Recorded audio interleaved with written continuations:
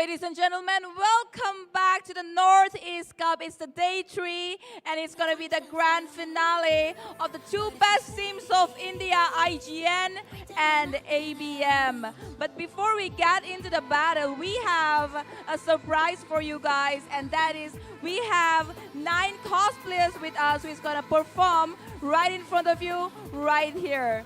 Ray, are you excited for the cosplayers? Well, of course, I was there for the introduction segment. We introduced them together already, and right now they're gonna give us the performance they were here for, so I'm looking forward to it, Jenny. Wow.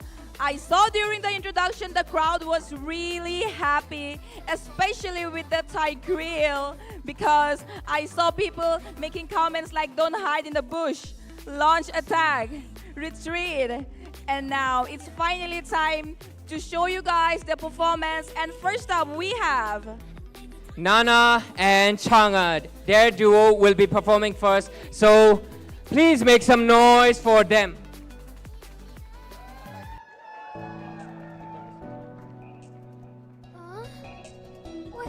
Where's my little bunny gone?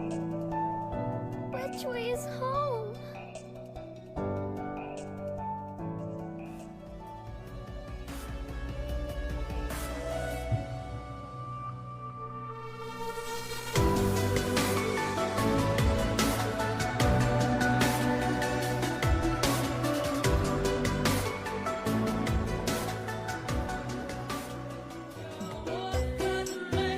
Want to make friends with Nana?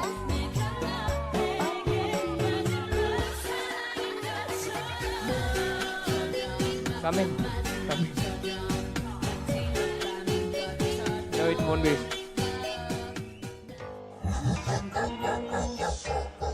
The Empire can burn! I'm sleepy. Papi, papi, boom!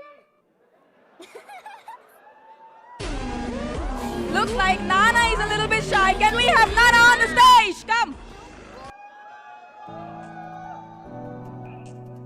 Huh? Where's my little bunny gone? Which way is home?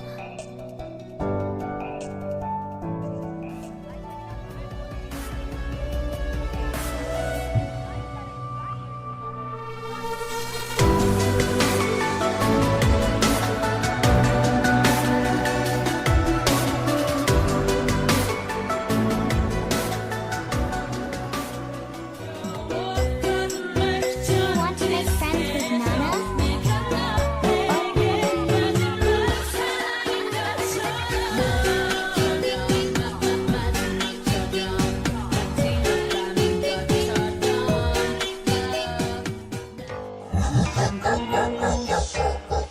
The Empire can burn!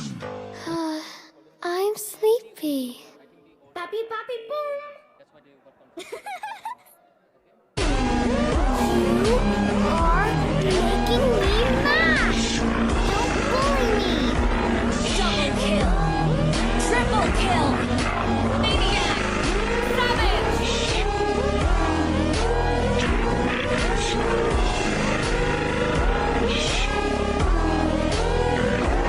Wiped out. Okay. Okay, come in.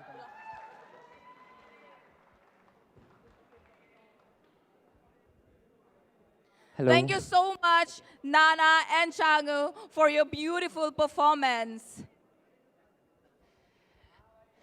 And what a mesmerizing performance it was. And obviously we all appreciate it. And right now they'll be leaving the stage because we'll be welcoming the next cosplayer. And it's none other than the Zushin herself. So Zushin, please walk majestically into the stage.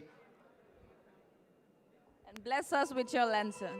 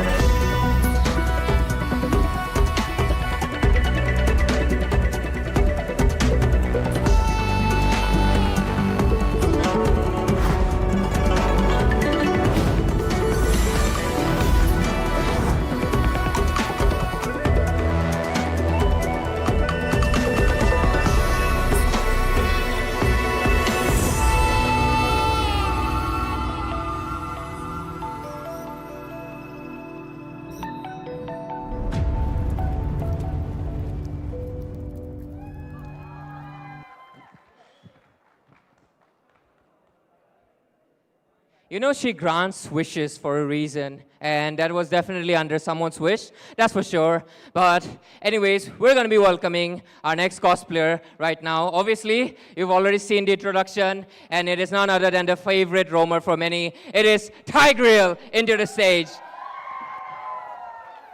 Welcome to Mobile Legends! Welcome to Mobile 5 Legends. seconds till the enemy reaches the battlefield. Smash them!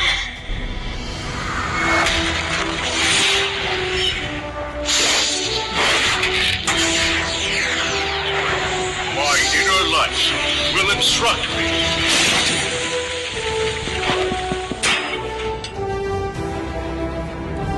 We shall stand fast to the very end.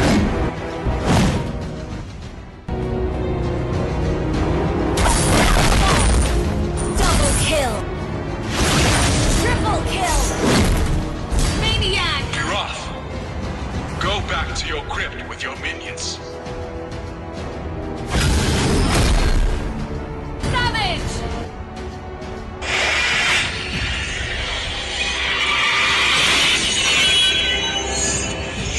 Victory!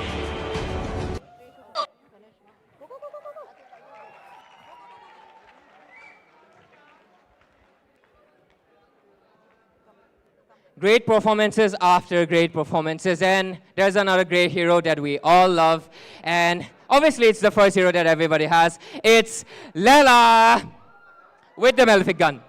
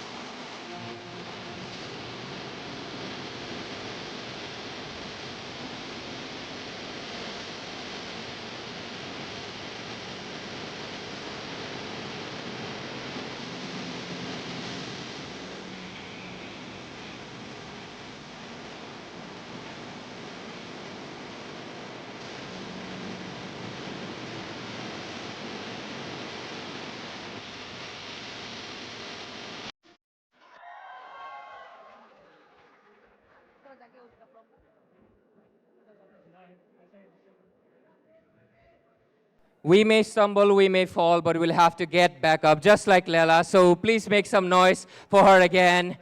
And the next one is obviously her hunter herself, himself. It's Shadow of Obscurity, Hayabusa. He's chanting. Welcome to Mobile Legends! Shadow of Obscurity! Hunter!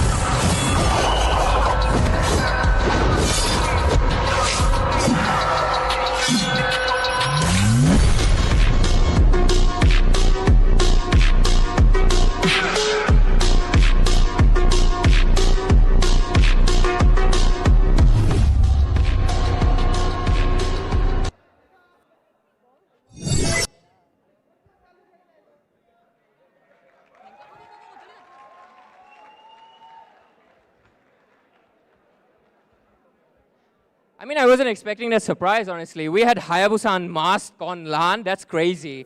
Anyways, we're going to be inviting the next one, and it would be the gold laner himself. And it's Claude and Dexter coming into the stage. And there's no music for him. He has something to say. Dexter says you ugly, not me. Come on, Dexter, you deserve the spotlight.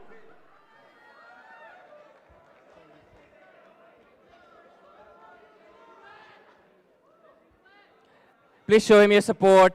He just came here to say a few words. I mean, a few words, but he'll steal a lot of things. Anyways, we'll be inviting our last cosplayer to come into the stage, and it would be the character from Jujutsu Kaisen, the collaboration character, Toji. もう全員じゃねえ。向こうに入ったんでな。今は伏黒だ。いいぜ。その話受けてやる。What form of curse technique is this? I can't see. Is he a stand user? Damn. Toji Natalia cosplay. But anyways, he's into the stage right now, ladies and gentlemen. Welcome, Toji.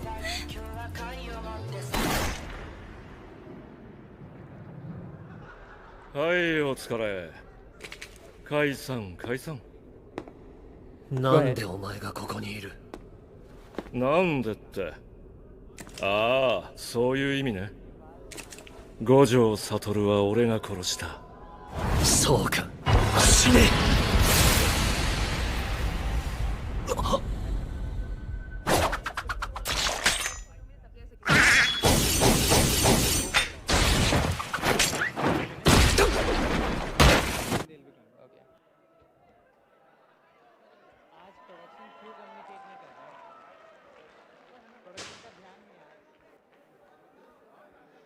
It was really fun having all these cosplayers and having you guys coming here and enjoying this performance with us. So we really appreciate you and thank you for the deepest corners of our heart.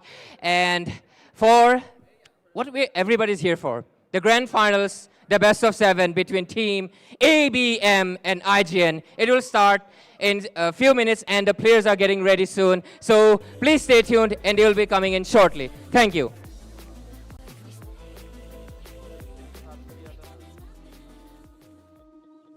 It's sunset on Friday, I'm stuck on the highway, it's been a while. I'm late to the party, you already started the sparkling wine. I need to find a spark to keep me from the dark. I'm looking for a fire star tonight to light me up.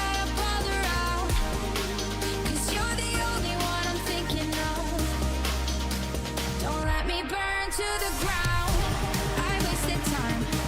These city lights, still I can't get you out my mind. I need a fire star tonight.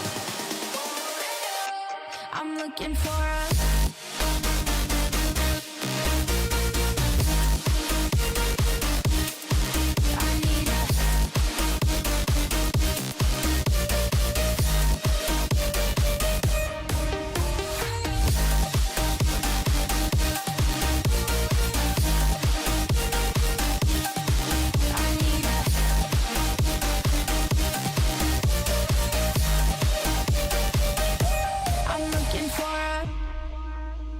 I'm down in the mirror with perfume and glitter. I'm on the way.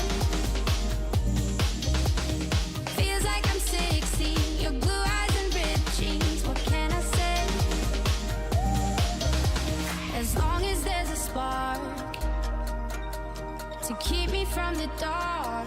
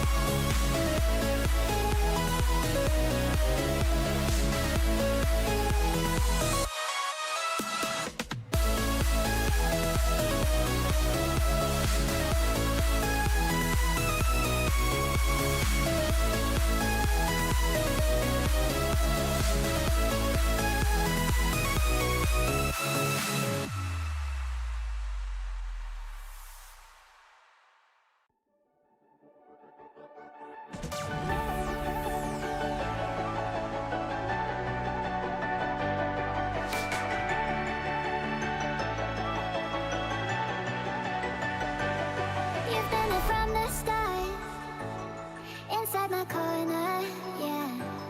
When it gets cold and dark, you make it warmer.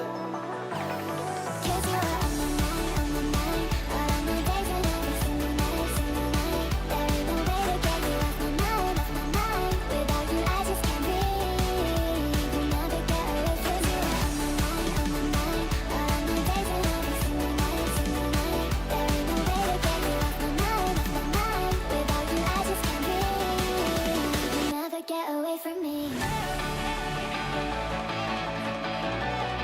'Cause you are on my mind, 'Cause you are on my mind, 'Cause you are on my mind, 'Cause you are on my mind.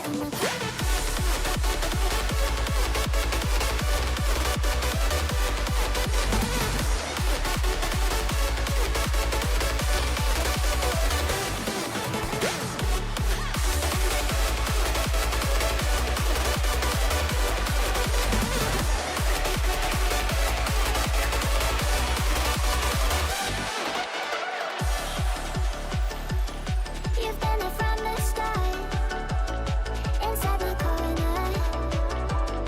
When it gets cold and dark, you make it warmer. 'Cause you are on my mind, all of my days and every single night, There ain't no way to get you off my mind, Without you I just can't breathe, you'll never get away from me.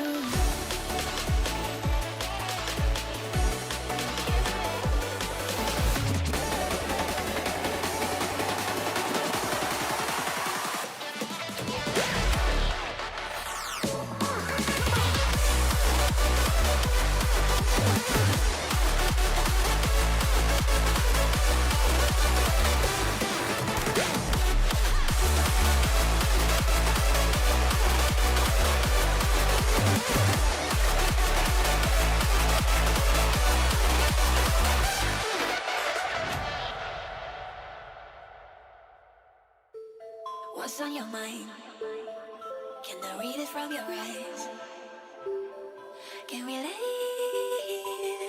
and make the time stand still? What if we stay? Pretend there's nothing else.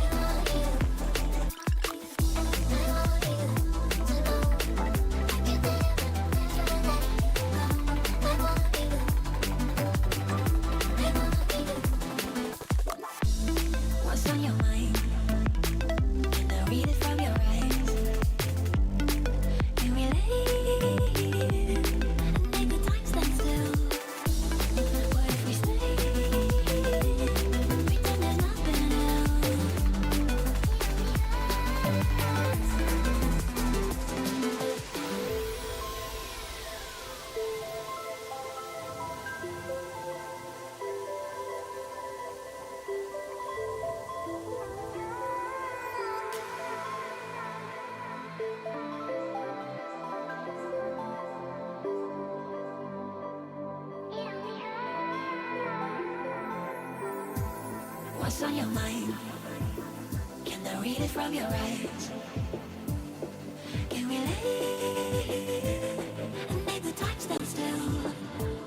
What if we stay? Pretend there's nothing else.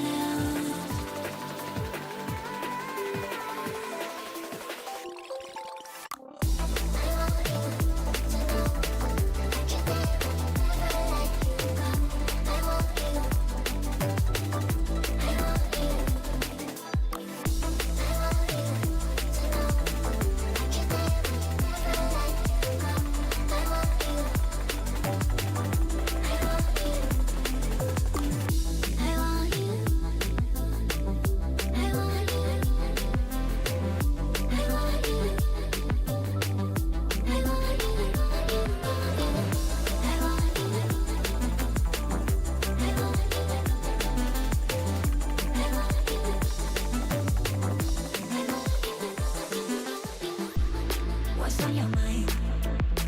Can I read it from your eyes? Can we leave and make the time stand still? What if we stay?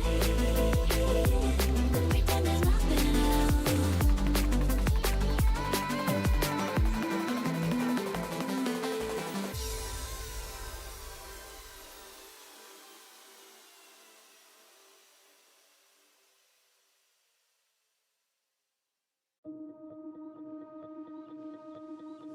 It's sunset on Friday, I'm stuck on the highway, it's been a while. I'm late to the party, you already started the sparkling wine. I need to find a spark to keep me from the dark. I'm looking for a fire start tonight to light me up all around. 'Cause you're the only one I'm thinking of. Don't let me burn to the ground. I wasted time, these city lights, still I can't get you out my mind. I need a fire start tonight. I'm looking for a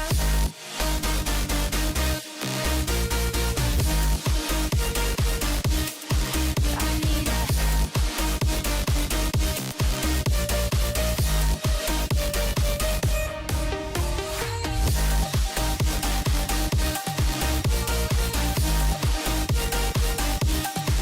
I need a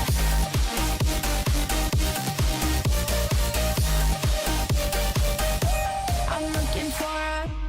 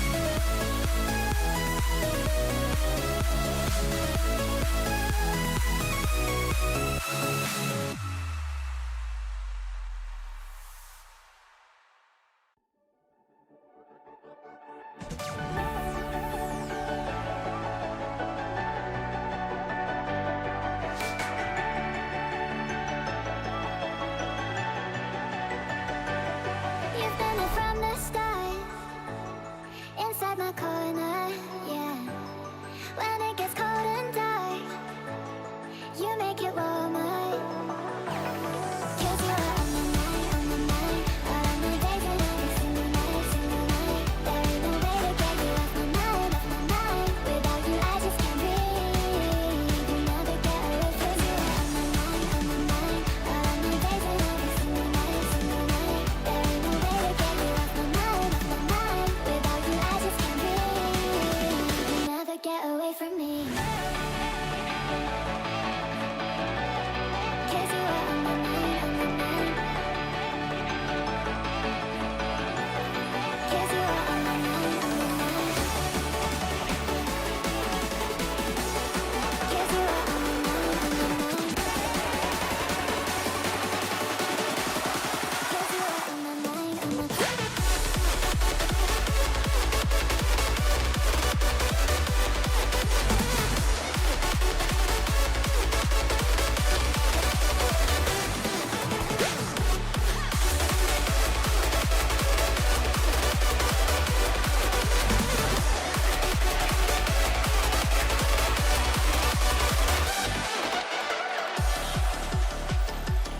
You've been there from the start, inside my corner.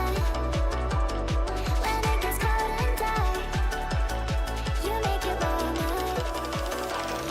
'Cause you are on my mind, all of my days and every single night, single night. There ain't no way to get you off my mind, off my mind. Without you, I just can't breathe. You'll never get away from me.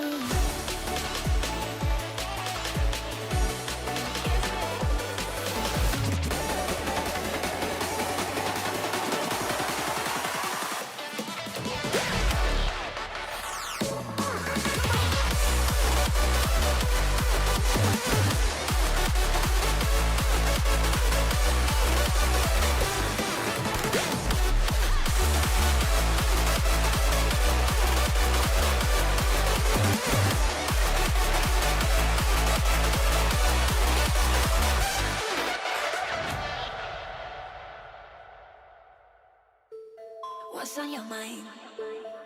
Can I read it from your eyes? Can we leave and make the time stand still? What if we stay? Pretend there's nothing else. Can I read it from your eyes? Ladies and gentlemen. Can we leave Check. and make the time Ladies and gentlemen. What if we stay? Hello. Pretend there's nothing else. Check, check, check, check. Hello, hello, hello, hello. Check, check, check, check. Hello, hello. Check, check. Hello, hello. बोलो, बोलो, बोलो. Check, check. Start करो. Ladies and gentlemen, it's time to witness the battle for the crowd. Make some noise. The moment that we've all been waiting for has finally arrived. Now, let's put our hands together for the team who's representing Sikkim as well as the entire Northeast region. Let's give it up for Team IGN! Come on, guys! Woo!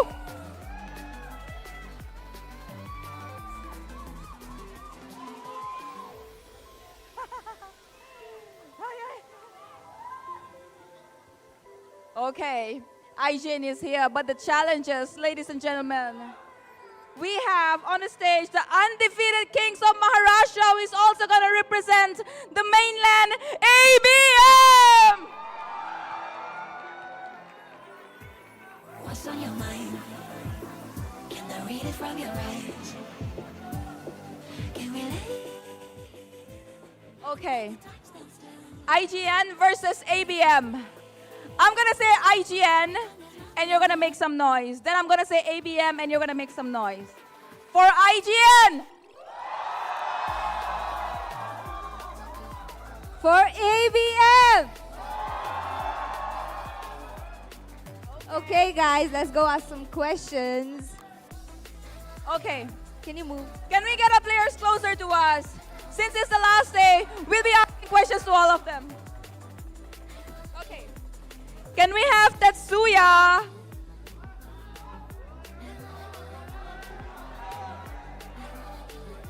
All right.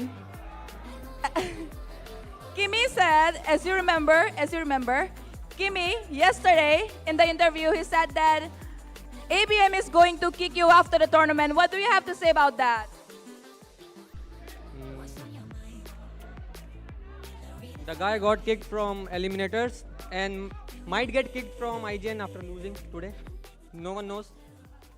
Whoa, the confidence! According to Tetsuya, Kimi might get kicked from IGN after losing today. So he's very confident that he's going to win today. Okay. Who would like to come? Kimi? Would you like to come?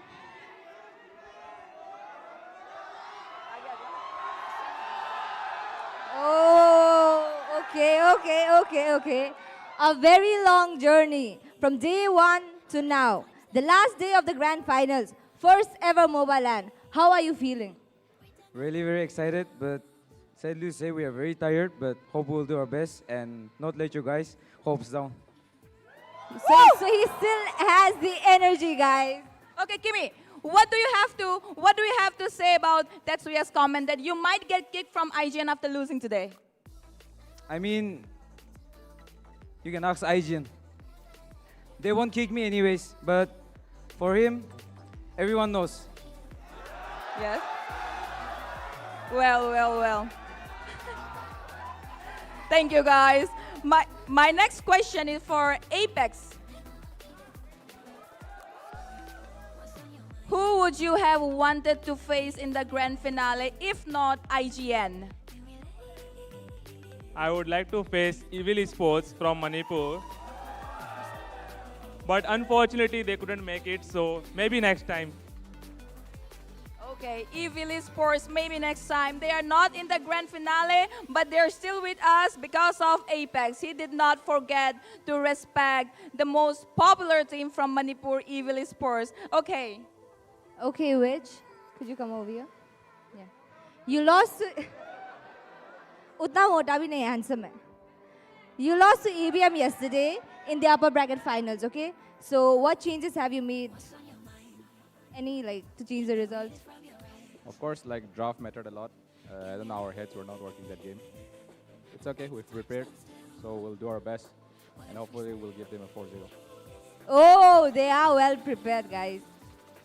Okay. Well, my next question is for Radium, the goal laner of ABM. Can we get some noise for the goal laner of ABM? Okay, Radium, is IGN the best team from Northeast, or are they here just by fluke? I think they got kind of lucky, they're kind of lucky. And I want to ask another question from as a good friend of Auntie, I would like to ask them, please tell them the second prize. Auntie, could you please come forward? Okay, crowd, very much confident. Okay, Auntie, what would you like to say about that? We'll see in game. Okay, that's a challenge. Yeah, that's it. Okay. Yes, they are too humble, guys, I know, right? I think, Kimi, you are supposed to answer that because they are too humble. What would you like to say about that? Aaron, would you like to say something about that? Come on, IGN! Come on.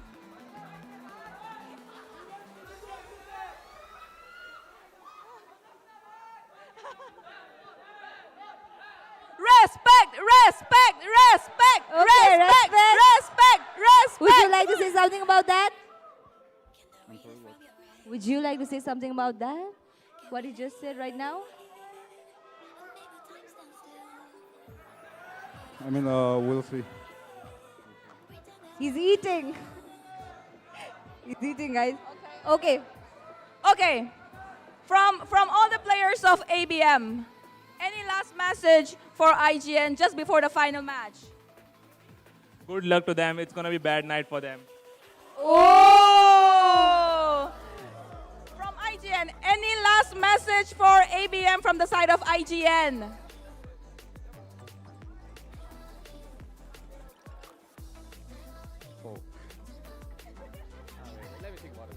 Okay, he's thinking. Well, ABM said good night. It's gonna be a really bad night for them. Let's see what Witch have to say in counter to that.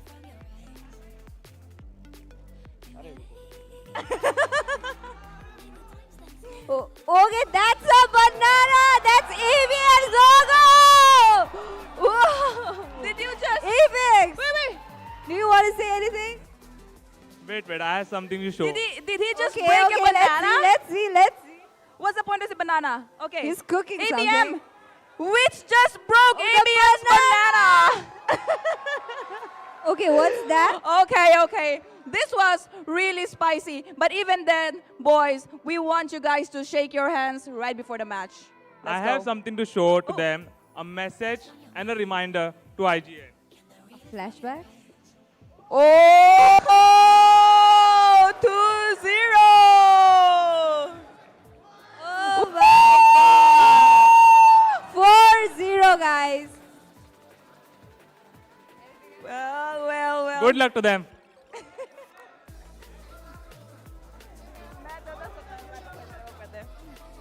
Okay. Well, this was a lot of trash talking, but the viewers definitely had fun. And we will know in a very short time who will be the winners of the Northeast Cup. Guys, let's handshake.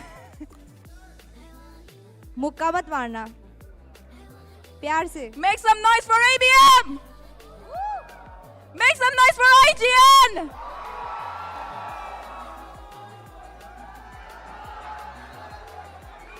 Oh, I can see the fire between them. They don't even want to shake their hands. All right, guys. Tatsuya. Well, our casters are just equally excited as us, and we'll be giving it over to them. Casters, take it away. Well, ABM and IGN are legacies. IGN was a fire that burned the entire nation with the flames of MOBA. And from those flames rose the dark clouds of ABM that covered the entire land and side. This is a war, Sasuke, and this war is inevitable because these two cannot exist without each other. And I am telling you right now, the stage is a battleground and it's set on fire. That's true. The stage is on fire, and guess what? The audience are excited. True. The audience are excited, and in the previous round, these two teams, they have clashes and exchange of blows. True. But somehow ABM always got on the top. Yeah, that's one big thing about the side of ABM, right? That even though we've seen them clash in the Swiss stage and then also in the upper bracket finals, and now they're in the grand finals, this is one of the most important battles that they have yet faced, right? In the Swiss stage, we saw IGN still have an advantage, but overall, whenever we are talking about those upper bracket matches or the important matches, that's when ABM always steps up. So I really feel that in this case, ABM is the one who's mentally prepared, and they're also the ones who are just trying to put more pressure on the other side. Well, seems like IGN do have strengthened their mindset True. and will to fight, because they just 2-0 Divine Regime. Not 2-0, it was a best of 5. So Yeah. it was a 3-1 score for IGN, and they decimated Divine Regime, showing True. them they need the revenge with the ABM. Yeah, I'm pretty sure that that's one of the main reasons why they decided that, you know what, it's absolutely fine. Even if the upper bracket matchup does not go in their own favor, they always love revenge, right? And what better revenge story than this one? It's Sikkim versus Maharashtra, IGN versus ABM.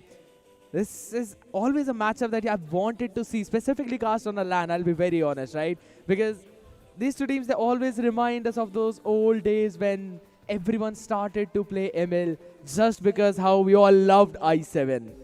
That's true. The love for i7 right now, which is carrying the legacy, but this time he is trying to prove that even without which the IGN is strong, and he will and they will win this first ever LAN, the grand finale tonight. I agree. But you know what? What's better than both of us yapping constantly right now? We're having a look at the schedule, and it's ABM versus IGN. It's the grand finals after all at the ITA Pragjyoti, and this is the Battle Lights Esports presents the Northeast Cup. Right before we are moving forward with anything else, I just want to give a huge shout out to all of our sponsors.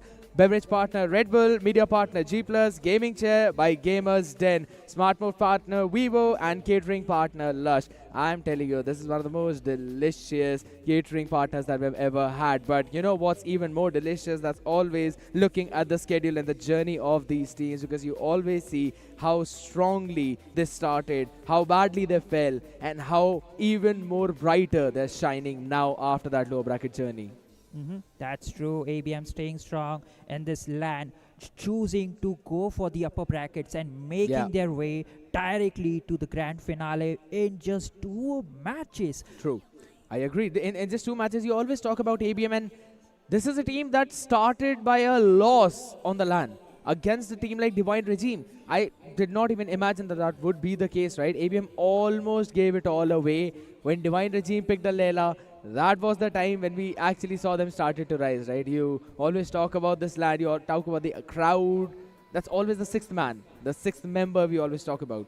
And it had a great impact onto that one result. And from that point onwards, ABM started their winning streak. And they have won, if I'm not wrong, 4 matches in a row. 2 against the Divine Regime, then 2 against IGN, and now they directly went to the grand finals. That's true. But, you know, both teams have been the tops and bottom. They had each things like some depressing moments, some exciting moments, but this time it's going to be an absolute fire, because I can see their fears and their fire in their eyes. The IGN, they are looking forward to carry out the just to punch down and beat down ABM right from where they are. Tell me one thing, how can you see the fire in their eyes by looking in the camera? I have Sharingan, so I can see everything, my boy. Of course.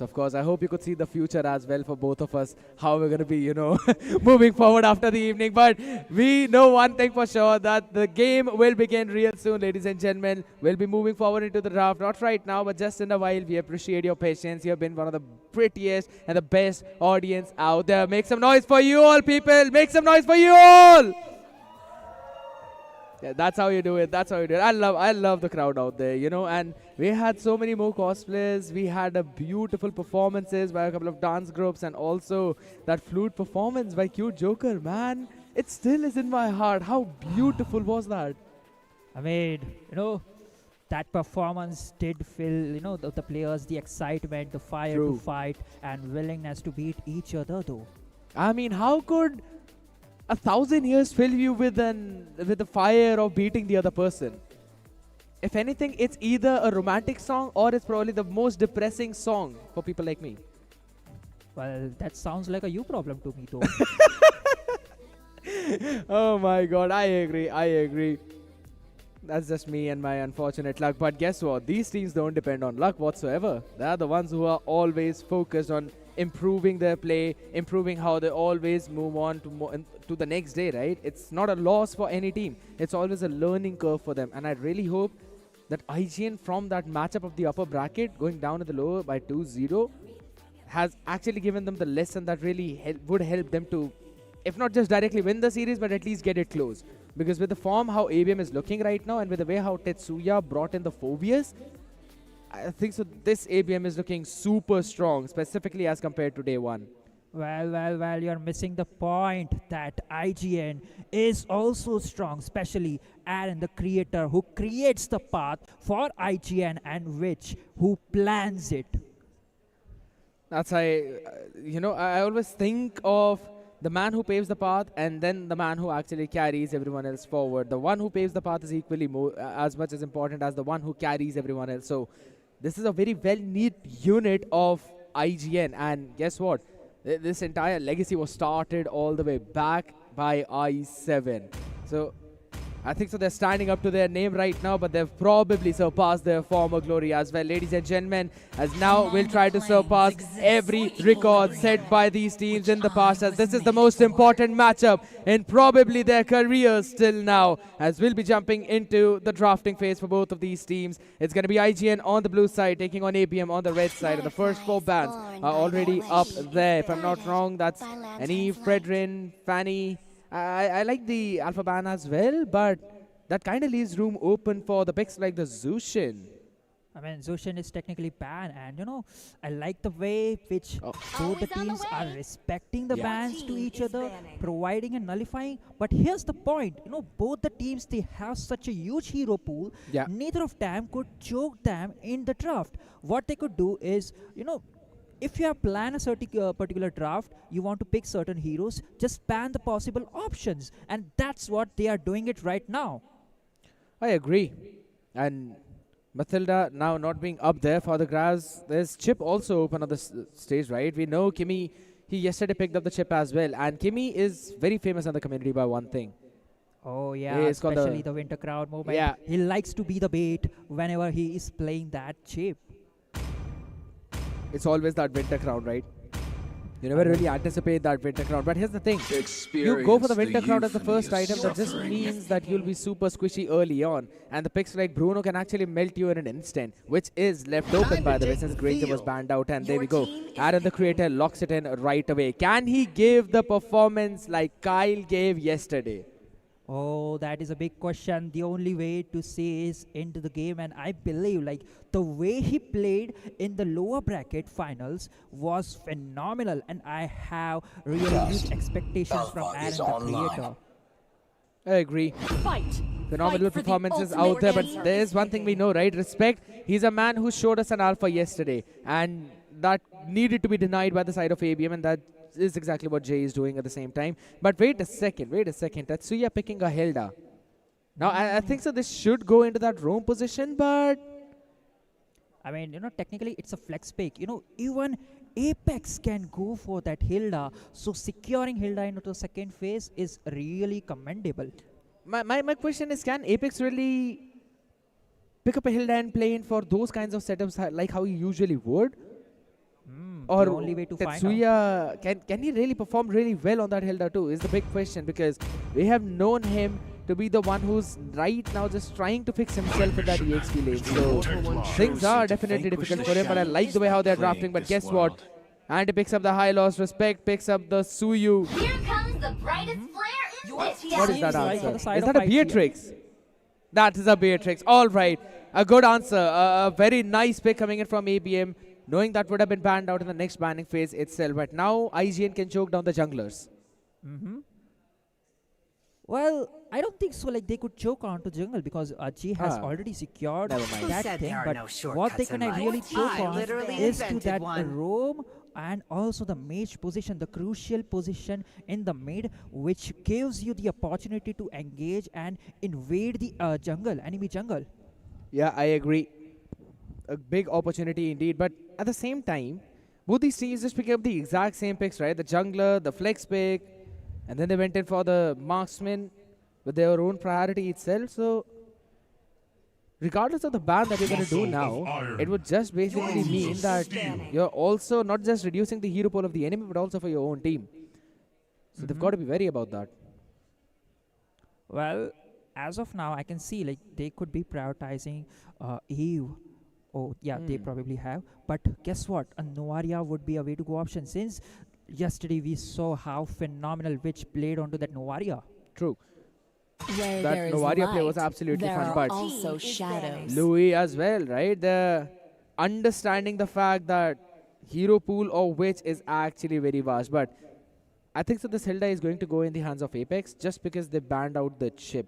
Now, I understand that even Kimmy picks up the chip and he plays it, so the idea might be to lower down his own hero pool. But if in case Tetsuya is not going to play on this Hilda, then what would he pick in that EXP lane, specifically against the high loss, even when a Gadot Kacha is banned out? Phobius, maybe? Oh, there is also an option of a Terizla for him. Would they be a really good option though?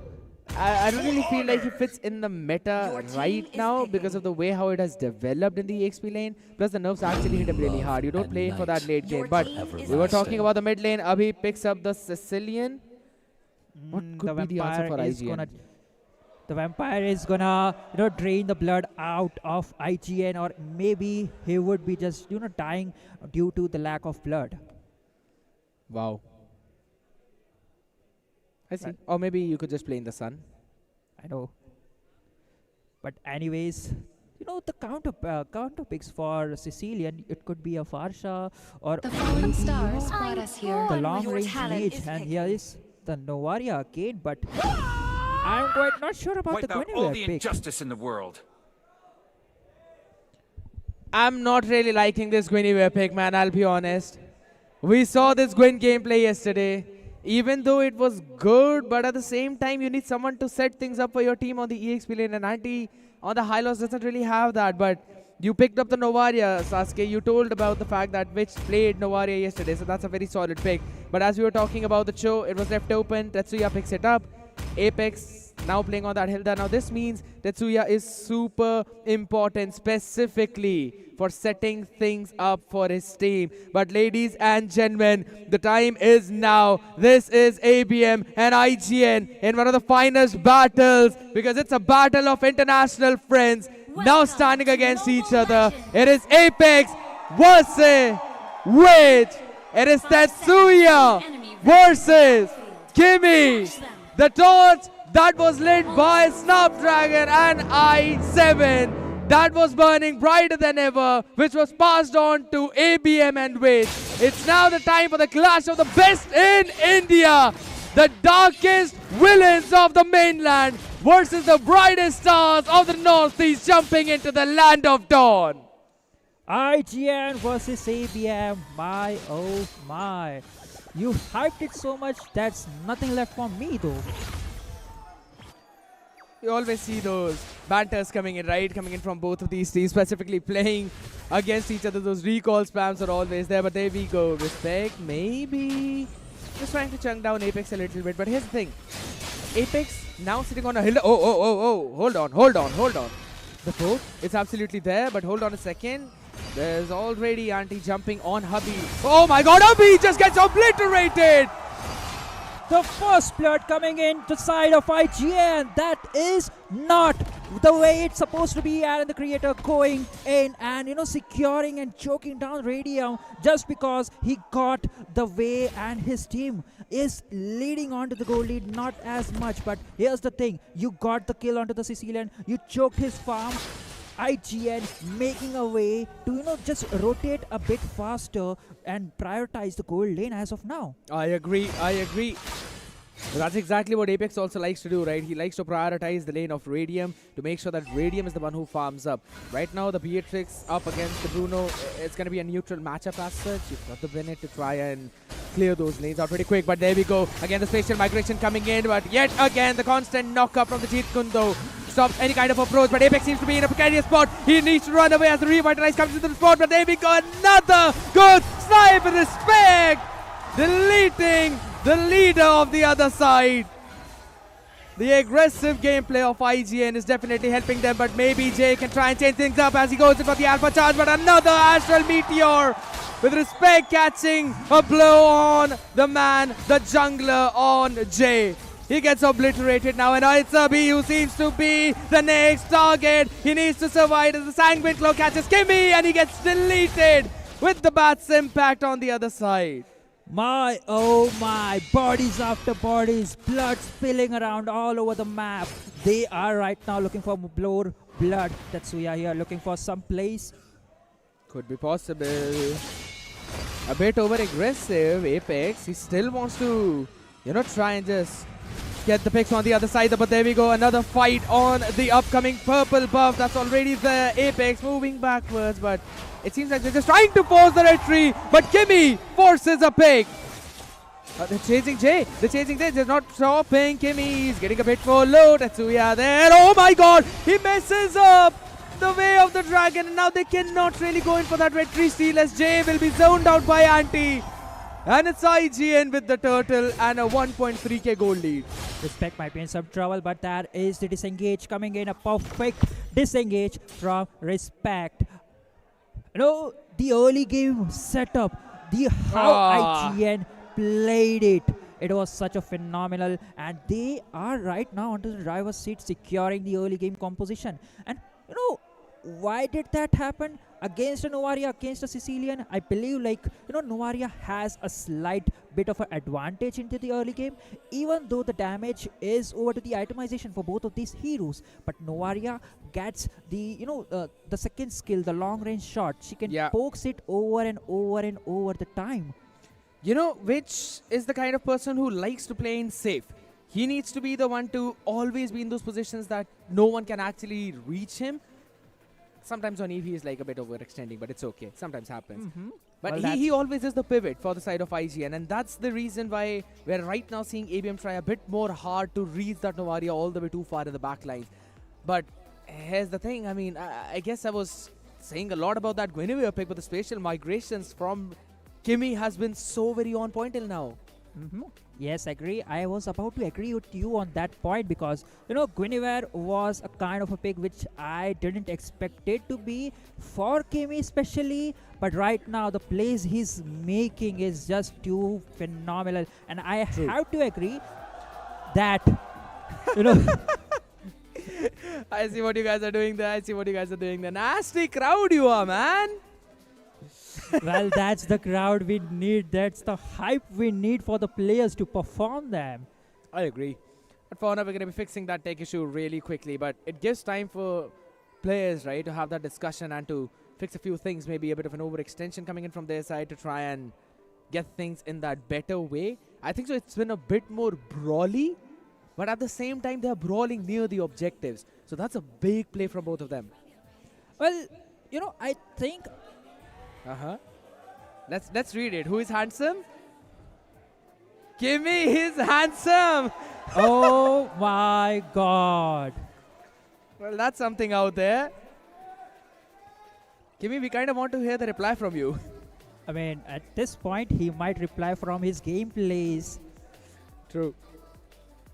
But, continuing to what I was saying was, they did had the opportunity to secure the first turtle, but instead they choose to go for more kills into the mid lane, which set the ABM to, minimize the goal lead, which they had created to the 2K.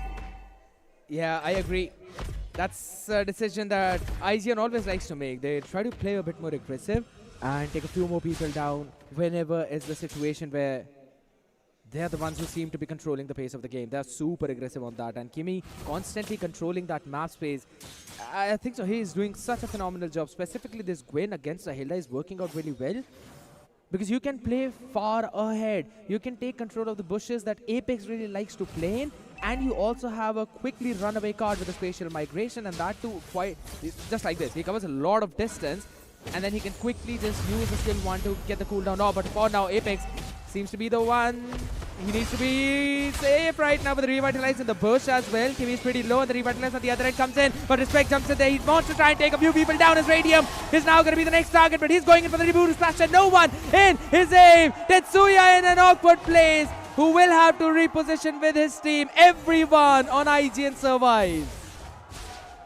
IGN punishing the IGL of ABM. Apex going down constantly, not being able to make the plays he wishes for just because the Sicilian, the vampire, is not yet ready to drain the blood out of IGN. And that's what they're prioritizing. Securing the early fights, making their plays, gaining the upper hand into the goal lane. And I believe the next turtle, they'll try to do for the same.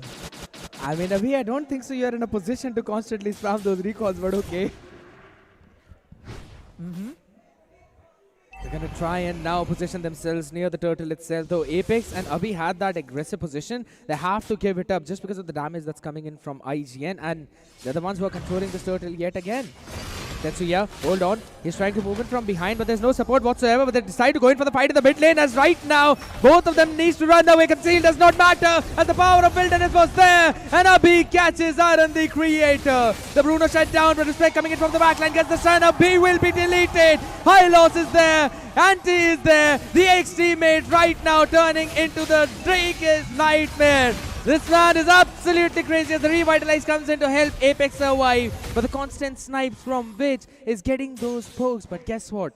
This overextended fight in the mid gave an opening to Radiant to push the top. Radium being the silent man and farming, making sure that his team gets the farm, gets the mid-game control. It's all up to him. So he's farming right now, getting to the power spike, making sure that he is always a level ahead, an item ahead, right before to the Aaron the creator. Yeah, it just seems to be the case. Right now the question is, what will ABM do to shut IGN down, specifically in this early snowball that they were doing? But I think so it's IGN themselves making some reckless decisions and reckless plays in terms of trying to fight so much that they're losing the track of the objectives. And that's why the lead that was probably almost around of 2,000 at a point has now been reduced to just 600. Tetsuya has to run away, cannot really hold that bush. We always talk about how Tetsuya needs to be the trigger on that show. And I think so he's trying, but he's just not being able to catch anyone on IGN. Yes, exactly. You know, he's trying to get the witch. Oh, Apex. There's a concealed play coming in. Anti comes in with the glorious pathway. Apex has got nowhere to run, nowhere to hide, no place to survive. The Bennett's rage is there, but it does not matter. One bad mistake and Apex is down again. Yeah, but guess what? IGN wants something more. Tetsuya jumps in with a nasty way of the dragon, catching Anti, who will be deleted into the turret itself. And in the meantime, Jay, look at him. He stole away the purple, and now he can work his way towards the turtle as well. Is waiting in the bush, trying to get the opportunity to kill one or two members of the IGN. But look at Jay. Respect. Look at Jay. Respect has no clue about this. Oh, guess what? Which really saw him actually, and now Kiwi is also there, who will be knocked in with the alpha charge. But there we go, the astral recall to try and catch a few people. Jay really wants to pick up that turtle, while everyone on ABM just zones out IGN. Since Kim is quite low, IBM has the perfect opportunity to secure the turtle, the objective, and right now they are doing so. They are focusing on to their objectives, but Apex, he'll be running away, but guess what? Radium tried to move a bit more far forward as he should be taken out the back line. The way of the dragon comes in. Respect was knocked up in his own place. The Sanguine Claws does connect, but it does not matter as it's still IGN on the chase. Violet Requiem to knock a few people out, but the Revitalize is helping them survive. Jay will zone Witch out, and guess what? The zoned out Witch will witness the fall of Abhi by that horse. Jay needs to run away with the alpha charge. He was able to close that gap. But apart from that, it's still IGN on top. That's true. This time IGN showing. But again, Kimmy, he's just trying to zone everyone out. Anti taking a lot of damage, but guess what? The turret was destroyed, so the last shot that was almost landing on the man did not land at the end. But alpha charge yet again on Kimmy. Finally, he's been shut down for his over-aggressive play.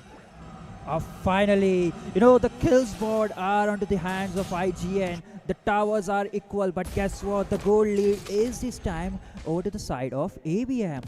Instead of common fights, they are losing the team fights. They are dropping out the members, especially Asuna not getting the momentum to farm. The gold lead is in the hands of ABM. Anti just used up the glorious pathway in the mid to try and zone out the members of ABM. That's a good resource because it should be up by the time this Lord arrives, but at the same time that purple bush is always in the congestion. Jay knows the timing on that buff timer, and I'm gonna let you in on a few things, right? ABM, they practice in such a manner that they do practice those timers when the buffs or anything would be back. So that's the kind of dedication you really like to see from the team, and that's the reason why they're still on top.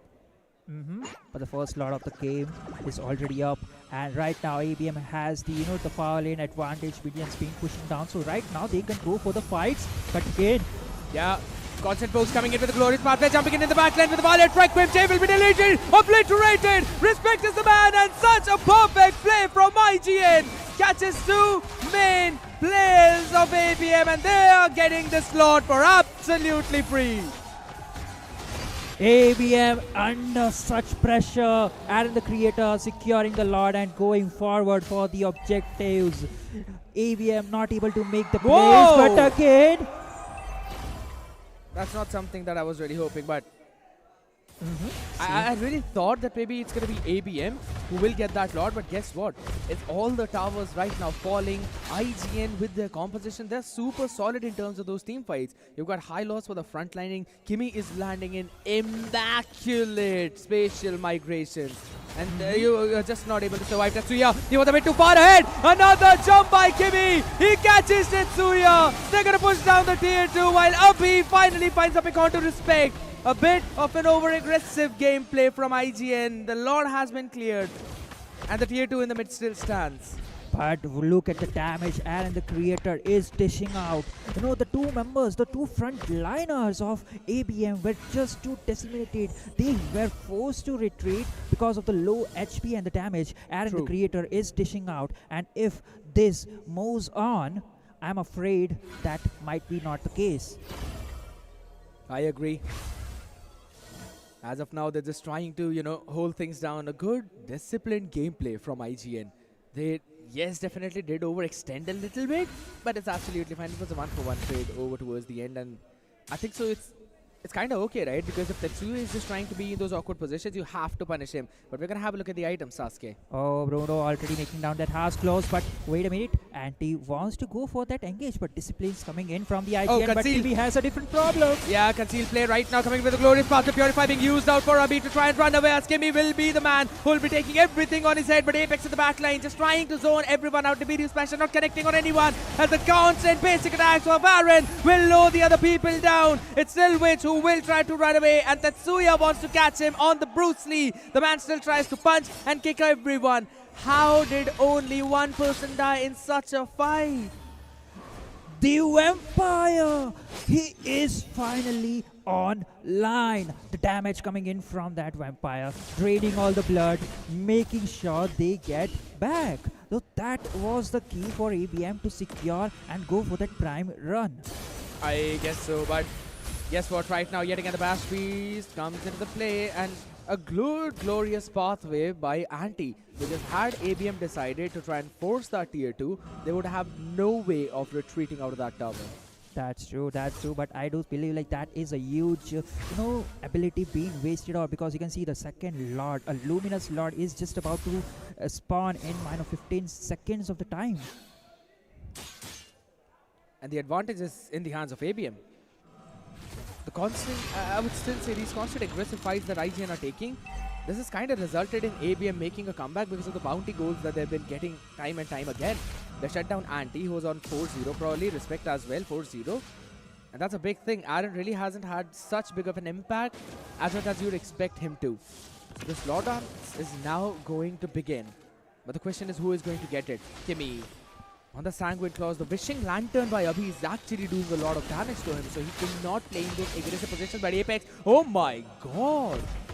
That's true, the damage from Respect, and Aaron the creator is just more than enough. He is forced, just retreat into the bush and get behind for some time until he heals back. But look at that, Apex is not even trying to get and enter into that bush, because he knows, like, if I am there, I'm totally dead. They're just trying to hold things down. The bottom lane, it's going to be pushing in for the side of ABM just because of the number of minions that are there. So they are controlling the far lane, and this has been their story every single time. That's something IGN needs to look upon to. But for the Lord Dance, they know they have the far lane advantage, and they are trying to, just start the bad Lord Dance. Holding it down as of now, though. Little Wanderer also is now being contested. But Apex, here's the thing.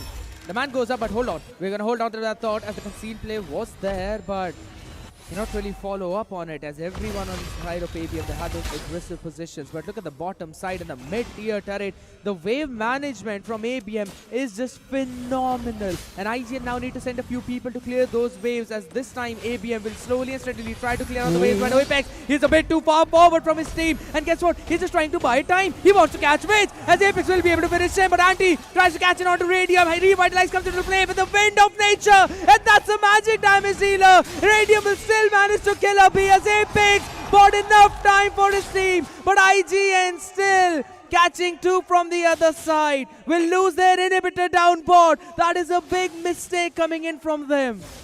But the bottom lane, the minions, they pushed two of the towers, one inhibitor down. That is a huge disadvantage right now. ABM having a lot, the number advantage going for the Lord, but the hyper is still available for IGN. That is a huge threat though. Yeah, that's the only reason why we did not see ABM go for the Lord. Because they do respect the fact that Respect has that retribution and it's solid. And they don't even want to go for that 50-50 battle at all. Because we always see these teams, whenever they are pretty confident, they actually do not mind for going in that 50-50. But this time ABM, they're also giving the respect side of IGN, man. This has been one of the best opening matchups in the entire NEC LAN.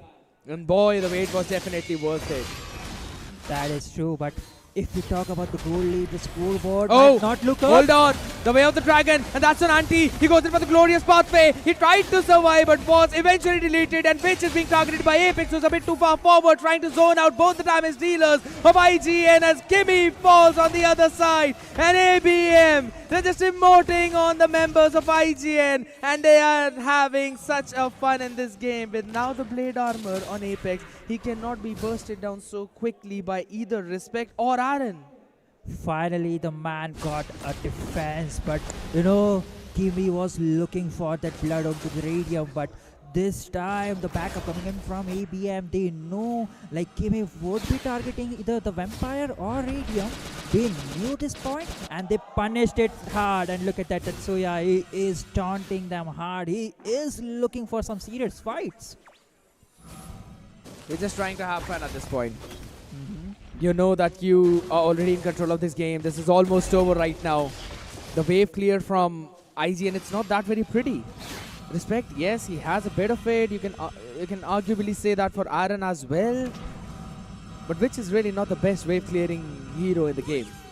So, well, yeah, I think so. This could very well be a difficult situation for them to find themselves in. But the Lord marching down the bottom side. As for the mid as well, there's a concealed play right now. But guess what? Anti, he was forced to use the glorious pathway. That's a big resource, as now the Lord Mart is down from that bottom. Mid inhibitor has also fallen. Anti just trying to zone all of them out with the penetrates coming and connecting on absolutely no one. But they're still trying to get them, as Kimmy will eventually fall. Immortality popped up. Does he have the winter crown? He does. Facial migration was there. But it does not matter. Another big wave coming in from mid. ABM are trying to target the base, but Jay goes in for another play as Respect catches Apex. That's a big pick right now. No front line. And they've also zoned out Jay. Immortality. He goes in for the alpha charge, but still gets taken down. IGN with a big defense, and they want to chase them down. Navi gets obliterated super low, but he still is surviving. Oh my, this dude just look the luck of his entire life.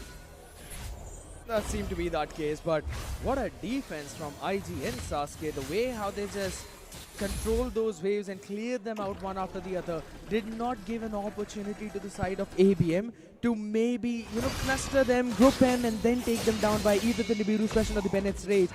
I'll be honest, Radium is not able to catch the members of IGN with those big area of damage effects.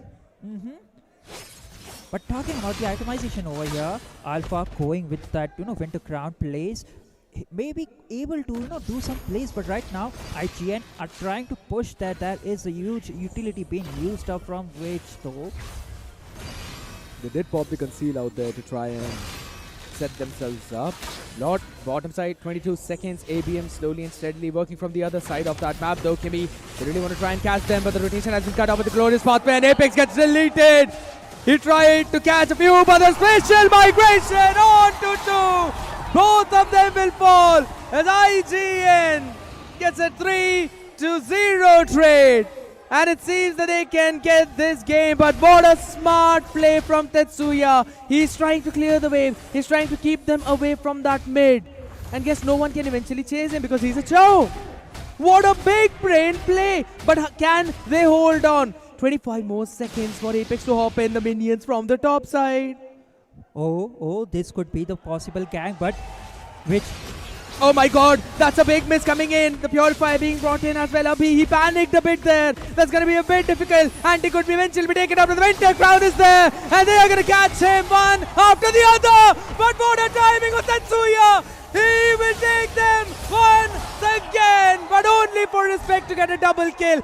But it bought enough time for the side of ABM to respawn. But look at the bases. Even the minions are there. Kimi is all alone. If he was not there, it was already over for the side of IGN. The game number 1. Right now, IGN retreating, and they are looking for the engage, but the difference coming from Apex, what is he doing? He's just caught with a rock in a hard place right now, with a revitalize as well, knocked up yet again. How is he still alive? What a way for this man to just try and buy the time. He wanted his team to push down the mid lane because the minions were there. But at this point, the top lane of ABM is not looking quite healthy, though. The minions are just marching down. There's not a good possibility option for the ABM to just go for the Lord. But meanwhile, IGN on the full 5 players. They got the upper hand in numbers and definitely had a good opportunity to end with this Lord. The villains showed a 4-0. But this one game is just going back and forth. Tetsuya has got to be careful. Does not have the flicker to work with. So if they talk about it, they have to make sure that they're getting the best engage as Anti tries to zone everyone out. Jay was forced to use the alpha charge, but guess what? Kimi needs to run away. He's got the immortality right now, so he will be able to survive. But at the same time, the entire Lord Pit is right now being controlled by Jay. He has got the retribution up as well. They can eventually take it, even though there was absolutely no Apex to give them the vision. That's a big blunder by IGN. Oh my, the Lord that was started by the IGN being taken away from ABM just like that. Just because they had the minion pressure and Beatrix constantly clearing down the mid lane, which was quite a good Oh my god! I guess this recall could be a big blunder as Abhi gets obliterated. Godlike for respect. 11, 1 and 9. They want to go in for a trade. The Lord is coming in from mid, but Apex can't really chase and can't get a stun. Blunders over blunders by both the sides. Both the teams are looking for the kills for the punishment, but this time Apex knocked up yet again. Glorious Pathway to try and force down the backline, to try and run away as Witch catches one. Radium should not survive this, but he still is trying to create that gap as Anti stuns him up. Immortality to help him survive. The knockup is not there from Tetsuya, but it still is not enough, as Witch is the man who's got the back of his teammate. The alpha charge onto 2 as Tetsuya catches one, but gets what? The international dude has a triple kill up his sleeve. One shot it all it takes for the Witch to kill 2 bad boys, minions but on right board. now the Minions on board. The minions. It could be a big blunder coming in from the side of IGN as well, but they still want to try and force this fight, which was eventually sent back down to clear that wave. And at the same time, Abhi is there. What an opener. 24-minute game already, Sasuke. I'm sweating. Oh, if and only if Sicilian didn't die in the previous team fight. ABM did had the opportunity to close this game number 1, but IGN with this minion waves.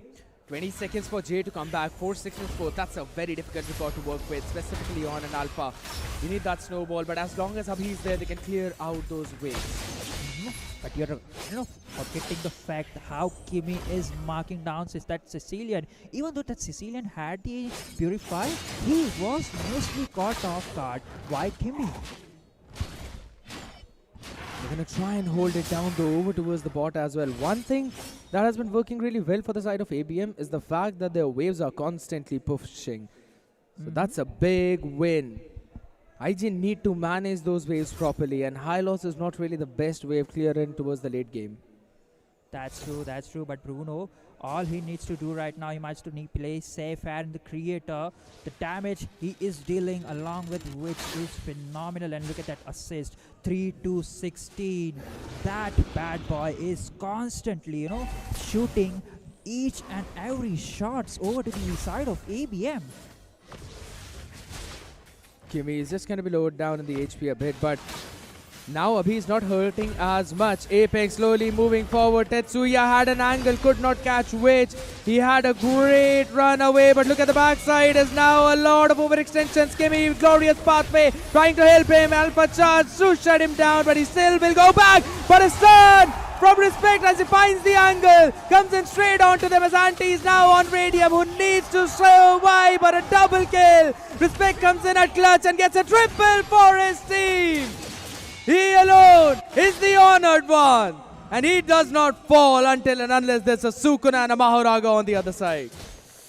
The way the plays, but Anti versus Apex, follow members just trying to clear the waves though. I mean, Beatrix and Apex is all that left right now. They want to catch more. Will they be able to is the big question though. I love what Apex is doing here. He's constantly cutting off the mid waves to make sure that IGN can't really push in with those minions. ABM, the only reason why they're surviving right now is because of the wave management. That's true. The wave is always on the side of ABM, and this thing is always been the favorite part of ABM in each and every game. If there is a late game which is 20 minutes post, the lane are always over to the side of ABM. The wave management right now of the Apex, for the side of ABM are just phenomenal, and right now the way he is zoning out IGN is absolutely nuts. It indeed is nuts though, but at the same time, we're still at Baggett Swag on 27-minute game, and that's the first one we are talking about. I think so. We're up till tomorrow, people. Hopefully, you're going to be ordering some things from your food delivery applications here now. Oh, it's going to be a long night, my boy, because the first game itself is a 27, and this time we got a best of 7. Finally, now, Anti. He's got something to work with, but do you really feel that Witch clearing out the extremely far off lane is the good thing? I think so he can, right? Because he's got the movement speed, specifically from the Astral Recall. He can, but here's the catch. He can actually do the bait, and once Tetsuya caught him off guard with the damage he has, it's a no-no situation, and that could be the bad point. Yeah, that is true. But now they'll have to focus down on the members in front of them. Sanguine Claws doing a lot of damage. Anti, he's a high loss, and half of his HP has been deleted by one bat's impact.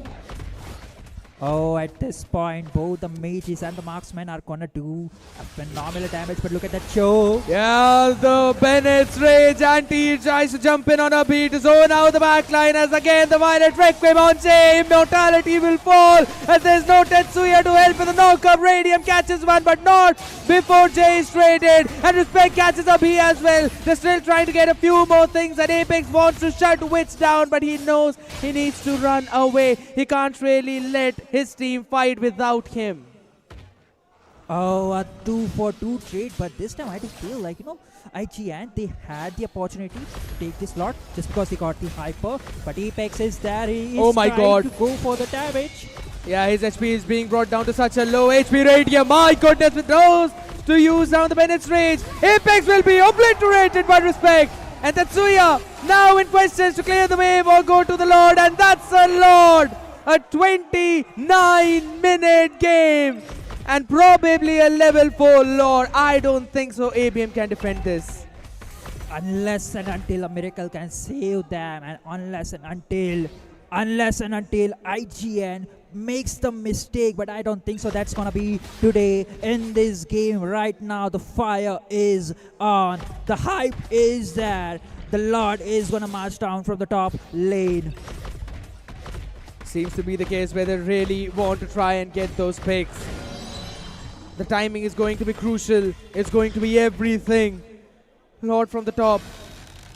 We have the people to defend. Apex is out for the next 25 seconds, and that's a big problem for ABM. The Lord is being chunked very quickly though, so that's one good thing, and a good positioning of the Bennett's raid, specifically by the Beatrix. There we go. The final push is here. Antibase tries to jump in, but yet again, look at Jay. He's still trying to pivot out all those minions. It goes in for the Alpha charge, and the Nibiru Smasher trying to clear out the saves. But respect, and everybody on IGN will clear the base and get the game number 1. They gone for the kills, but IGN, they prioritize the base, the tower, the objective for the game. My oh, look at that. Kimmy is the man who's now hyping up the crowd. The score should have been a 4-0. That's what ABM showed. But guess what? That's been clearly cut off right now. So that's a big, big problem for them. Because we always know the things about ABM is the fact that they need that early momentum. They need to be the one to win the first game to try and have that advantage in the series. But IGN, they've broken through the defensive lines. That's true, and I like the fact how Kiwi played that Guinevere. He was marking all the time Radium and a B. He knew his target, and I believe even though Respect is the real MVP, 17-1-12, I believe it was the Kimi, the real MVP of the game, because how well he, just marked down J and Abhi. Not J, but Radium and Abhi, yeah. I'm gonna have to say this, right? You got to show in that EXP lane, you need to be the one marking down Respect, and the timing is just not working out for ABM this time as well, how it was working out in that previous upper game matchup, right? But IGN though, with the way how they played, even though in the early part of the game, it looked that they were kind of overextending a bit and they did give up on their leads, but we'll just have to, say about the entire statistics here. Aaron the Creator with a 30% damage being dealt and 71% tower push was definitely a pivot for IGN. That's true. Aaron the Creator creating the path for his team, and which with that Novaria, with that mage and the shots he connected, that was way too phenomenal. I 100% agree. It indeed was phenomenal. But man, Respect definitely is the man who's been hyping up this crowd like a maniac. And trust me, if you are anywhere near the ITA Pragjyoti Center, make sure you hop by, because this was just game number 1. We still have potentially 6 more games remaining. I can't even start to fathom what's gonna happen after that. I have a question. It was ABM who showed the card of 4-0. What if IGN reverse swept it at the 4-0 on our side? Hey, let's calm down here a bit. All right. I know everyone wants to see a 4-0 IGN, but as casters, we are going to be biased on our side. We want to see a 4-3. We want to see a good game. We want to be the one to hype all the things up out there, and we want a great series. So I still feel that this could be the game where it might go at least to game 5. Right? I give the benefit of the doubt to either one of these teams play that one game. But yes, with the way how IGN drafted and with the way how they controlled the entire map later on, dividing the backline of ABM from Apex, that was the key to win the game. And the Guinevere was absolutely perfect pick for that. Yeah, that's true. And that's why I said that Kimi should be the one, the real MVP. Divide though he got the silver, but the way and the marking and the things he were doing the entire time was just too phenomenal. And definitely there were blunders on both the sides though. But if they minimize the kills and focus onto the objectives and the marking zones, I do believe like they could be get the game number 2. Right now ABM on the driver's seat securing the first game of the series. I agree. IGN securing that first game, that's one of the best things that could happen to them, and again it gives them the confidence. But now the question remains, what is ABM going to do? They were the ones who we really thought might be the ones who are the drivers of the entire series. But that Hilda, I wouldn't say that Apex was really bad onto that. But he had to push a bit too far forward to catch Witch, who was playing so far back that he can't really be with his team in those fights. Eventually, Tetsuya needed to be that front line for his team, which was just not happening. So Radium was entirely open throughout the game. You could clearly see that Anti was the one who was running it down with that glorious pathway, yes pun intended, to try and shut him down and get that law and order onto him. And Radium, he just always had to flicker out of the harm's way too. And that too not even before the stun, after that stun. So he's always in that 1 HP, 2 HP positioning, and that's just super difficult to come back from. That's true, and that was a great analysis coming in from you, Scadiat, and I have to say, you did my job, so I have to do your job. Go hype up. I mean, if you want me lying down dead over here, sure, why not? And I'd probably be after the series, I won't lie. I would do agree, but it's gonna be the long night. But talking about the next game, I believe like panning out on Novaria or maybe to countering them would be a great opportunity. And also, this Bruno needs to be shut down no matter what, along with the Guinevere. If you really need to shut down a Novaria, the main idea is going to be that you have to pick the assassins into the jungle. So if you really want to pick those assassins, that means you either have to keep it on the third pick or maybe just pick it up at the very last. But ladies and gentlemen, we're going to be going into that draft of the next game, ABM. Right now on the blue side, IGN on that red side. And the first few bans already coming in front of us. Zushin being banned out. So ABM banning out Zushin so early on along with the Fanny. They have that respect for the side of respect, right? But here's the thing, right? We've been talking about a few things that are constantly changing, except the bans. We've got a change on the casting desk. We're going to welcome you, Mina. How are you doing? Man, oh man, I was watching the first game, the opening game. What an amazing matchup.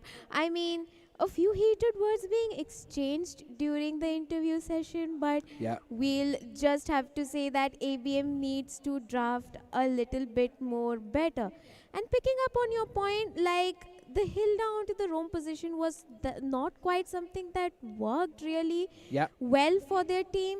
But I think this time around they're yet again going to, come out with something different. Maybe they were just testing the waters, but we are going to see the Hilda getting banned.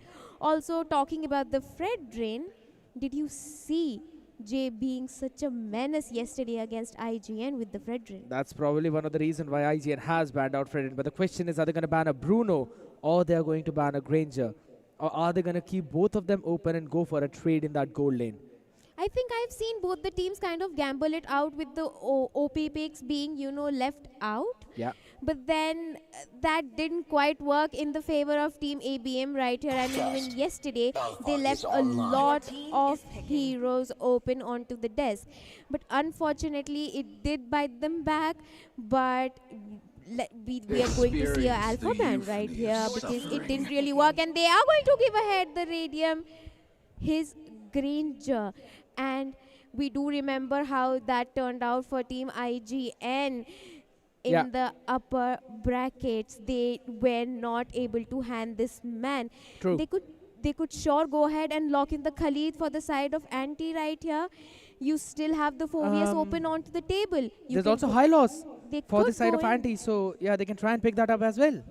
Yeah, they could secure the XP, they could secure the roam. Two of the most annoying and tanky heroes in my opinion. I mean, if you do get that picks onto your side, it leaves Team ABM to yet again land their hands on either Brazilian or maybe another. Oh my god, both the same picks.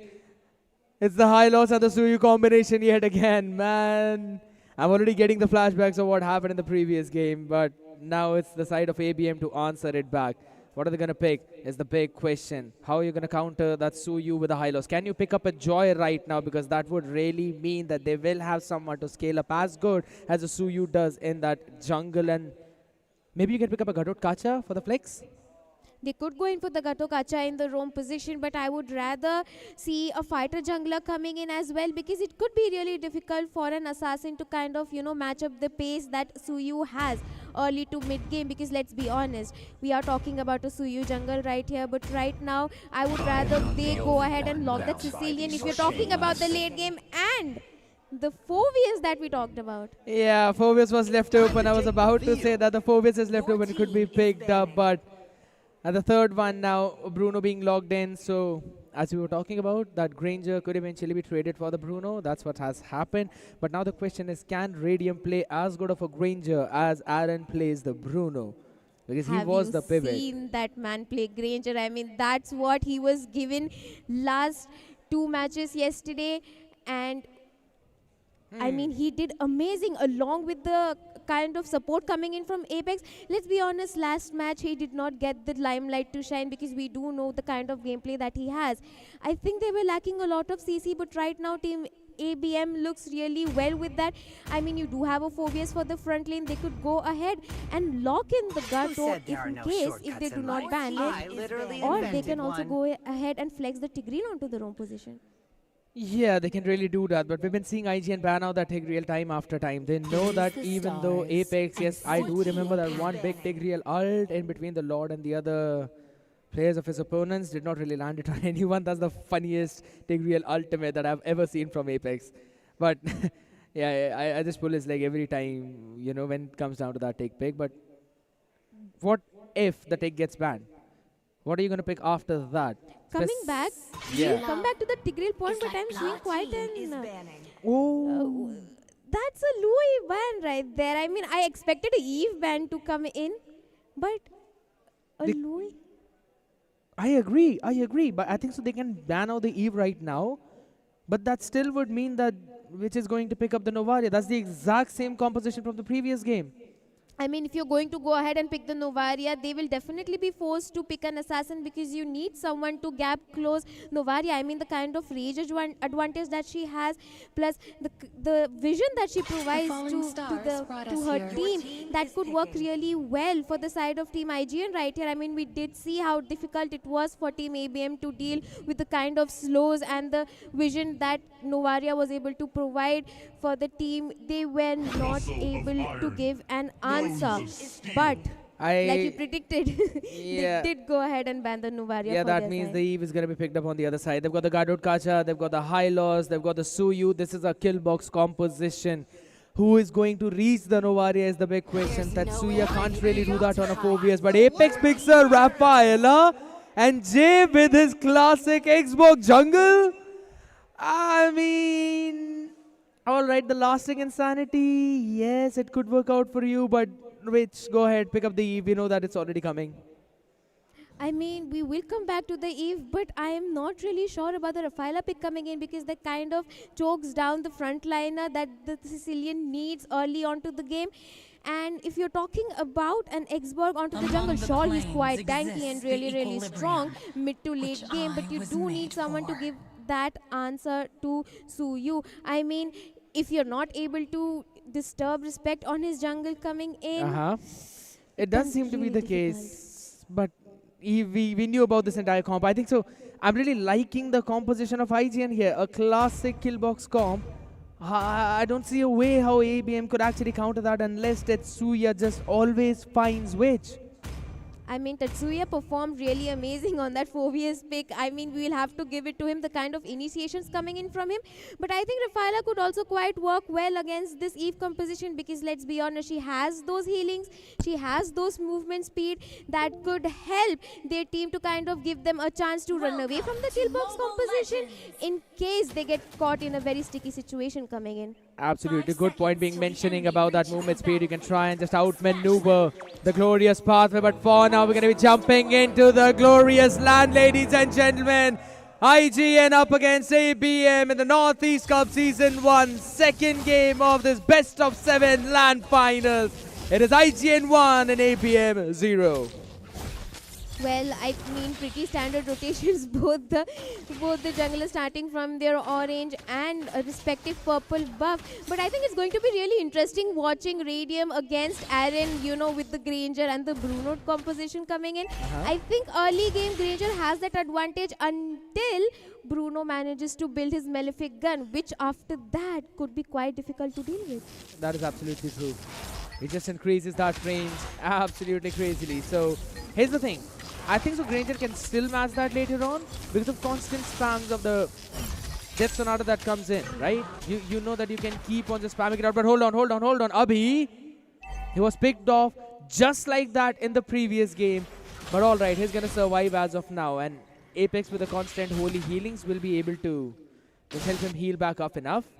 I mean, Kimi has shown really great performance with that Gato coming in. I mean, his AOG, but wait a minute. Oh, what a quick combination with the Sanguine Claws. Jay, he needs to go in for the lasting insanity. Absolutely no way for Kimi to maybe run away, but his Piragama gets broken down though, but still the first blood respect.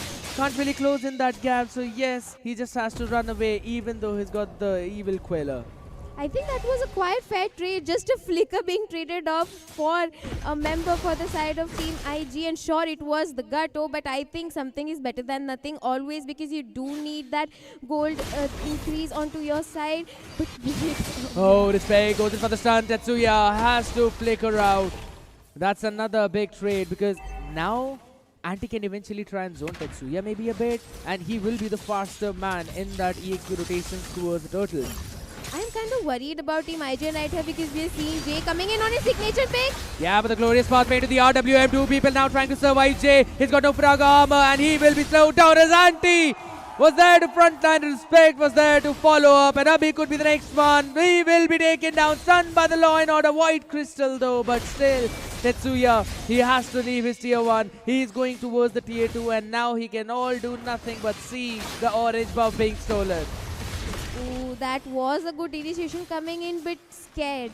See, yet again, the only problem that I see from the side of Team ABM right here is the lack of a really heavy front line. Now, sure, we are talking about Rafaela providing the movement speed, providing those healings, but what are you going to do if you're the first one forced to step out of the fight?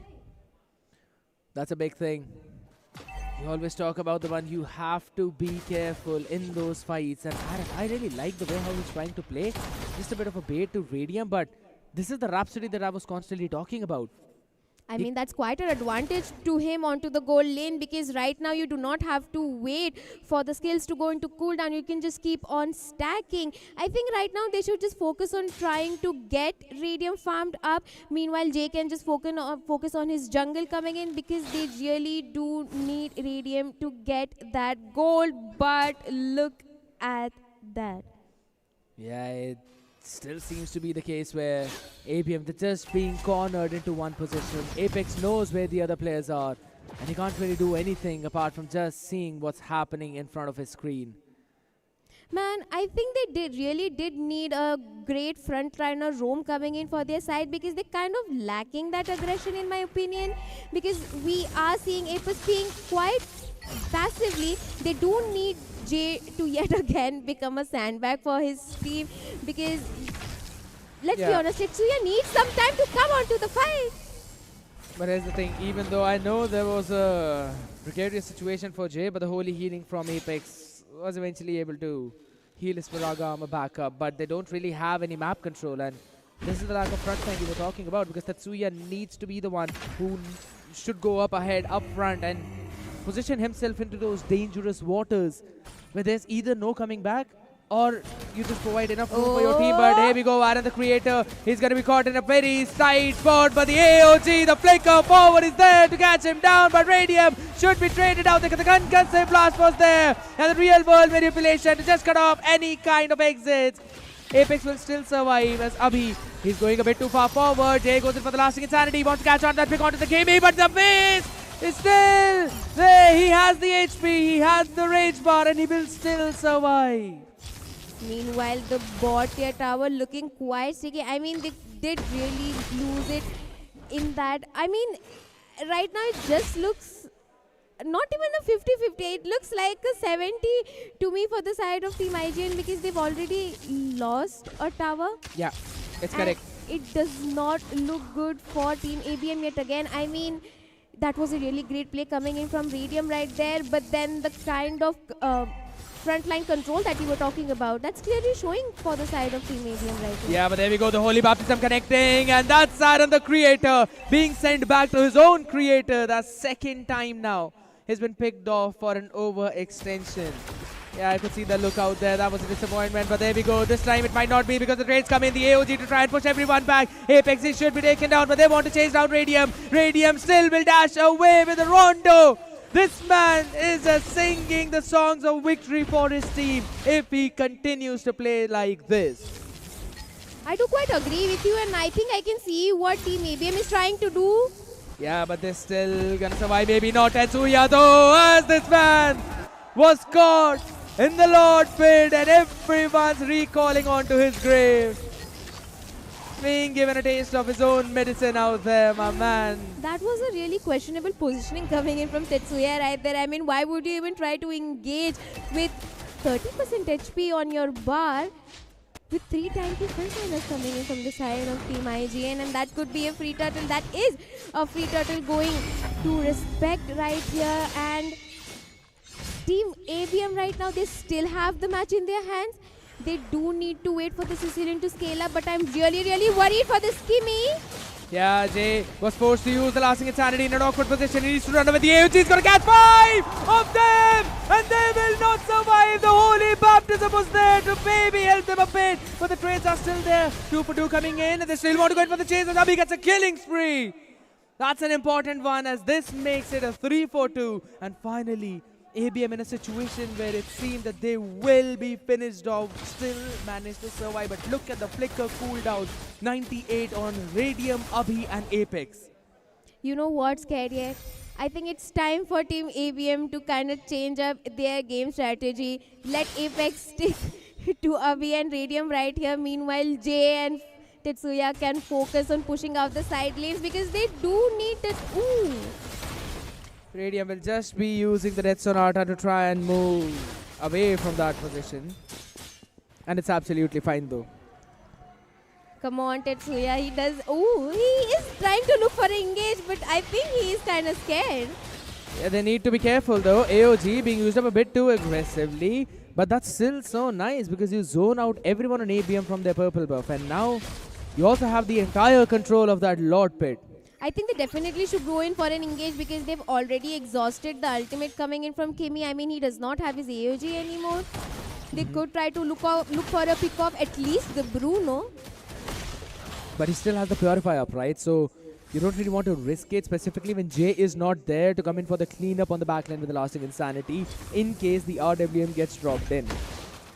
I mean, we are still looking at a 4v5 fight coming in. You see Hylos freely pushing out, trying out Tetsuya's strategy for his own team. Constantly on that far lane we've been seeing, in the previous game though Tetsuya was not clearing it a lot, but on the other side Anti was also not clearing it, but right now we're seeing those trades go in, but there we go, this could be a very well bait play, but there we go, the real world manipulation on the back line, there we go, the AOG catches 2, and they're gonna shut down Tetsuya. The man can jump away, but he cannot jump out of danger. I mean, this is what I was talking about, but... Hold on a second, respect, it's gonna be sent down to the Holy Baptism, and Radium gets a big shutdown. This might be a big mess up from IGN as Kimmy falls in as well. The bit of a damage from Aaron, he gets one, but a triple kill for the man in action. And Radium, with the support of Apex, is still able to stand strong, and Bait seems to be an awkward space as the lasting insanity is on his face. He wants to run away with a flicker to help him survive the fire stakes. But this means that the Lord is going to be given to ABM. I mean, it's already 9 minutes onto the game, 10 minutes going to the game, and the Lord falling onto the side of Team ABM. I mean, this is what I was talking about. Change your strategy a little bit because you cannot rely on Jay. He's not getting that space to farm up. Try to stick with Abhi, try to stick with Radium, give Radium the space to farm up and get those kills, and that could be the result that you have. Very well could be the case. But here's the thing, right? Now, how are you actually going to push out through this Lord? You need to take down those tier 2s. That's the most important part. But I think so the wave clear is still pretty good for the side of IGN. I mean, they really did need the Lord coming in for their side because they are quite behind on the goal. Not yet anymore. They do need to focus on taking those objectives because... And also Team IGN maybe needs to focus on trying to end this game early on because we're talking about a Granger and a Sicilian coming in. Look at the position of ABM. They're finally walking down with the Lord itself. They want to zone out Kimmy with the Holy Baptism connecting onto the man. There's no way he's going to survive from that. And that's a godlike from Radium. The glorious pathway cannot save them. As Jay is just firing dance, lasting insanity onto the back line. Will be able to push them back and the inhibitor will be chunked down a bit. I mean, I really like the kind of patience that ABM has shown throughout this match. Because which has been deleted! RWM for the shield, but the Bat's impact has such a great impact on the life of that guy. The entire IGN, they've got to not just give up on those tier 2s, but maybe the holy shield on those inhibitors. You know, all Team ABM had to do was wait for the title spikes for their team members, but scared. Yeah, the glorious pathway comes in. They will be able to get a stun onto 2 people, but Tetsuya finally jumps to the back line. AOG connects, and that's already the Granger in the harm's way. Still gets the legendary. Radium is insane, and the entire back line was zoned out by Tetsuya. An important play coming in from the man in action. The holy shield on all 3 towers has gone up, but Respect wants to shut Abhi down, and he will be able to. Wow, what a sneaky play coming in from Tetsuya. And I kind of did not expect that, but Respect being cheeky. Getting that kill on Abhi right there. He was in a really good position. Abhi, the kind of getting a little bit overconfident in my opinion. You do have the game on your hand. You just need to be a little bit patient. The Lord is about to spawn in 30 seconds. I think this Lord dance could be really important for either of the teams because both of them are looking quite strong right now. Both of them equal. They need to wait for Tetsuya to either engage or for Jay to go, go ahead with those initiations. Yeah, I agree, but right now, even though we're talking about those initiations, right, Jay, he's coming in as the clean-up clue from over towards the end. And I think so that's a right idea. You just want to zone out Aaron, the creator, and Rich, so that those RWNs and even the Wave of the Worlds and those volley shots are not as effective, while your entire team is just able to shut down anyone on the front line, be it Kimmy, be it Abhi.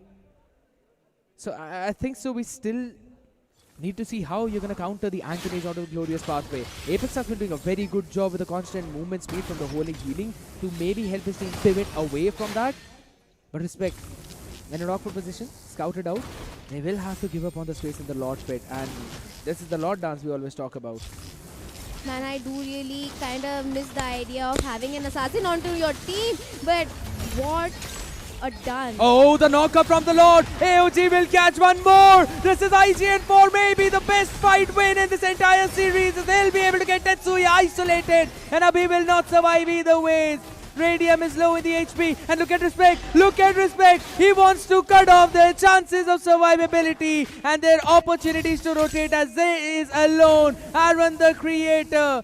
He got his immortality out, but Kimmy will fall. Radium answers back. It seems the tables are turning a little bit. They still are ready to fight. It's a 4v3. As long as Apex survives, he can help with the holy healing. And Jay is being the front liner, but Anti finally joins the fight as well. He's pretty beefy onto that high loss. Athena shield passive being progged in, but Apex should be deleted with that as Respect. Gets the Lord, and Aaron the creator going in for those basic attacks with the wind of nature. Dodging everything from the Rhapsody. And ABM 4s on the back foot. Wow. I mean, I really do not have words for what happened right there. Both the teams do not want to back down. They are looking for blood yet again. Team IGN looking to push it in. I mean, this is their chance. You have a member of the table. You have Apex of the table. But they will be waiting for the Lord and showing some patience right here. But scared yet. They still have Abhi open on. He is on that Sicilian. The minion wave clear, quite good. Do you think they can still save this? They need to dodge the AOG from Kimmy. That's the big problem. Let's have a look at the itemization quickly, Yumina. Well, the itemizations look quite good. Oh! Look at the backline though, look at the damage already. Glorious Father comes in and the AOG catches Rondo man out there. He cannot sing the songs of Rhapsody, but still there's Legendary on Radium, which needs to run away. Super low in that HP, the burn effect will be able to help him survive, but IGN cannot push this slot. The answer to your question, Yumina, is yes, ABM will be able to defend. Man, I was clenching my fist when I saw Witch with that HP. Did you see? They were having a 1v1 going on. And Sicilian kinda won that 1v1 coming in. I mean, we're talking about 16 minutes onto the game.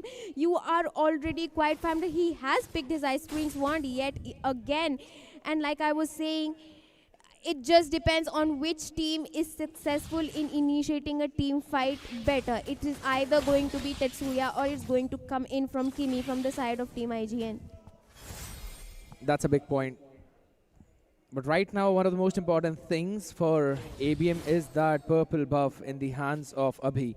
He needs to be the one to have that purple buff so that he can spam in those bats impact. But I do agree with the idea of that 1v1 now, which he cannot really take in. The Ice Queen one is going to get that extra bit of slow. So even though anti, he'll be on the glorious pathway. You can combine in the slows of the Ice Queen wand on Abhi as well as the Holy Healing from Apex. That will help out the entire team of ABM outmaneuver the on charge of that Hylos. You don't want that horse on your faces, man.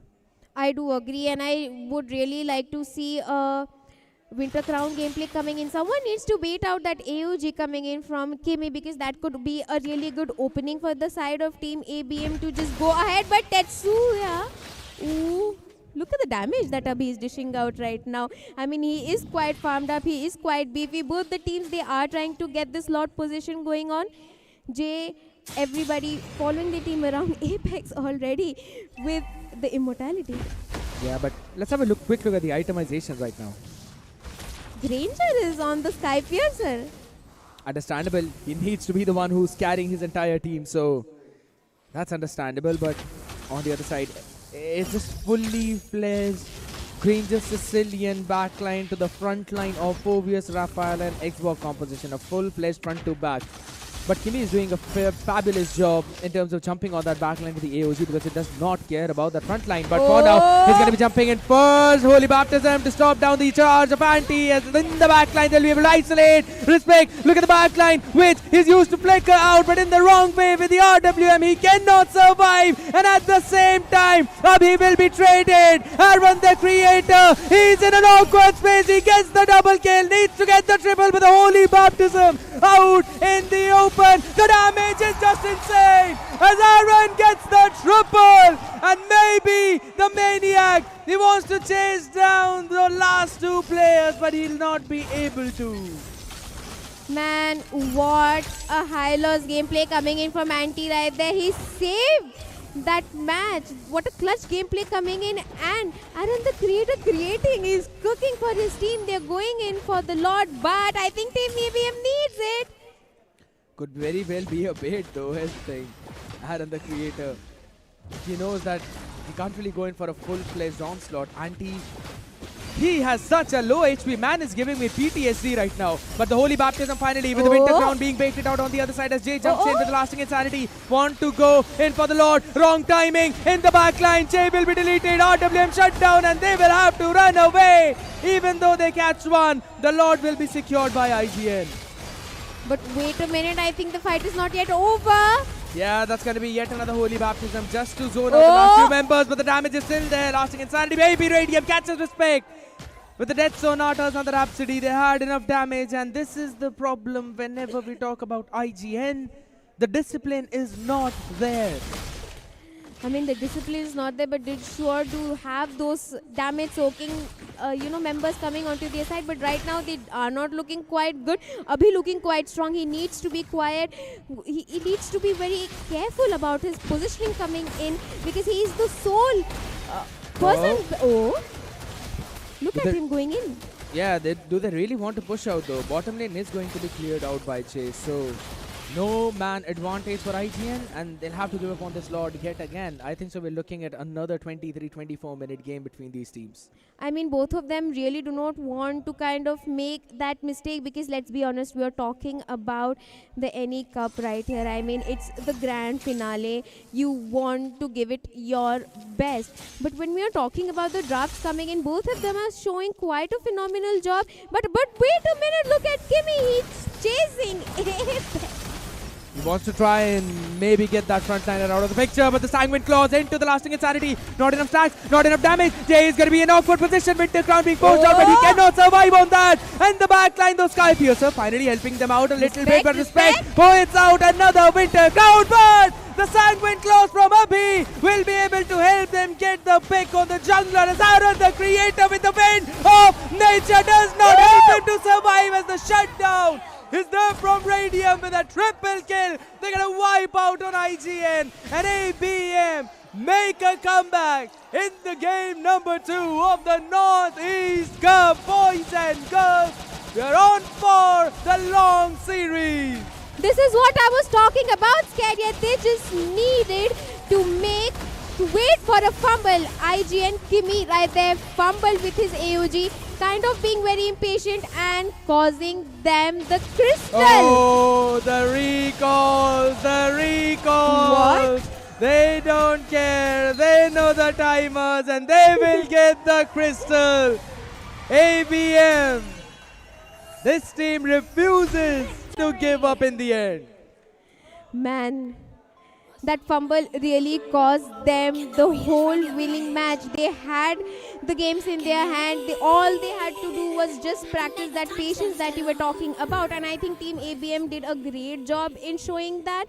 They were really, really, patient with their gameplay. They knew who to be with. They knew who to surround themselves with. Apex doing a really good job trying to provide those movement speed and healing to both Abhi and Radium. They quite needed it. Tetsuya doing a great job being the frontliner and with those initiations. Jay, despite having a little bit of cracky front early game, he did kind of manage to pull himself back mid to late game. I mean, let's be brutally honest. Tetsuya was struggling in the early game a lot. He could not really give the front line that we already thought he would. But 16-2-6. The hero for the last game for IGN. That was the man respect out there in the blue hair. But this time it's Radium for ABM, and he swapped in as one of the items for Immortality. He's got such a good burst potential. The Hunter's Strike, there's also the Sky Piercer, Malefic Roar. You can't really just stand in front of him whatsoever to burst down Anti. I mean, that's a really nice micro coming in from Radium right there, because you already have the Refiler to give you that movement speed. You are on the Hunter Strike on top of that. I mean, you have movement speed for days. You could just use the free slot for more damage. That's what they were lacking. And I think that that kind of gameplay and thinking kind of showed up, and it played in their favor. True. Now the question is, the answer to that high-lows Godot Kacha comp along with the Eve is definitely a Rafaela. So what could be the adjustment from IGN? Because I think so they did a phenomenal job as well. Aaron the creator, 34% damage dealt, 46% tower push. Respect also doing pretty solid in terms of going in for those neutral objectives. But I'll have to say this. This was an IGN game. This killbox composition is miles better than what ABM brought on the table. But at the same time, we still have to say that it was just the IGN being a little bit restless. They wanted to go in for more fights, and that's where the trouble began. I think the problem was that they did get a little bit overconfident early, True. and at the end of the game, they were quite, they were very confident. Okay, we got this. We just need to wait for Kimmy to go ahead with those initiations. He was looking quite confident. He was really great with those AOGs. But let's be honest, people make mistakes. And I think that was a really grave mistake that caused them that match. And I think Team ABM did a really great job on capitalizing it, because they were being very careful. I agree. They were being super careful in those very difficult team fights. I'll be honest, I have to say that, because the AOG from Kimmy was absolutely phenomenal. But I think so the point where IGN actually started to throw things off was the fact that after they took the first Lord, They tried to force their fight to take down Abhi, who was running away from that purple brush to probably his top inhibitor. And that's where they lost respect in that fight, because from the flank came Jay and Radium from the right side from mid and then took him down, and there was no angle for the members of IGN to run away because they were just all being flushed into that one small lane that goes in towards the gargoyle. So that was the big problem that came in for IGN. That one overextension costed them no push from the Lord, which eventually resulted in the momentum going for ABM, them taking the map control and then following it up with the next few lords and then I mean, the mistake could also be leaving the Granger open for ADM, because that is the hero that they lost to. True. 2-0, clean sweep again against a Granger on Radium's hand. If you know you cannot handle that man, because let's be honest, he was the MVP, 16 kills is not a joke. And if you're talking about leaving that Granger open, then you need to be prepared with an answer. Sure, Bruno works well late game. We did see that happening for the side of team IGN, but I'll have to see, how IGN want to answer this one back. Because Apex's Raphael Epic was a pocket pick. We know he plays Carmilla, we know he plays Mathilda. Rafaela also in his cars is something, that's kind of surprising, but this brings even more depth into that hero pool that this entire team brings on the table. And with Tetsuya on that 4vs, I think so, even though there were some hiccups, he still did a pretty decent job in towards the end, trying to put Aaron the Creator in those awkward positions that he cannot really deal in the damage he wants to, specifically on the targets that are in front of him. But man, I'm not going to take away the glory from Radium on that Granger. The man was a freaking beast in the entire game. Going in 16-2, that is just bonkers. I mean, this time around, I think we'll be seeing Team IGN banning out that Granger like they did in the first match around. I think they were just trying to gamble it out because they were kind of confident. The confidence was showing on Kimmy and Auntie. They were doing a great job. But I think they kind of forgot Aaron the Creator in that skirmishes happening, because Kimmy was always too focused on giving those initiations, and then Auntie was too focused on following up with those initiations with the glorious pathway. They just completely forgot about Bruno. Meanwhile, Apex was doing a really great job carrying Abhi and Radium together with him. He always makes sure that he's there to help Radium out. That's his own priority. Abhi, even in certain situations, it seems that the man is just off positioned, a bit too far ahead. Apex always tries to, be in a place where he can also help Abhi with the movement speed boost, but be present in front of Radium in every single skirmish. Those holy baptisms are, you could say, the main tool for him to go for the disengage.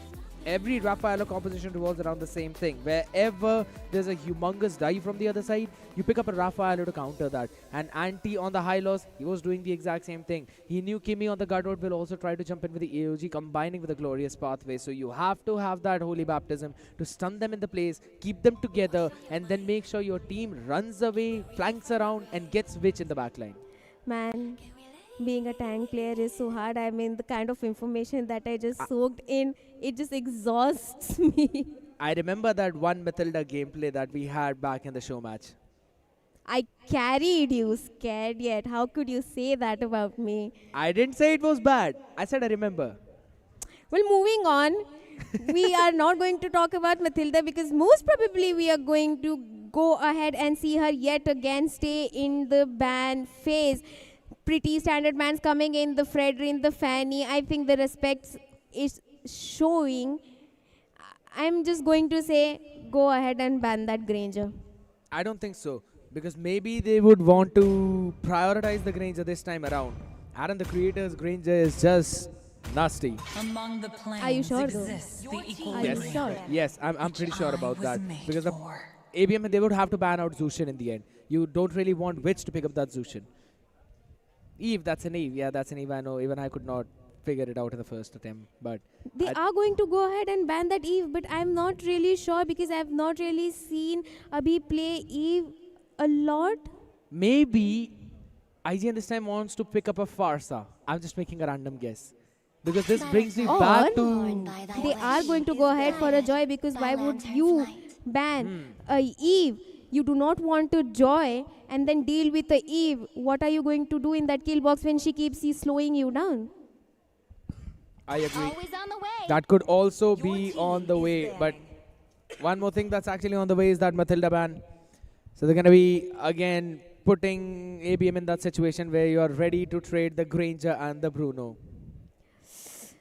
Are they going to leave the Bruno yet again? I mean, ABM was quite confident. They were quite confident to deal with the Bruno on the hands of Team IGN. That means they could go ahead. They're banning out the Granger. Yeah, you don't want that hero in the hands of Aaron, so he will prioritize the Bruno. But now, you've got the opportunity to take away the high loss. That has been the first pick for IGN. For the ultimate answer. But they are going to go ahead with the Hilda pick yet again. Okay. Tetsuya yet again picks up the Hilda and Jay this time around. Steals away the Suyu. That was a very good comfort pick. Is to protect lives. Alright. Alright. It seems like they just really want to get over with this draft so very fast. I am not really sure about the Hilda pick yet again because it quite did not work for them in the first match around. Again, lacking a CC onto the... If it doesn't go onto the Apex hand, it is lacking a lot of CC potential. Again, the question comes down to the same thing. Can Tetsuya play the Hilda? We've always seen him struggling with those EXP laners, and the only two picks that we've seen from him are the Chow and the Phobius. So the only reason I felt that they will not exactly go for a Hilda Phobius or maybe Hylos Phobius is because that gives away your entire draft. Who's the EXP, who's again the Roam. You really want that first pick to be that flex, but right now, few different picks. Maybe the mates can now be choked down by ABM. So Louis, a good ban coming in. And maybe their last ban could... Who said there are no shortcuts in life? That's the question. I A literally Novaria. I think so. Novaria would be a good ban for ABM. They could go ahead and ban out the Rovaria. I would say they should ban out of Vexana because we're talking about two frontliners coming in. We do know how annoying she can be against those, full dive-in composition because let's be honest, Jay, he's going to close the gap between Bruno and you. Tetsuya, he's just going to be jumping around with his hammer onto your face.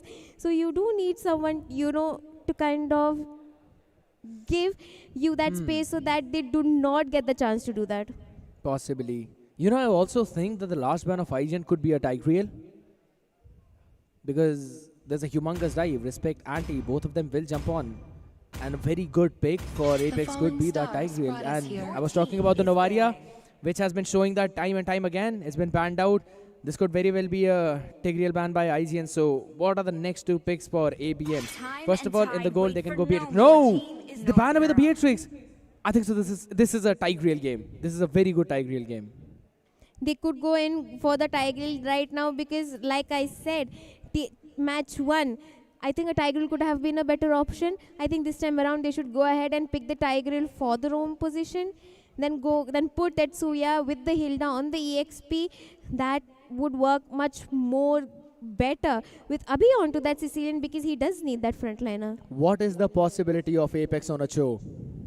I'm thinking about a Carvilla. Could be picked up. That's true. But I don't think so it's going to work very well against Bruno because you have to stick with either a Revitalize or maybe a Vengeance. So for the gold lane, you ban out every other option and that's going to be the Moscow. Not the perfect one, but that's the only good one left in the pool right now. Man, but aren't they leaning way too much onto the late game? Because we are talking about Jay onto the jungle. You have to rely on him quite a lot to get that early game advantage for his team. So with Jay, you need to combine a really heavy crowd control tank, a crowd control roam. Someone who is able to, give you that front line for your team because... That's a good pick now. Yeah, you can't see it, but I heard it. Bones of iron, muscles of steel. Wait. All right. That's a Valentina. Understandable. The Valentina pick coming in is throwing me off. I genuinely thought I heard a Carmilla. I did hear a Carmilla. If it's a Carmilla, then who's mid? Who's mid? Hylos mid or a Ghatot mid? I mean, Ghatot mid could work. Technically speaking, it could work. I mean, if you build a glowing wand onto him. Or maybe it's the Carmilla pick for ABM. We did not see the last one. We heard the Carmilla, and now we will jumping into the Land of Dawn. So I think so. It's a Carmilla pick for ABM. You called for it, Yumina. Smart, man. You're actually trying to predict the draft really, really well. Well, I'm just trying to look over the open options that Team ABM has right now, because not quite a lot of heroes would work against that kind of team composition. IGN always likes to play around. As much as I have seen, they always like to play around that either a hitbox composition or a full dive comp coming in from their side. So here you really do need either an initiator or someone who can properly provide the disengage. And yeah, we are talking about a Carmilla coming in from the side of Apex right here. Smart. I'm just gonna say you are smart, but guess what? He kind of jumped in a bit too far forward. Tetsuya, that's the third unique pick for this man in the EXP lane. He'll be able to win out on that trade against Anti, so we don't really see him getting that early priority, but this time around, he definitely will. I mean, both the teams are trying to get the mid-river control because, Apex. I think so he's going to survive, but the constant damage coming in from the backline, that's the big thing.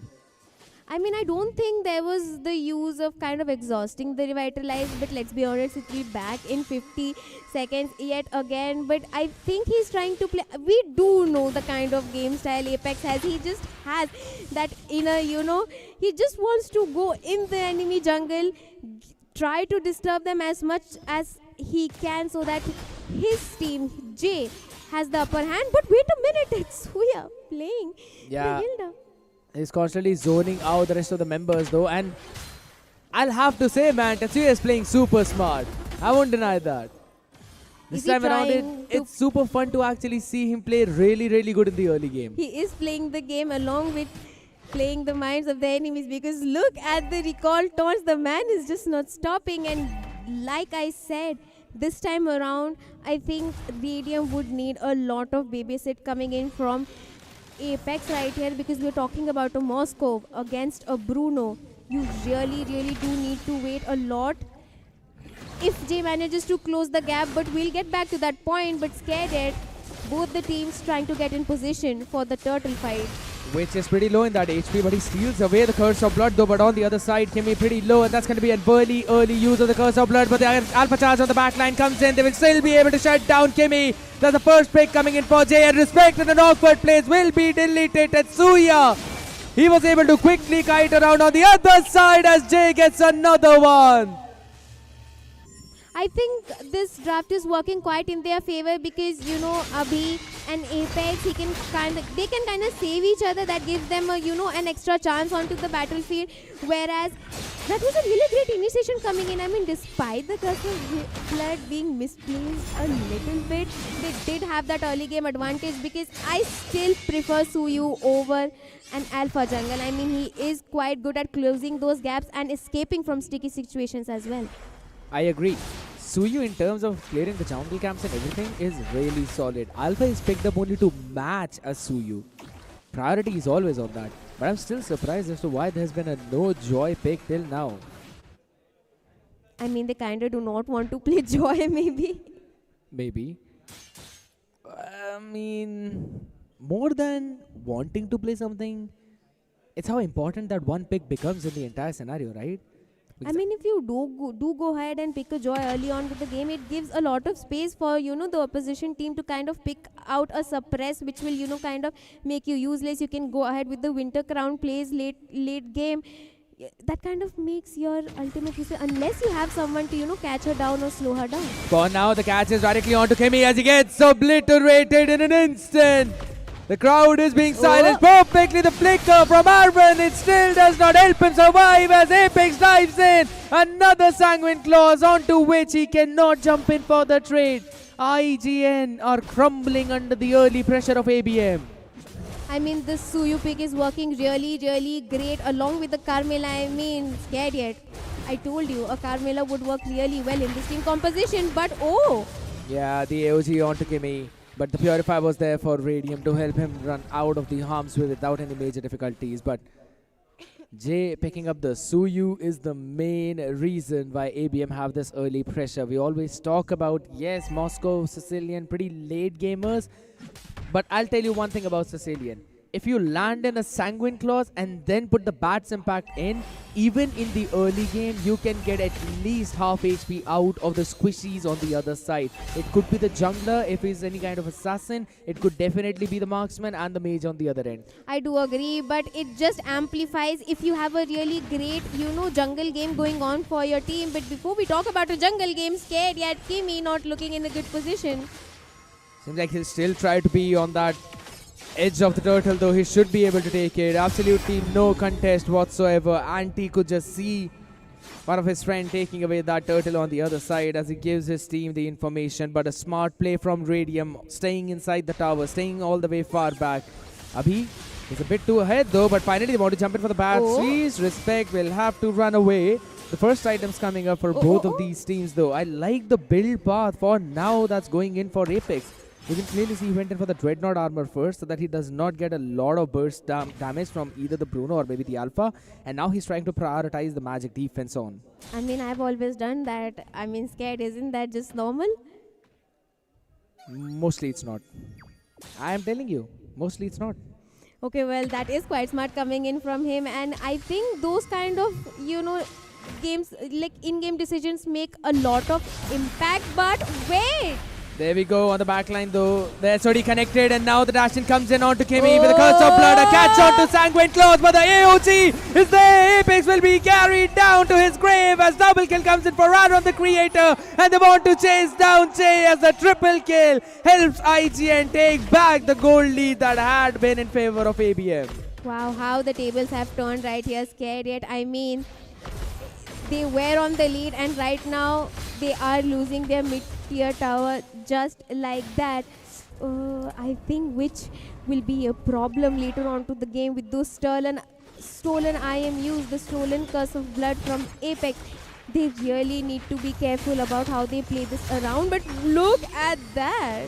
Yeah, Respect just wants to always step on that gas, catch someone out there. Anti is also there. He's just constantly poking out Apex though. The bash speed being baited out just 10 seconds prior. And in that top lane, that's a 1v1 pick. That's a big mistake coming in from Kimi. I mean, he did. Ooh, look at the top tier tower. 7 minutes into the game and it has been taken down. The lane pressure is just insane for ABM. Jay being quite sneaky with those side pushes coming in. I mean, they are trying to create that pressure and kind of make IGN, crumble down. They are forcing them to pick fights. They are forcing them to initiate because we do have a Carmilla. I mean, she is pretty great in, kind of disengaging with the curse of blood, but the Glorious pathway along with the AOG jumping into the backline. Respect steals away the turtle from the other side, and that's going to be another isolation coming in as Abhi falls down. But again, the backline will not survive at all as Apex is obliterated by the 5-man front line, and they're going to follow it up on Tetsuya. It's only Jay surviving with Radium now getting respawned, but a big steal from IGN. The Moskov is not quite working because, like I mentioned, it's way too quiet onto the game. Once Bruno is online with his malefic gun, it will be really difficult for Team ABM to stop him. They will have to wait for ABM to farm up. They will have to wait for all of their item spikes to show up. Meanwhile, that gives Aaron the Creator so much table, so much space with Anti on that high loss, with Kimi on that AOG, with the Gato pick to kind of just dish out that burst damage from behind. And if you're talking about Hilda, the AOG! That comes into the play with Jay catching a double maybe. If he wants to try and jump in a bit far forward, the problem is this Suyu. If you really can't take him down, then there's absolutely no way you can survive. Respect being forced to use the alpha charge defensively, but at least the turret will survive from the first swing.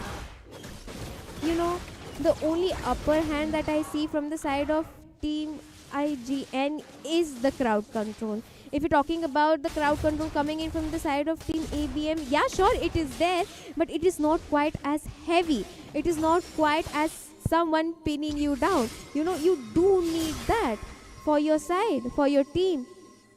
That is true. I really want to see the plays still that needs to be made by Abhi and Apex with the moonlit walls, right? I am waiting to see that.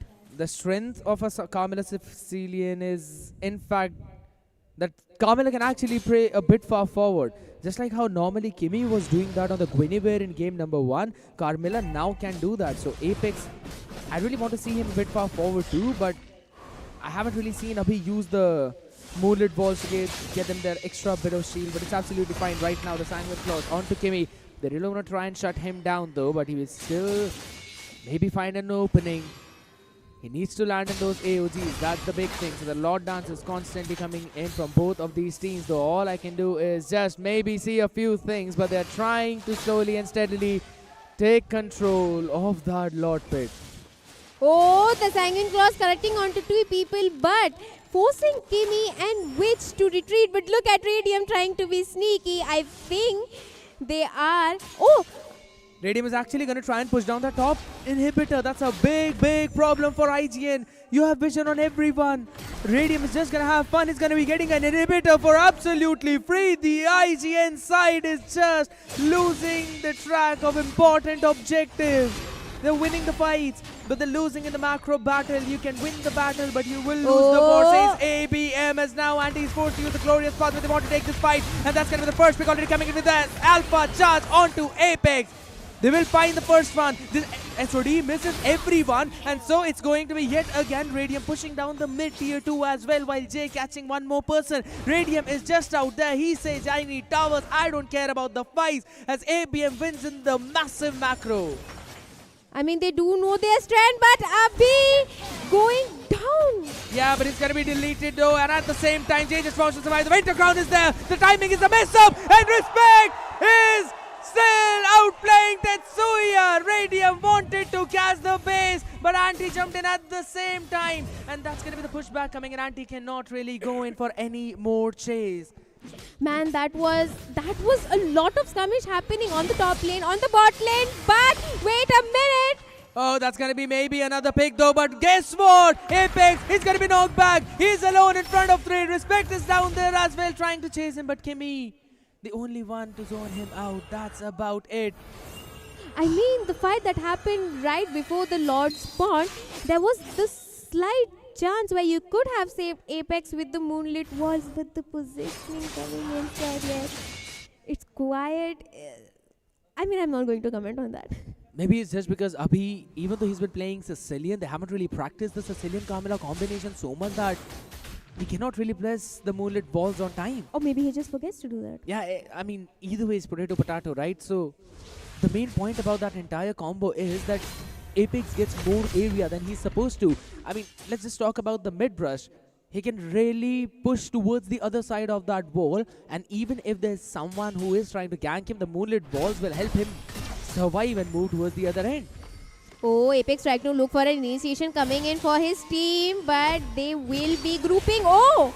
Glorious pathway. Right now, there's going to be knock up onto Tetsuya, so he needs to survive whatsoever. But the back and forth fight coming in. Look at the SOD in the back line. Radium makes a major play. He catches one, and he's just trying to reposition as Andy is being caught with a rock in a hard place. Abhi will be there. Tetsuya catches one more, and Radium is just there to isolate all those duels. This was an immaculate play from Radium, and a good point out, Yumina, as the top minions are pushing in. Radium will be able to take the inhibitor down bottom. They're going to try and stop the recalls on the other end, but both the members of IGN will be able to recall.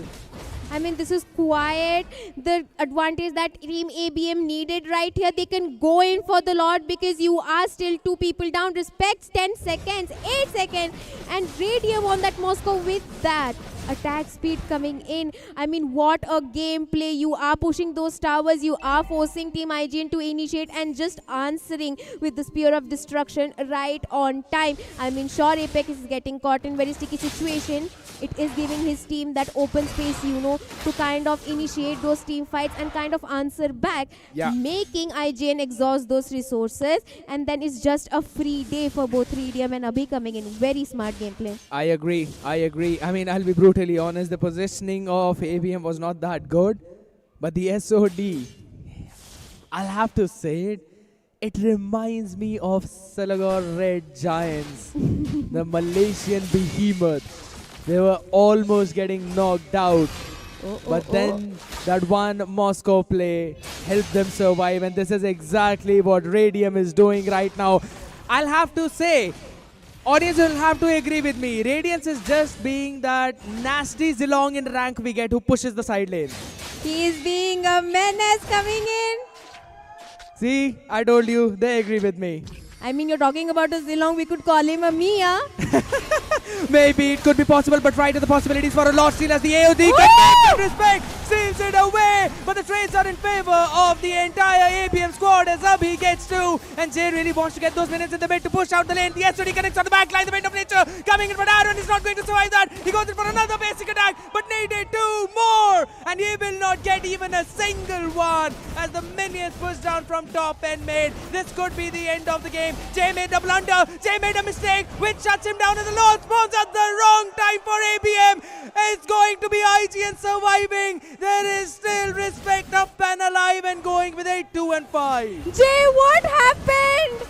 What happened? I mean, the game was in your hands. You now have the Lord marching down the mid lane. It is okay.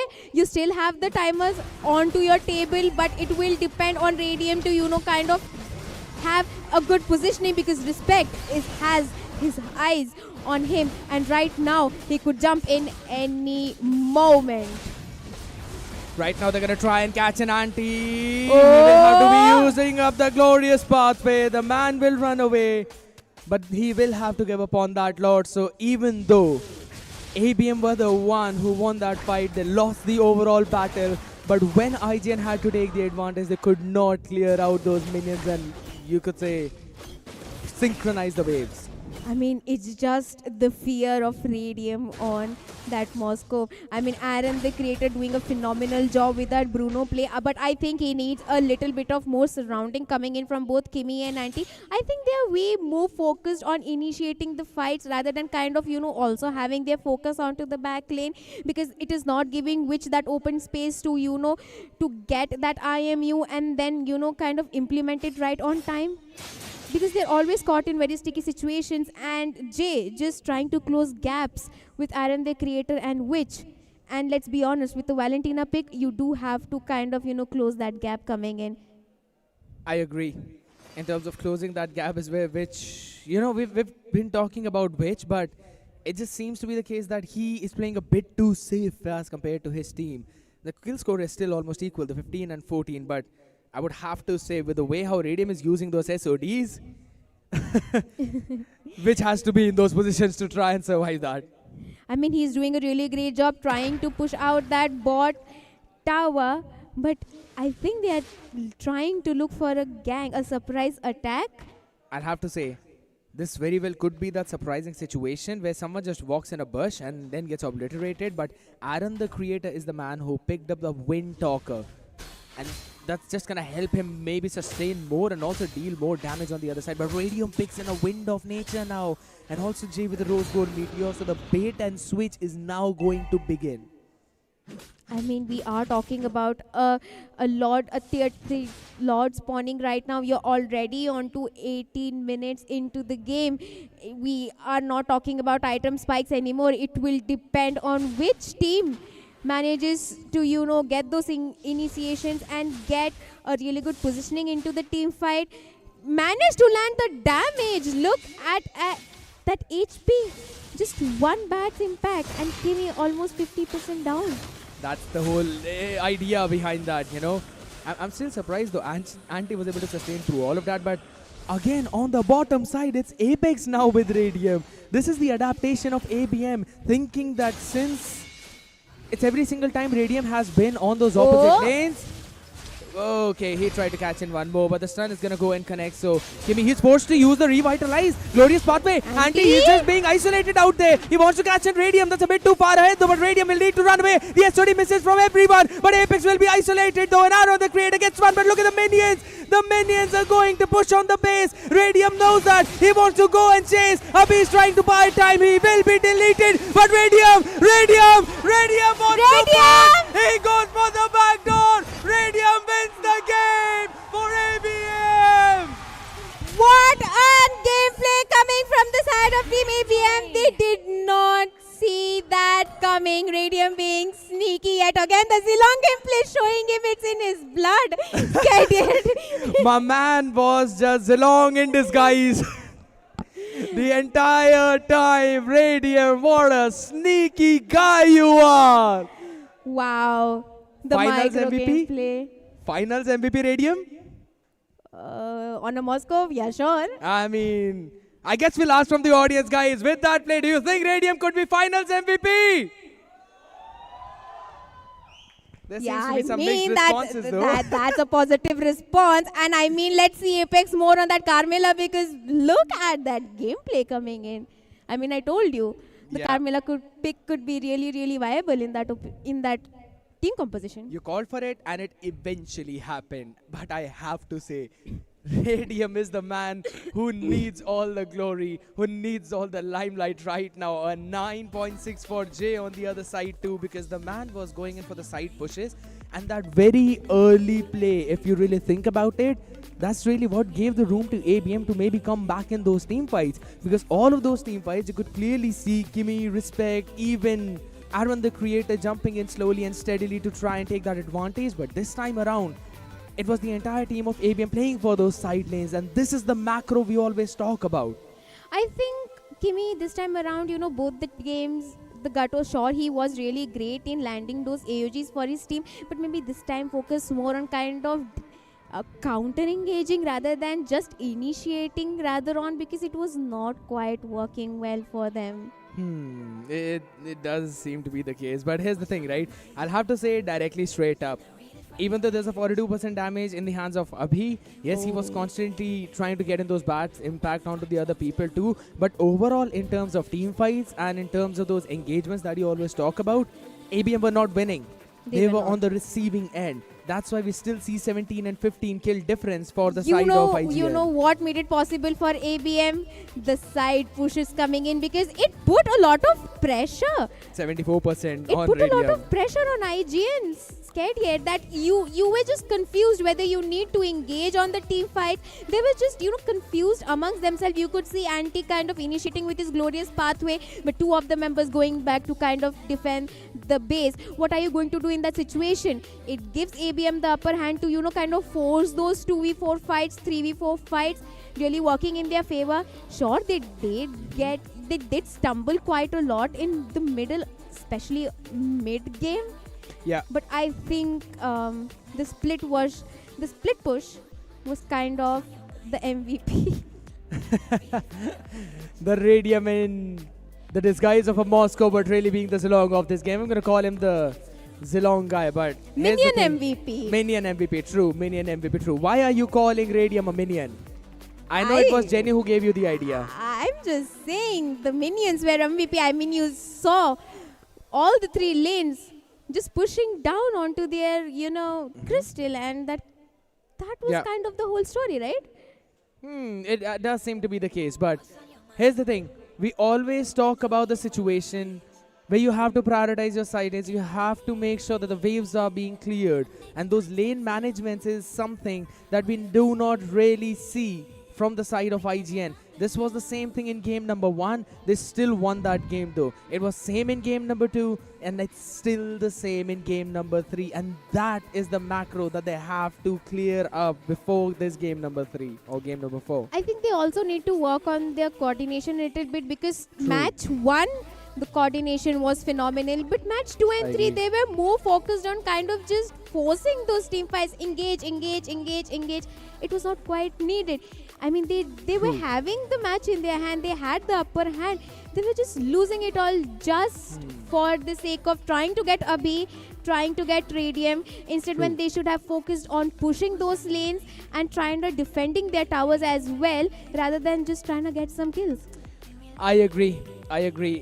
It's just IGN, and you could really say it's in their DNA to try and go for those aggressive fights, man. I'll have to say that this is a team that really loves to give a lot of action to the fans out there, right? They enjoy seeing those fights, and IGN just gives them on the silver platter. But you really need to know the fights that you want to take and the fights that are just out there for the sake of it. I have to say, it's maybe the ego right now playing in rather than the team itself. I mean, the match 1 that I was spectating, they were clear on who to pick off, when to pick off. Even if they were going to pick off Abhi, they were going to pick off Radium. They knew when they should and when they shouldn't. I think that confidence kind of just overplayed onto True. them. It was kind of showing, not trying to call them overachievers, but they have the game in their hands. Why would you want to throw that away just because you had a good game first match and thinking you could repeat it again? I mean, we're talking about ABM, mainland champions, and you are the pride of Northeast. You kind of need to think in that mind space. You cannot crumble under pressure. It just seems that these dark villains of the mainland right now are just oppressing over the entire light heroes of the other side. But ladies and gentlemen, we'll have to see who wins in this light and dark battle, as we will be coming back live from the ITA Pragjyoti for game number 4 to see if it's ABM who moves closer to the series point and lifting that trophy, or will it be IGN forcing another game and forcing an equalizer. To catch all that action, make sure you stay tuned. We'll be right back after this break.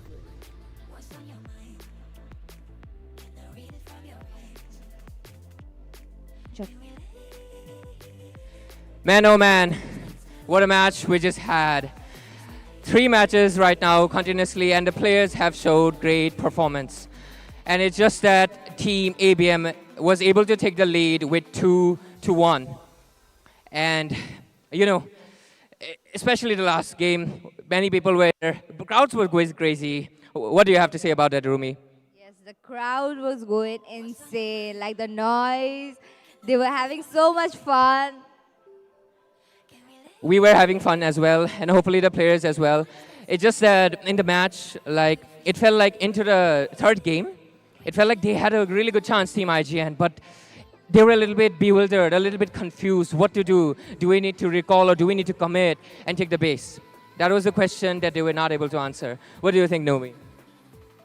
Yeah, but I am so excited to move to the next part. I am so excited to know the winner. Are you guys excited to know who is the winner for the cosplay event? Any guesses, guys? Any guesses? Louder. Hello. Okay, guys. You guys will get to know that soon.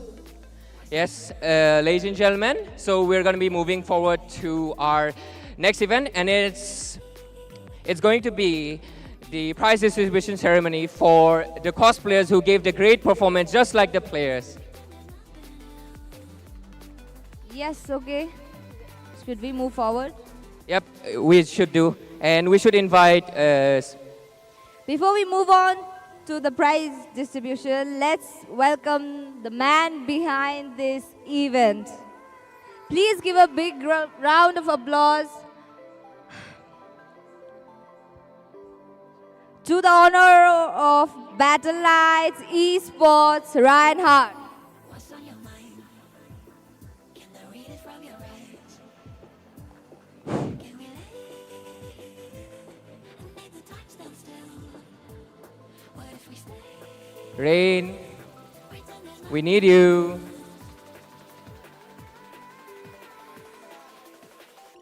Okay. Reinhard will be joining us soon, but we'll move forward with inviting all of our cosplayer participants, the people who have given the great performance. So here's my request to all the cosplayers, please come on stage.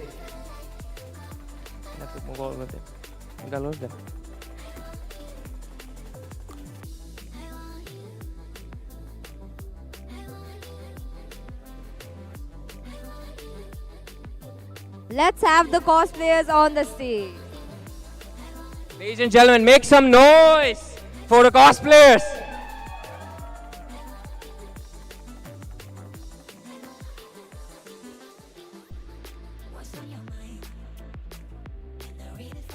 Sure. Okay, first off, we have the duo, Nana and Changi.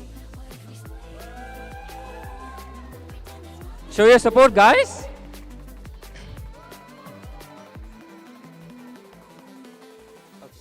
And then next up, we have the handsome Hayabusa. I think his shadows are on cooldown. He doesn't have blue buff. Please, someone help. Who invaded, man? Hayabusa, we need you. Okay, let's have No. Leila on the stage.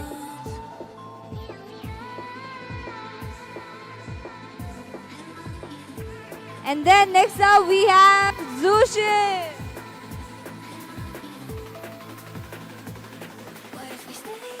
And following her would be everyone's favorite, Tigreal.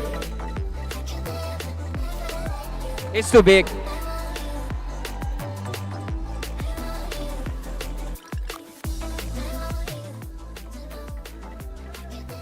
And next one would be the JJK character, Toji.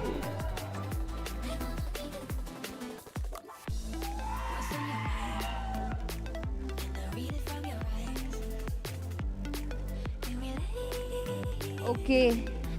Is Reinhardt here? Okay, Hayabusa is finally here. His cooldowns are very long. He needs to buy cooldown item items. Hayabusa is back. Make some noise for Hayabusa, guys. And finally, Claude, come in with her BMI.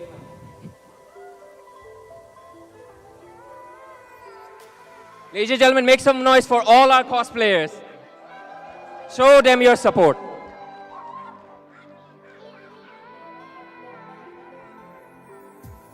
What's on your mind? Can I read it from your eyes? Can we lay? Reinhardt, we need you here. What if we stay? Pretend there's nothing else.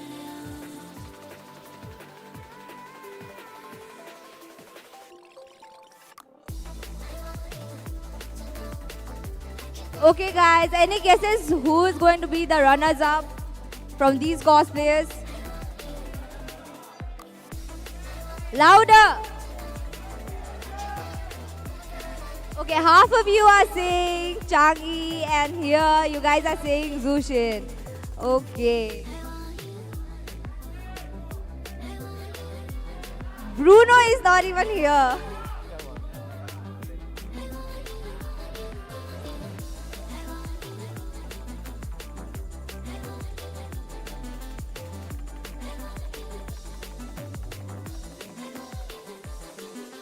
Alright guys, please hold on for a while.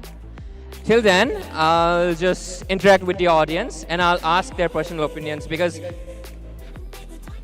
we wish to know which of the individuals think, their favorites. So first of all, Lowy. Chengi. He says Changa. Let's see. Who should I ask? Anybody wants to raise their hands to, mention your favorite cosplayer? You can raise your hand. Okay. I don't even need to use the mic. He's already shouting. Okay. Oh, I see a few people here. You guys want to answer? Tigreal first, Juxin for runners up. What? Yeah. Everybody is saying that the Tigreal is going to win the contest. Okay. Okay, I see a hand. I'm coming to I see you. a hand. Wait a second. You're sitting quite far behind. All right. Which cosplayer do you think should win? Tigreal. A lot of Tigreals here. Okay. Any love to Hayabusa? Where is Hayabusa fans? Okay. I see that hand. Let me go there.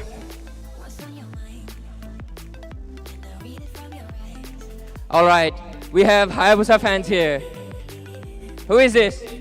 Shadow of Obscurity. We have voice acting here a little bit. Okay, we should ask our casters. We need to ask our casters. So, let's go. So, to our dear casters, Scared Yet and Yumina. First, Scared Yet. Who's your favorite? You know what? We are both gonna say it at the same time, right, Jenny? 3, 2, 1. Tigreal!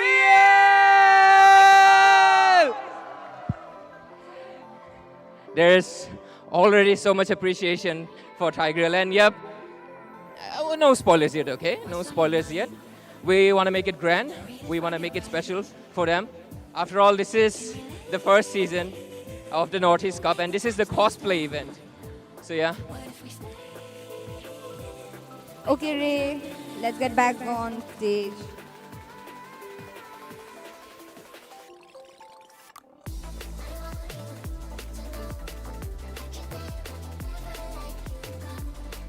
Rumi, they have already spoken quite a little bit, okay?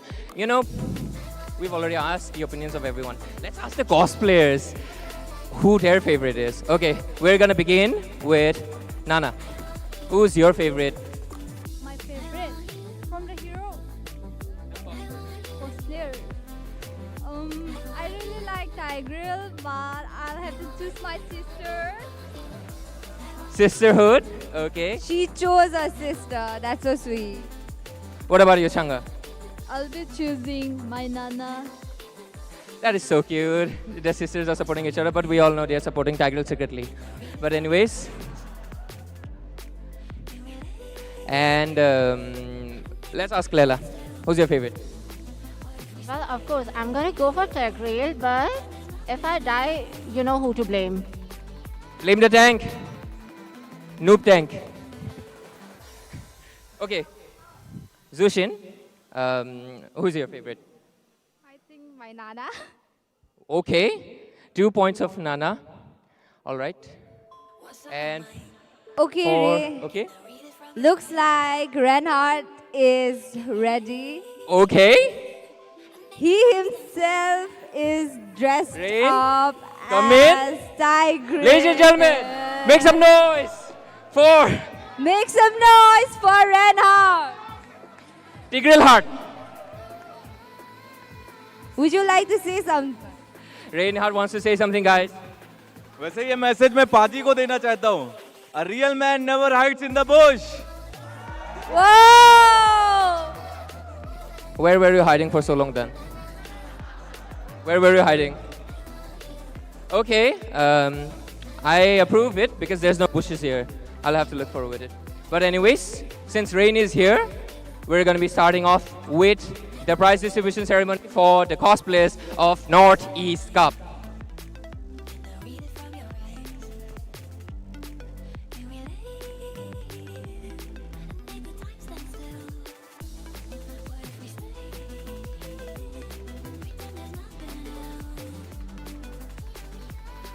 Okay, first off, we have the winner for the audience choice, and I'll give you a hint. It's a she, and she is, any guesses? Any guesses? It is none other than Zushin.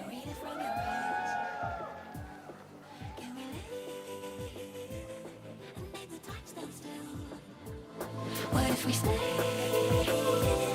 Pretend there's nothing else.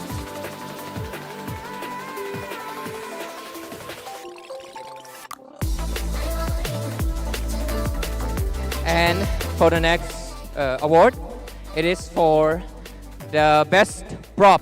Who has the best prop? So, I mean, it's quite obvious at this point. Like, make the noise for the...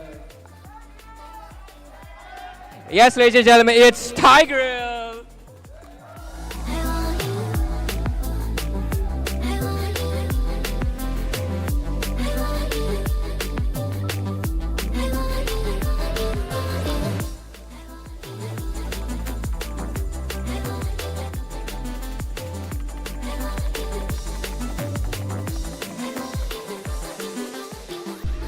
What's on your mind? Next up, we have the best performance, and it is Leila.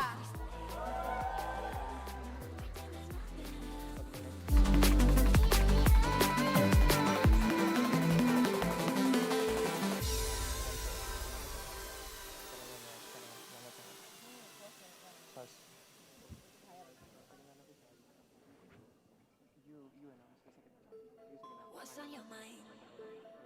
Can I read it from your eyes? And now, the second runner-up is, any guesses? second runner-up, guys? Any guesses? Yes, it is Hayabusa.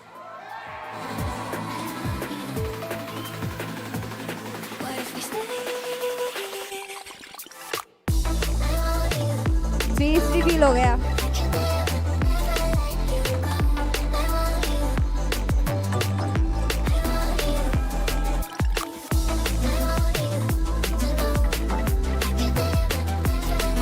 And ladies and gentlemen, now we'll announce our first runner-up.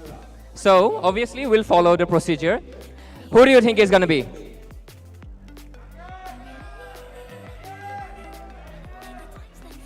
Yep, many of you are right. The first runner-up for Northeast Cup cosplay event, it's Nana and Changa.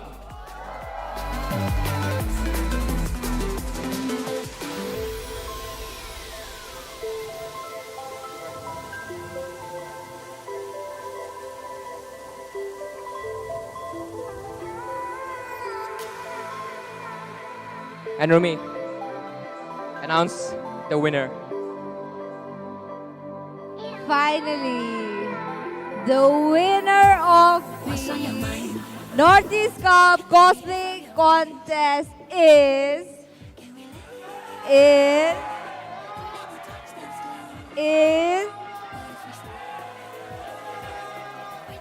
yes, it is Tigrill.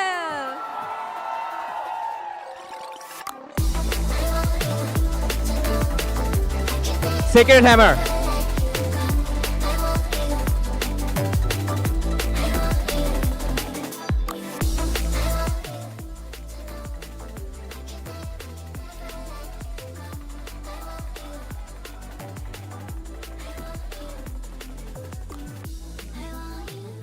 Do you guys know the Barack Obama meme? It's like that. Tigrill is giving the prize to Tigrill. Tigrill.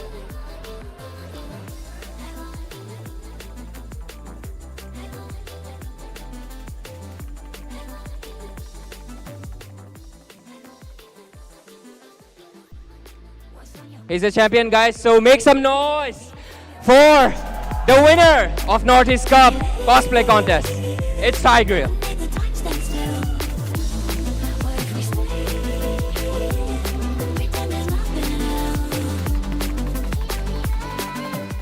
And our dear cosplayers, you may now leave the stage. It was amazing having you. Your performance was amazing, and your dialogues and everything. We all appreciate it, and hope you appreciate all the accolades. So you guys can now take your leave, because we'll be heading straight back into the main event. So Rumi.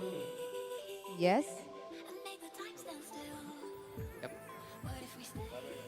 Now it's time for us to get back to the game, guys.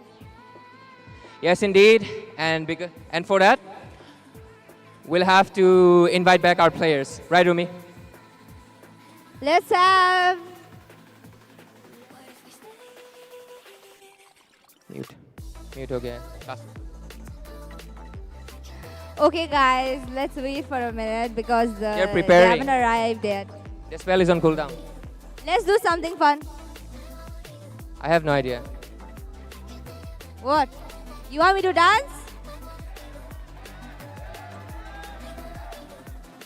You want me to dance? Go ahead. I can't do that. Okay.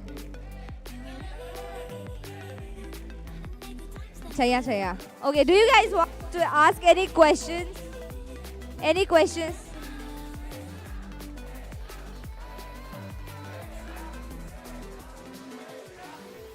No, you guys are not clear. What? Oh, Ray's gonna dance. Okay, Ray, over to you. Come on, Ray. I have never danced in my whole life. Come on, Ray. You can do it. I have no idea. He's shy. I'm not shy. I'm afraid of breaking my leg on Northeast Cup. Oh. Who's going to pay for that? Oh. It will be out of my pocket. Okay, I'll pay. Okay, Dance. they're finally here. Okay, Okay, all right. since the players are here, You know what?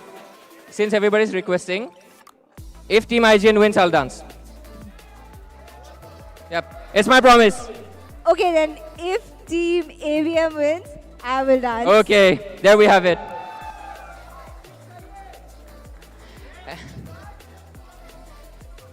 We're waiting for it. Okay, so Team IGN is already here, and Team ABM is here as well. So we'll be throwing it to our dear casters, and who will take it over to the game. So scared yet? And Yumina, take it over. Surprise, surprise, my friend. It's not Yumina right now here. It's going to be Jenny. But man, oh man, Ray and Yumi. I love you both. Thank you so much for that beautiful gift for us that you're going to be dancing if either one of these teams wins. But here's the thing, you know. The funniest thing out here was, and I think so the audience will agree with me, one Tigreal was giving the award to the other one, but it felt that one hides in bush and the other one does not. No, that was okay. What was the skin that Reinhardt was wearing? Uh, I call it Daddy Tigreal. What about you? That's the Bastion skin. That's the, I forgot the exact name of it, but yeah, he actually does look like a big smash, I'll be honest, you know. But the other Tigreal, the man who's doing the Lightborn skin, dude, the amount of effort he's put in his prop and he's put in the shield, it glows in the light. Actually, I took a picture with him, and right before that, I even tried the props. I tried to lift it up. I could not. Those were so heavy. And this guy was swinging that hammer in the stage. You took a picture with him. Yeah, I did. And you didn't invite me. Where you were here casting. So Still, that's cheating, I man. had to. That's wrong timing. That was fine. But anyways, I don't genuinely have any regrets with the way how the games were going, Jenny. I'm super excited and thrilled for what's gonna happen in this game number 4, because guess what? I thought that would be going on the break, but it's definitely not happening because no one really wants to see that. Everyone wants to see who wins the next one because the score is 2-2. well, Never I mind, am it's 2-1. so impressed 2-1. with Radium's gameplay. These Yeah. guys in the goal lane, razor sharp, right? What do you think? How do you think IGN should come up with a strategy to be able to tackle Radium? Because this guy, with Apex on his side, he's unstoppable. But that's the whole thing, right? Now you really know that Apex is on the side of Radium. So Abhi is the one who's being targeted. And the IGN is doing a phenomenal job at that. The only thing they need to improve is their wave management. The lane pressure that ABM brings on the table is something that IGN are crumbling under. And it always comes down to the fact how you need to play the macro game. But at the same time, you need to win those micros. ABM are losing the micros, but they are winning in the macro. Well. I asked Yumena before she left, what changes do you think they should be making? True. And Yumena told me that Kim should change his roles, maybe. What? No way, no way. I don't, man. Yumina, that is crazy. I do understand that you like to play the roam position, but that's absolutely insane. But here's the thing, you know, Tetsuya has also been bantering about Kimi a bit here and there, but at the same time, it just seems to be the case that right now, Tetsuya is winning in that banter battle and also in the game battle. Well, tell me honestly, do you think Tetsuya did make a difference? True. I think so, he did.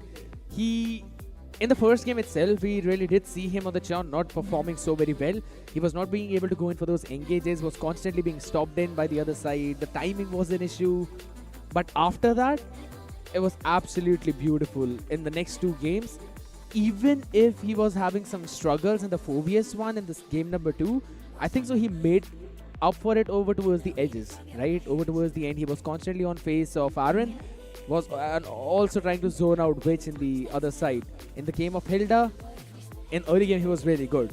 Yeah, in the mid game he stumbled a lot. I'll be honest, in mid game he needs to improve his mid game. Well, in the match where he picked Phobius, I really thought that the entire game is going to be depending on him. True. Because he's going to have to provide the front line and the safe space to Radium, but Radium's positioning. What do you have to say about that? Even if his positioning was a bit off sometimes, he would always be in a good position by using the SODs. I remember 2 of those instances, right? One, he was pushing over from the top side, and then he used the SOD, directly jump in the back line. It was near the crab bar, all right? It was around the beetle. He went in for the back line. He had Witch and Radium, Witch and Aaron both in front of him. He went in for the stun, got both of them, Wind of Nature baited, and then he eventually cleared them off with the support of his team. So it was basically like a pincer maneuver, and you had no idea where it's coming from. And the second time was he was just standing in front of them, just used the SOD, went behind them, cleared every single one of them out. Radium definitely deserves all the praise for that game, and Apex is the man who provided him the vision. Definitely. I remember him being targeted by IGN most of the time with the True. glorious pathway and what not. But he always had a way to escape. He always made sure that he's not in danger. I guess only once Agreed. or twice he got caught. Yeah, that is the case, but now the question becomes again the same thing, right? IGN, they're winning in those team fights, but how can they transition it over towards the end? And ABM are looking underconfident a bit in between those fights. Jay is constantly over towards the sides. He's the one who's pushing out early, and then it switches down to Radium, specifically on the Moscow. If in case he's using something like the Granger in game 2, he always sticks with the team. But now I want to look at the answer from the side of IGN. What is going to be the draft that we will see from them? Are they going to ban out a few more picks? Maybe taking a few more comforts away, or are they going to still stick with the same bans? Yeah, I think Novaria really works out for IGN, and it was a great decision for ABM to ban away the Novaria, Yeah. because he was not only dealing damage, but he was also exposing them in the map the whole time. He was actually doing the job of the tank by providing them the vision, don't you think so? I agree. He not only was, again, as you said, dealing that damage, constantly with the Astral Echoes, was there to help out, check those bushes. Even if he does not want to commit the Astral Echo, he would use the Astral Recall and use out in one of those new bushes, maybe in the mid bushes. So that's something that always works out for him. But I guess, Jenny, will be jumping into the draft for this game, and a Zushin being banned out along with Fanny by ABM on the blue side, while IGN answering back with a Fredrin. Fanny, permanent ban. Yeah, it's a Shall we just ban the heroes? Because Fanny's gonna be banned every match. Respect ban for respect. I agree. These four are the permanent bans for these two teams. You don't really change anything, but the only thing that makes the difference is what is the third ban looking like. Yep. And the Papa Fredrin, along with the Matilda. With combo. Huh? Yeah, I call him Papa Fredrin. It's fun. Papa Fredrin and Daddy Tigreal. Fight for the ultimate. All right, understandable. No arguments there, man. I mean, if I see a Hanabi, I'm definitely gonna go, I'm not gonna say what I was about to say, but Hilda being banned out there, though. On the other side, though, it's IGN. Are they gonna respect the Granger, or are they going to take away something else? I think so. It should be a Granger ban. Yeah, definitely. Because Radium's positioning, and then the Rhapsody, and then the Death Sonata right on point every time. It's really hard to mark him. Well, they might have the strategy of giving them the Granger. Oh, a Sicilian been banned. That should be a Granger pick for Radium. I don't see anything else until and unless they try and prioritize the high loss. But ABM have shown they don't really go for that, and it's the Granger pick. So the answer is going to be a Bruno and maybe a high loss. You take the two picks away that have been working for you, or you can pick up the Gutout Kacha and the Bruno. Was that a wise decision to ban the Sicilian and letting them take the Granger? Yeah, I think so, because the Sanguine Claws have been actually proving a lot of threat. So you need to commit so many things to try and take Abhi down that Radium gets free, and then he gets into the backline, he takes you all down, and Jay is never in those fights in the early. He's always there when you really needed an assassin to jump in. So he knows the timings. You can't really handle both Jay and Radium.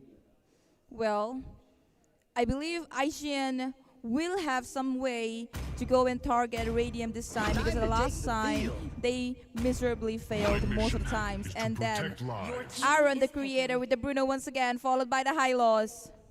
I told that it's going to be a Bruno and a high loss pick. So that flex has been answered back. But this is a good time for them to steal with the Gutout Kacha, or maybe put Phobos in the hands of Tetsuya and maybe lock in another assassin, a Suyu.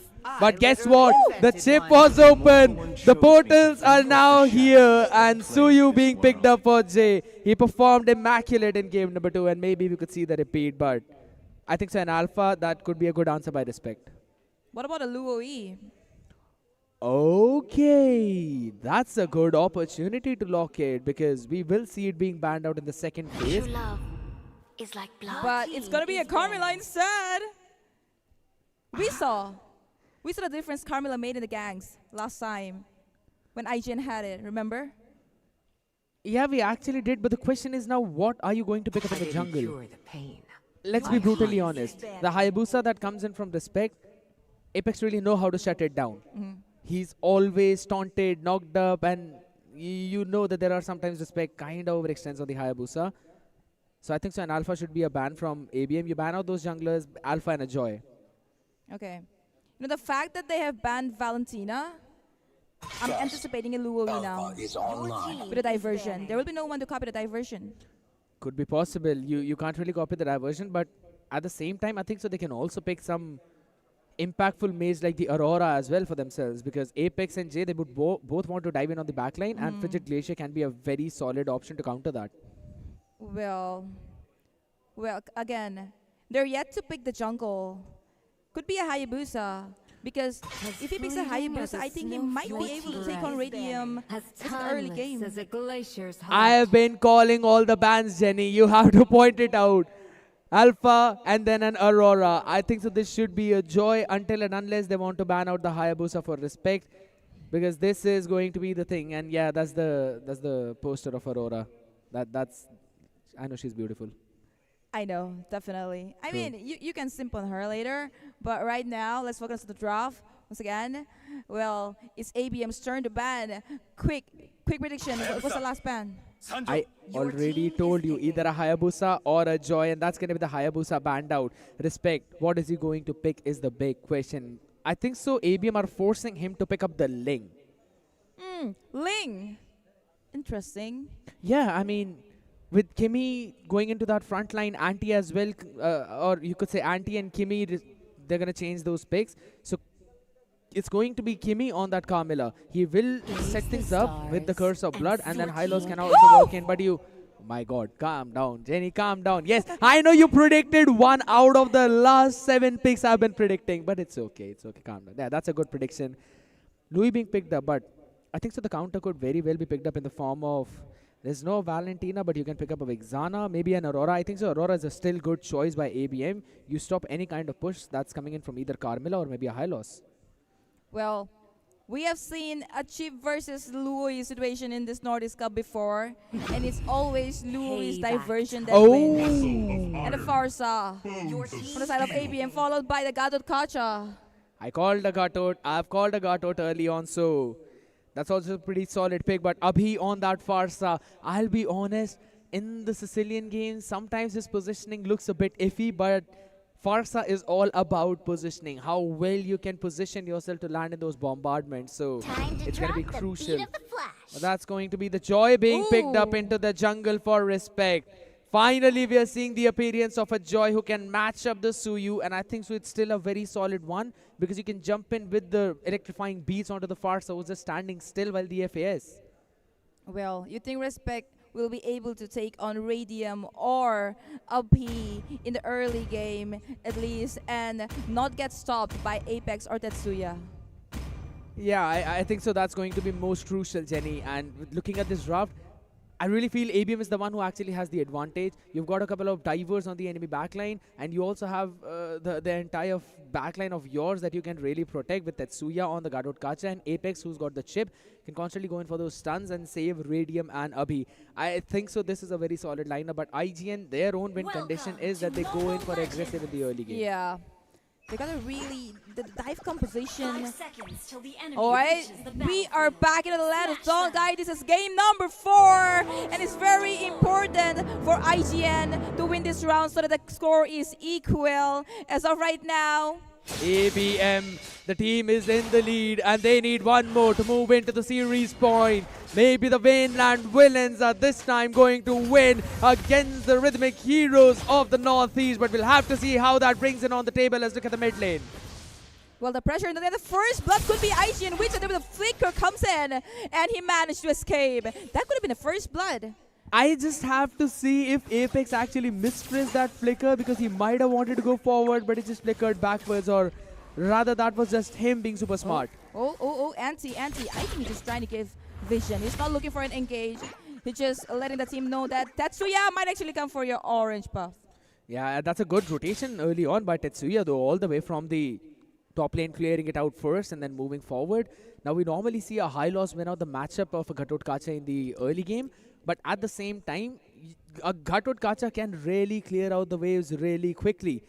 But we'll have to wait and see, right, slowly and steadily, because eventually early game of Tetsuya is pretty solid in its lane, but once we move in towards the later stages, that's when his timing kind of messes up. Oh. That's Well, you must have observed him pretty well. I've been watching the games from here as well, and I'm watching on the screen too. You can already see the screen on the backside of us, but yeah, that's something I have really noticed. But at the same time, you know, when you look in towards that gold lane matchup, Aaron has also been doing pretty well. In the game number 1, he was absolutely bonkers, but Radium is outclassing him a bit, I would have to say. I mean, I remember which saying in the interview last time when they went up against Divine Regime, and then they said that Kyle will be setting gold standards in India, right? Yeah. Do you think Radium just changed his mind maybe a little bit? I'd have to say, I think so. That is actually the case. Radium is the one who's not just equaling Kyle in those terms, but also slowly and steadily surpassing him. Because there were certain positions I saw of Kyle that wasn't exactly the best, but I haven't seen that case with the Radium. Every single time he's in certain position, he knows how to use his hero mechanically so well that he can just get back with his team. I remember in the game of Granger, he was at the top side when Anti used up the Glorious Pathway to try and catch up to him, and it was that tier 1. He just used a Rhapsody to go out of the entire Glorious Pathway and they just walked away by using the Rondo, creating such a big gap that now Anti cannot chase him. So these are the small micros that we always talk about, and Radium is super solid in that. Yep, I definitely remember that. I almost shouted at that time. I was like, okay, they finally got Radium. But then Radium said, no, not today, not right now. I know what I'm doing, and I'm really good at positioning. Again, as of right now, we have Joy with IGN, right? Yeah. And what about Joy's capacity of marking Radium? It's actually pretty solid, I'll have to say. But you really need to know how to play around the Joy. He's very good at dealing damage, but at the same time super squishy, and also now gets stunned in, right? Previously with those rhythmic beats, you were not stunned. You would have that shield and you would also make sure, but hold on a second. We're back in the game. Could be a casualty up there, but no, not yet. They want to disengage. Probably going to wait for the turtle maybe, but it's top lane. So 1 versus 2 situation up there.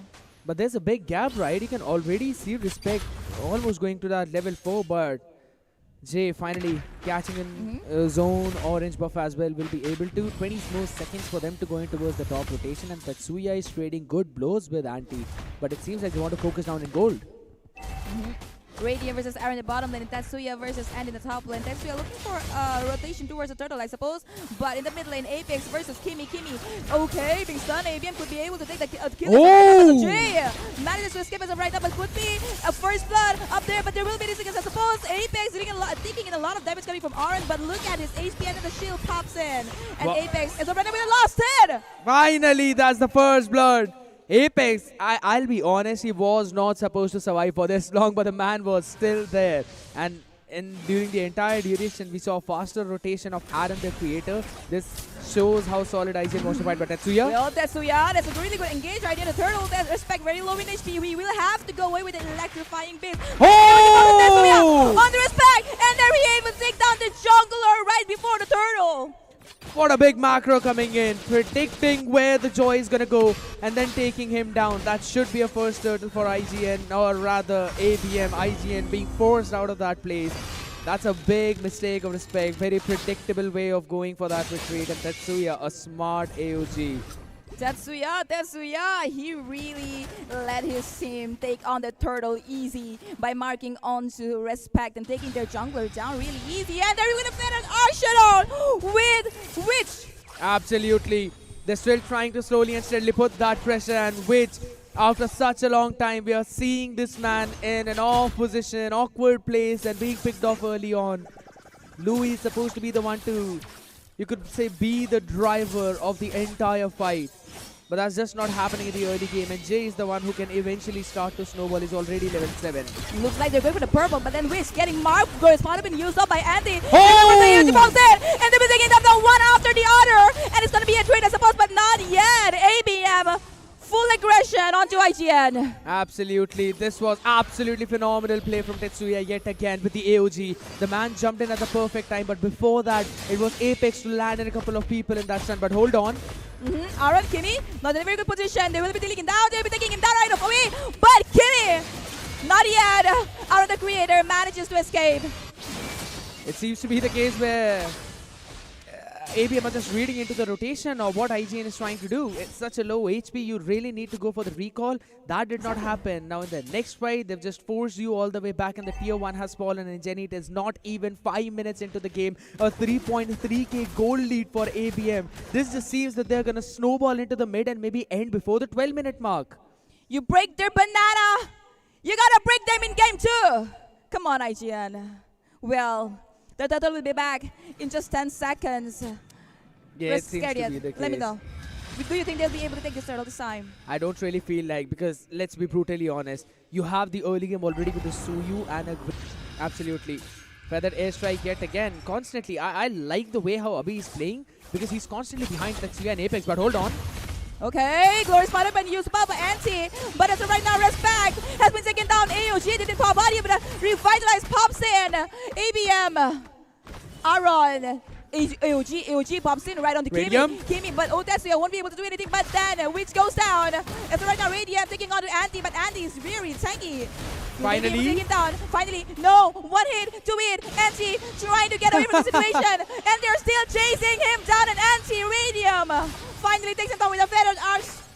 It's going to be a beautiful play from ABM, entirely dividing that fight in 3 different parts. The portals were phenomenal. I can't really start to fathom how strong it's going to be for ABM when they transition into this mid and late game. Man, Definitely. oh man, you really think about it, Jenny. This seems to be a case where IGN are slowly and steadily crumbling in front of their home crowd. Exactly. I mean, look at the terrace. Look at the map. Look at the look at the space. ABM has controlled the entire map. I 100% agree. And here's the thing, Jenny. If you really look at this map, you said that it's entirely being controlled by ABM, but at the same time, IGN, even though if they can try to maybe open a few things up, it's 7,000 goal lead. But how are you going to make a comeback in this case until and unless ABM makes a mistake and Tetsuya is not making any? He's literally sticking by the side of Apex. It seems like they're going with some perfect calls. Well, from what we know, IGN plays it safe. They don't take risk. They want to play really disciplined. So I think they're going to wait. They're still going to wait for ABM to make a mistake. They're going to wait for the loophole. Oh. Anyways, I'm the turtle. Jay. Okay, Glorious spot away expanded already. Apex comes in with a conceal. He's going for the Witch. But right now, Witch will be taken down with a feathered arc. Oh. Killing spree. Indy is still going on, but they have to come back. As of right now, Andy being chased down by Apex and Radium. Radium still going on Anti. Anti, my bro. And there you go with the Rhapsody. Radium takes him down. You could never in any situation see that happen, but man, oh man! Tetsuya, J, Apex, Radium, and Abhi are just unstoppable in this lineup. Finally. Oh, Kimmy with the Rhapsody. Radium still chasing him down, but no. As a matter of respect, look at Respect. He's gonna go for Radium. Radium has no idea. Respect goes with the electrifying beast. Radium is getting the positioning. Oh my god. Why is Jay being super solid on the Suyu? That question cannot be answered. But the fact that he is being, that just clearly means that IGN have to go on that back foot. 2 players on such a low HP, they cannot defend this tier 2. What's happening? Looks like it's really hard for IGN to find that loophole. They're finding it really hard to find themselves back in the game. The score being 11 to 2 kills. And the goal difference, more than 10,000. Almost 10,000. The villains know their power spike and they are playing it on for them. It seems like this time the Avengers are not gonna win against the Thanos. This is not one of those realities. This is the rest 14 million ones. Well, we'll have to see. Anyways, I thought that the diversion is really going to help them out, but again, that Sonar have been used up. But, well, no casualty as of right now. Tetsuya, the sneaky guy out here, flexing the emote. He's doing a really good job with his engages, don't you think so? It has been immaculate. Where was this Tetsuya since the entire series? I mean, let's be brutally honest, right? there was a small window that was already open up for the teams to maybe change a few of their players once it was announced. And it was even for all those teams. IGN brought in Wisteria, but he's still in sub. And it was ABM who actually brought in Tetsuya, and Ryu had to take a backseat. But it just seems that Tetsuya was not able to gel up with the team early on. But right now, in one of the most important matches of probably their entire career still now, he's been stepping up big time. Definitely. With all the during the interview, whatever was going on, this guy wasn't kidding. Again, Apex versus Kemi. There's already going on towards the Lord. Jay, the Lord is very low in HP. Actually, could be a retribution fight up here, but Kemi not being able to give that opening to the team. And there you go, quite an easy Lord for ABM, but the Negas pops in the glorious spot away along with the AOG. But as of right now, will Kemi be able to succeed in escaping? And no, killing spree for Radium. Kemi goes down. It's going to be hard for them to defeat. Don't you? I mean, I 100% agree. There's going to be nothing that can eventually stop the side of ABM right now. Until and unless they can try and maybe make a reckless play, maybe be in a situation where they are off position and then IGN capitalizes on that. But that is not happening. well, we'll have to see. I think it's the first ball, so yeah, IGN will probably be able to just take care of him. FPS? But the Battle Arc strike goes in! As of right now, it's just expanded. No casualty, but could be an easy defense. As of right now, they're taking the inhibitor, the top lane turret. They're trying to take it down, but it's not going to be possible. And the glorious spot away expanded already. Aaron trying to dish out the damage, but it's not going to happen. The Lord goes in, and ABM looks like they don't want to force push. They're coming back. Discipline. Beautiful discipline coming in from this team. Apex was just not able to land in any kind of good portals this time around, so they just stayed back. They made sure that they're going to try and do as much damage onto those structures as possible, and they also respect the fact that there is still a dispersion play that might come out from which any single time. But the man is just not having a good day. 0, 4, and 2 on his mage. Oh, FPS! Oh, the damage, the damage, the damage. Apex just standing right there so that LP can just start dealing damage from behind. They have taken another inhibitor down. Just one inhibitor left. Don't give chip to Apex. Well, what do you... It's sunset on Friday, I'm stuck on the highway. It's going to be a big thing, right? There's a small cameo and also a fun song for us to probably listen to for a while till the next thing is going to be defended out. But here's the thing. How are you going to make a comeback now? ABM, they're not making a mistake, and that's the best part about this team. They step up in the most important games, and Abhi with the FAS has been zoning out everyone perfectly. All of that is because the vision that Tetsuya and Apex are giving to his entire team. Respect is also not finding any kind of possible flank angles for the backline. Yeah, looks like the communication between Tetsuya and Apex in this game is top-notch. Where are the diversions from which is my big question. We've probably seen just one in the entire game. That's not how you really want to play a Louis in the early game, specifically with the lineup that you have. Aaron, the creator, this time on Bruno, is not able to do a lot. Bottom lane. Yeah, it just seems that it's going to be IGN just being zoned out and trying to clear the waves that ABM are letting pass. Because they were constantly freezing that as well. And that's why we see an 11,000 gold lead in just under 13 minutes game. Well, there's the Lord at the bottom lane. So they did try to set it up. And they did try to take care of the lane, IGN. But as of right now, there is no one to give them the vision near the Lord as ABM is already on it. Look at where Apex is. This is just a perfect bait. Will Apex be in danger? No, he knows what he's doing. And there goes the Lord for ABM. Scared yet? Will they be able to defend this Lord? If you really ask me, I don't think so. Because look at the gold lead, 12,000. And with just a single bombardment, Abhi is taking away half of the HP of all the players. I want to have a look at the items right now in the game to try and figure out what exactly are they going to try and build up. So thank you so much for that. Kudos to that production. But look at the early Bloodwings coming in and is also now making the lightning transient. So Abhi is just going to hit like a truck in a while. And also on the other side, how is Radium completing his build entirely? That is absolutely insane. And he sold his boots right now. He's probably going in for the Blade of Despair as well. In just 13 minutes. In just 13 minutes, right? Anyways, the Lord is here. Ladies and gentlemen, this could be another victory for ABM. Will they be able to lower his margin down? Anti, he's already very low in HP. Apex, look at his positioning. Oh, the shortcut. He decided to put the AOG pounce with the Tatsuya. Will Anti be able to dish out a damage? And the crystal has been taken down. There goes another score for ABM. My, oh my, every single time ABM, they find an opener on the crystal, they always take that. They know their priority. They don't need to kill the other side. They just need to kill that crystal. And even though Anti used a very good Glorious Pathway, he was able to probably just stop the other side, right? Glorious Pathway defensively is used similarly to the Electro final blow of a Benedetta. You try to cut those minion waves, you try to cut the Lord, and you try to stop anyone who wants to push up forward. So he did that. But it just seemed like everyone on IGN was just clubbed up towards one of the side of the entire crystal. And the AOG, along with Apex jumping in towards the back, it created the opening for both, or rather all the other players for the side of ABM to try and take the crystal from the right side. So Jay knew his priority, Radium knew his priority, and they just closed out the game. Well, the shortcut was just a false engage. The AOG was the real deal. Yes. Do not underestimate Tatsuya when he's on the gutted Kacha, because this guy, his impact in this game was... To be honest, I think so he was just super happy that the trash talking started, right?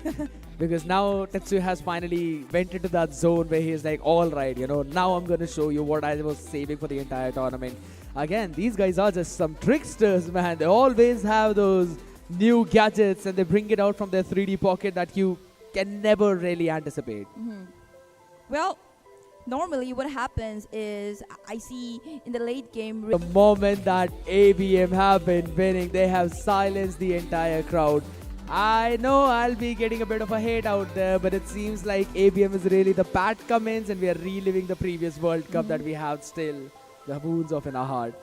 Yeah, have to say, the crowd has been really silent up here. True. And I What think do you this puts more pressure on IGN. Yeah, The exactly. expectation of the crowd.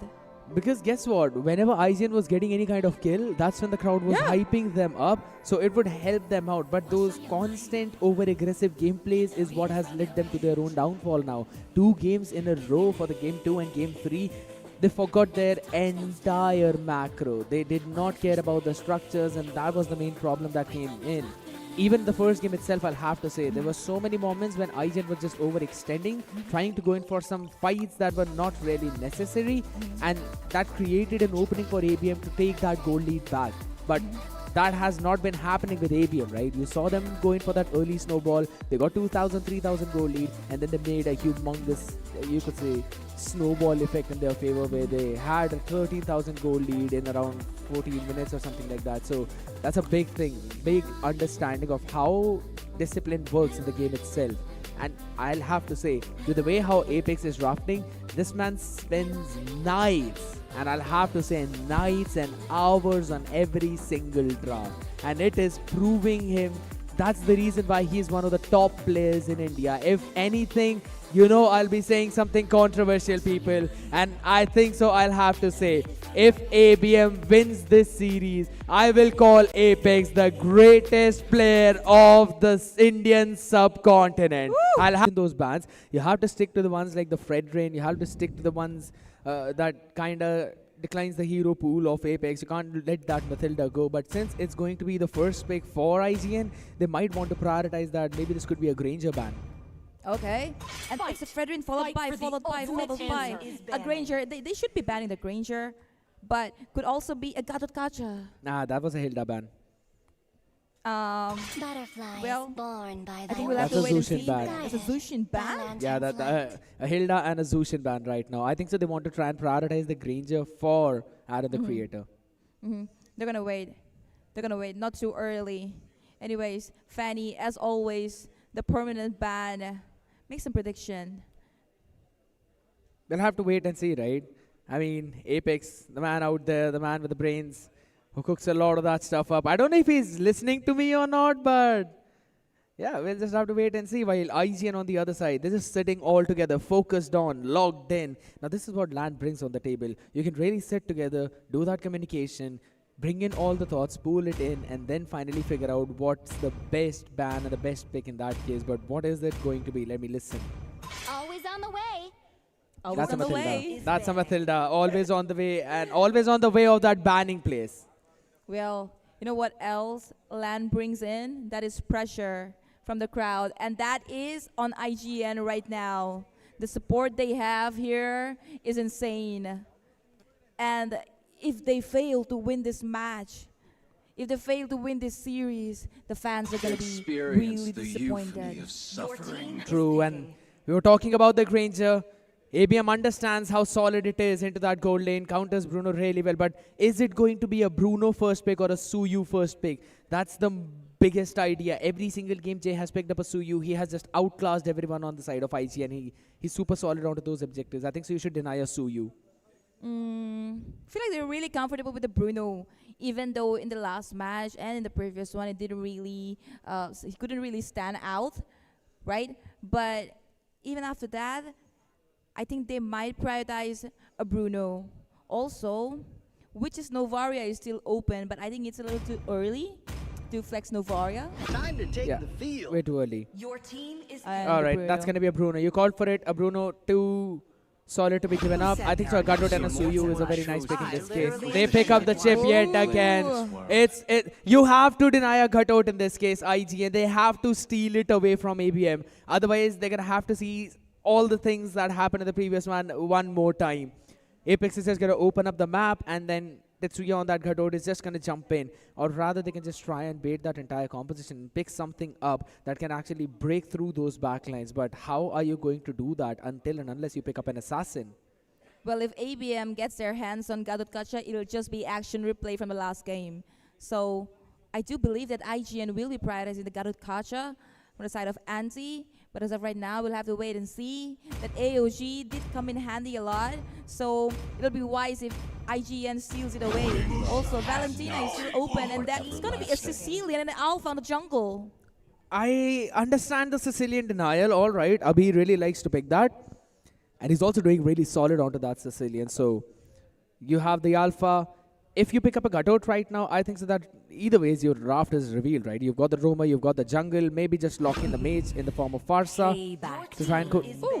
I mean, you should praise me a little bit for guessing the draft every time, Jenny. Okay. I mean, they did have the mage, but they still went for the Farsa. So maybe they still don't want to flex or reveal their EXP.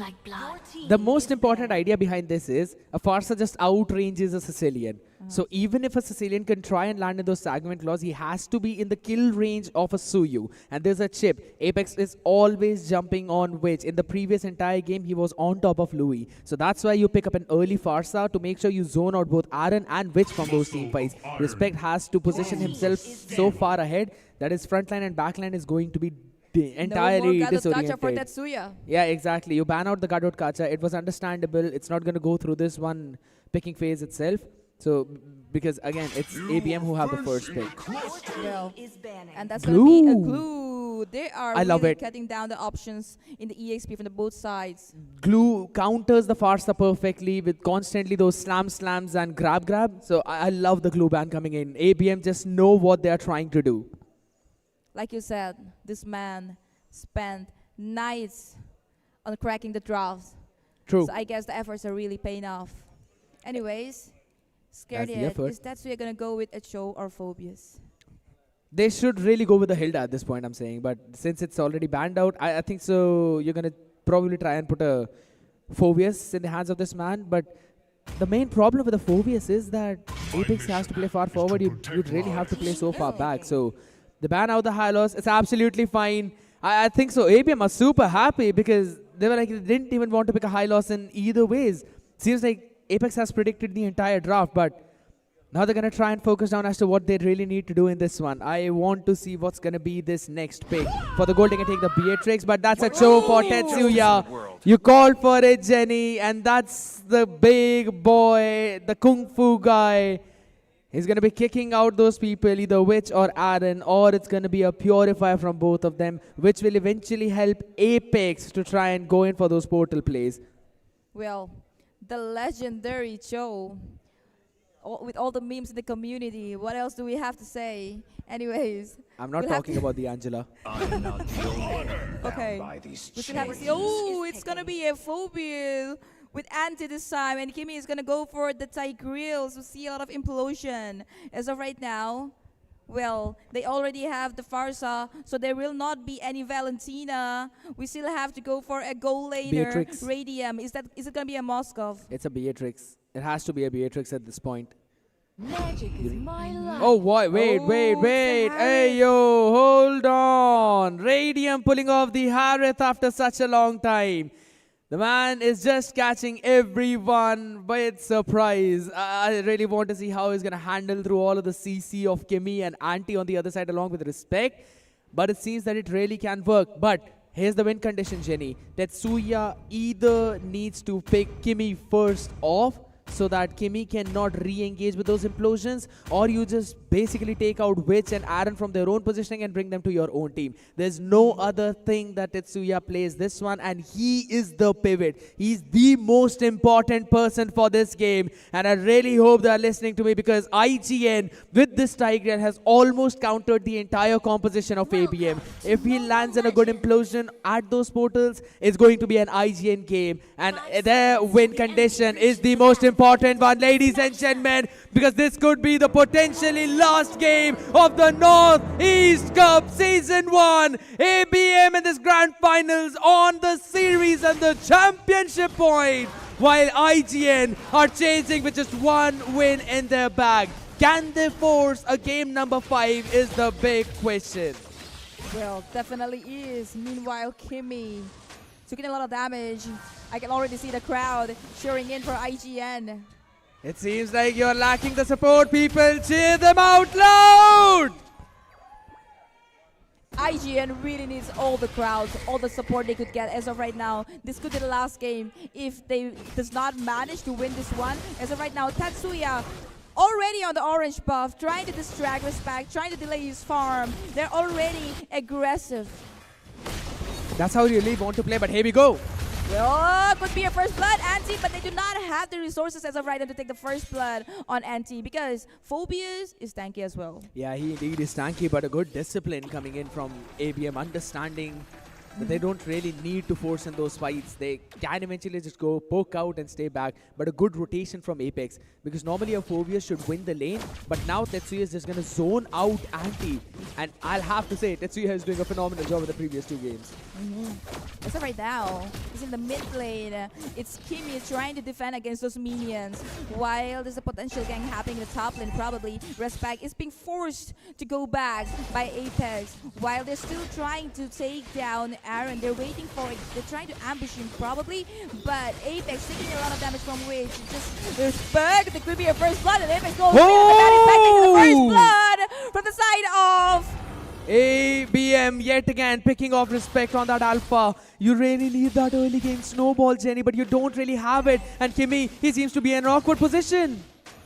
Never mind. You know what? Tetsuya, he was like, Kimmy, you're out of place. Go back to your own place. He saved him. Well. It's time for the turtle. Scared yet. Quick prediction. Who do you think will get the first turtle? ABM should win it. Okay, given the fact that they got the first blood, given the fact that they are already aggressive in the early game. As Chase of right level now, 6. Kimmy, that's a good engagement. LP, but Oh my god! Yes, could be another blood, and Wiz not in a very good position as of right now. But they're saying with Feather the air destroy, and Wiz goes down. LP with a really low HP will be able to escape, but not Anti. Jay takes him down.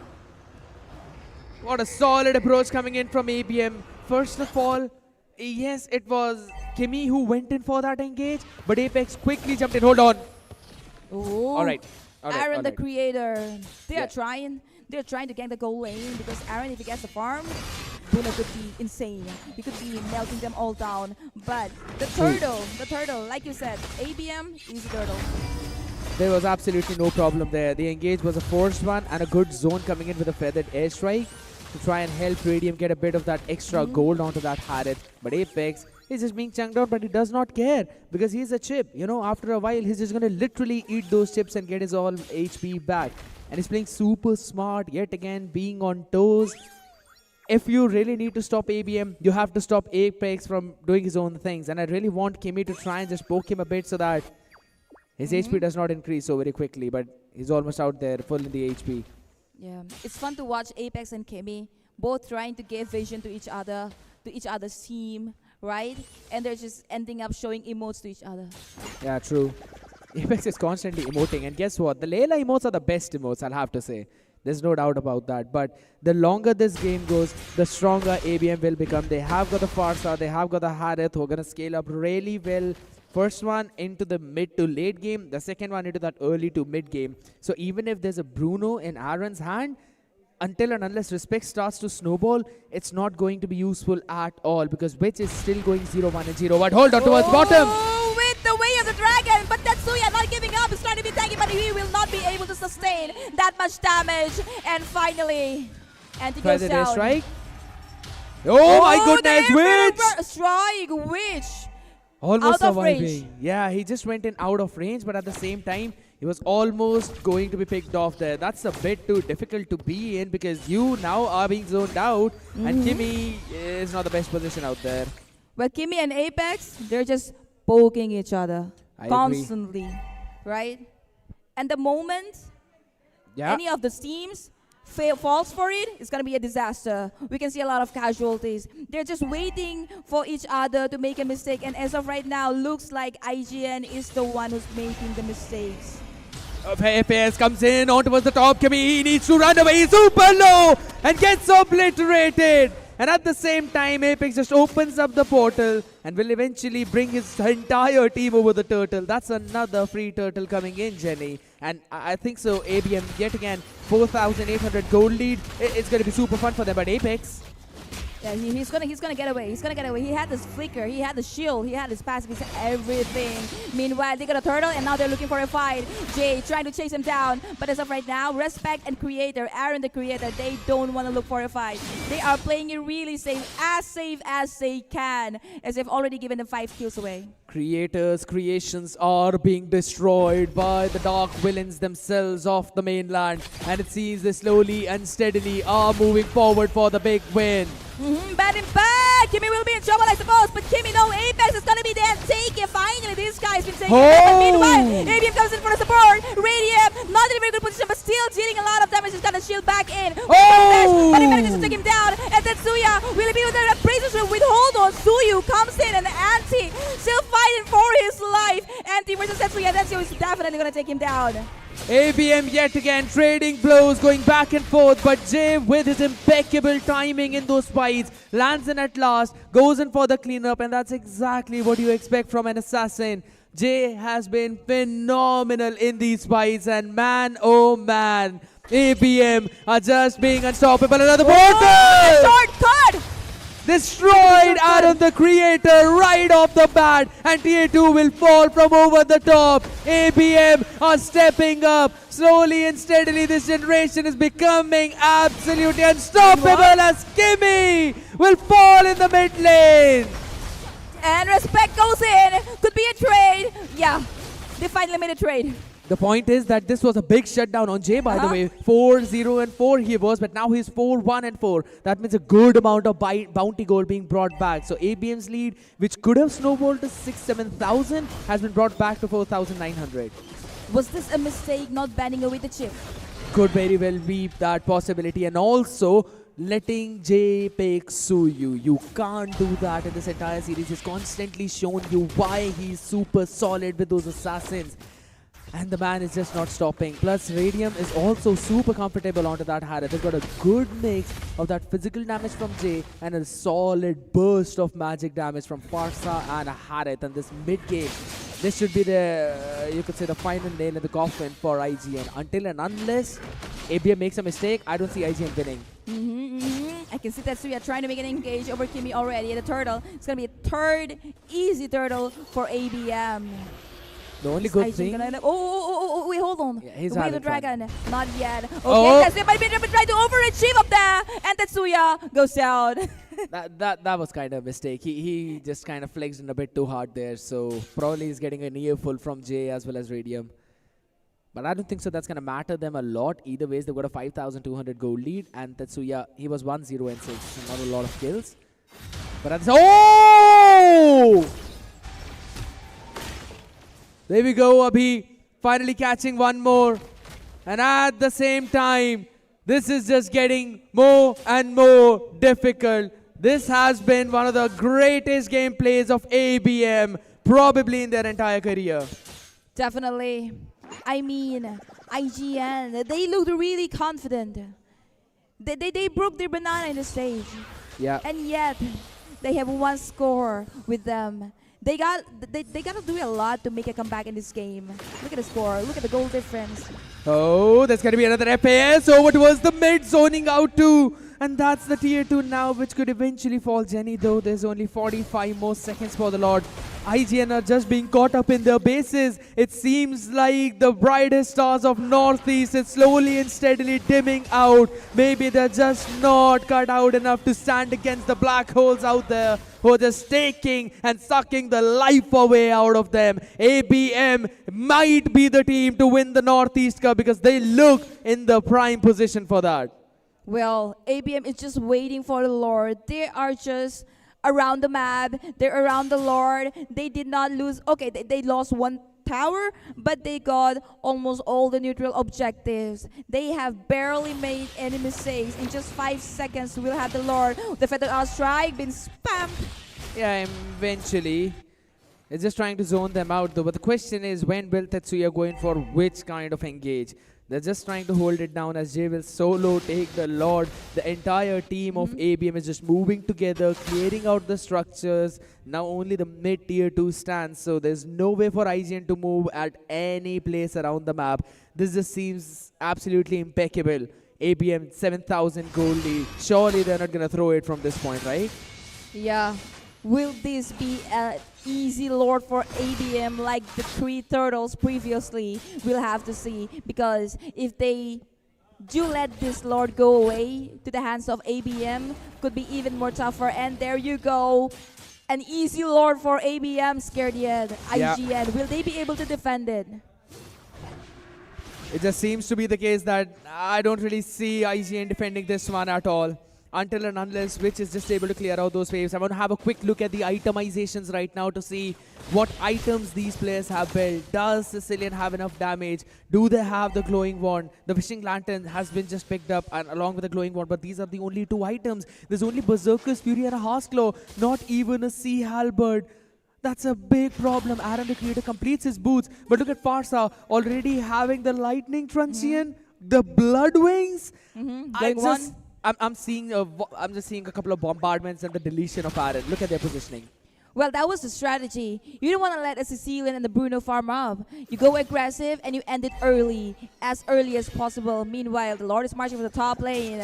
Guys, ladies and gentlemen, this could be the last match of the Northeast Cup. And we'll have to see, will ABM be able to end it right here? Will IGN be able to defend? Meanwhile, Tetsuya trying to make an engage up there, but Kimi not going to let him come in. As of right now, they did manage to defend the top turret. They did manage to defend the top inhibitor, but will they be able to take down the mid lane inhibitor? Not yet. But meanwhile, Apex with a flicker manages to get out of the situation. As of now, yes, he used the conceal as well, probably from both the sides, but a good discipline from ABM. They're respecting the fact that IGN has got a phenomenal amount of crowd control, so you can't force the fights that are not in your favor. You can't force those fights inside those inhibitors, and ABM, they understand that. They know that IGN are caged in their own crystal. They don't have any kind of vision. They don't have any buffs. The gold lead is just going to increase even further.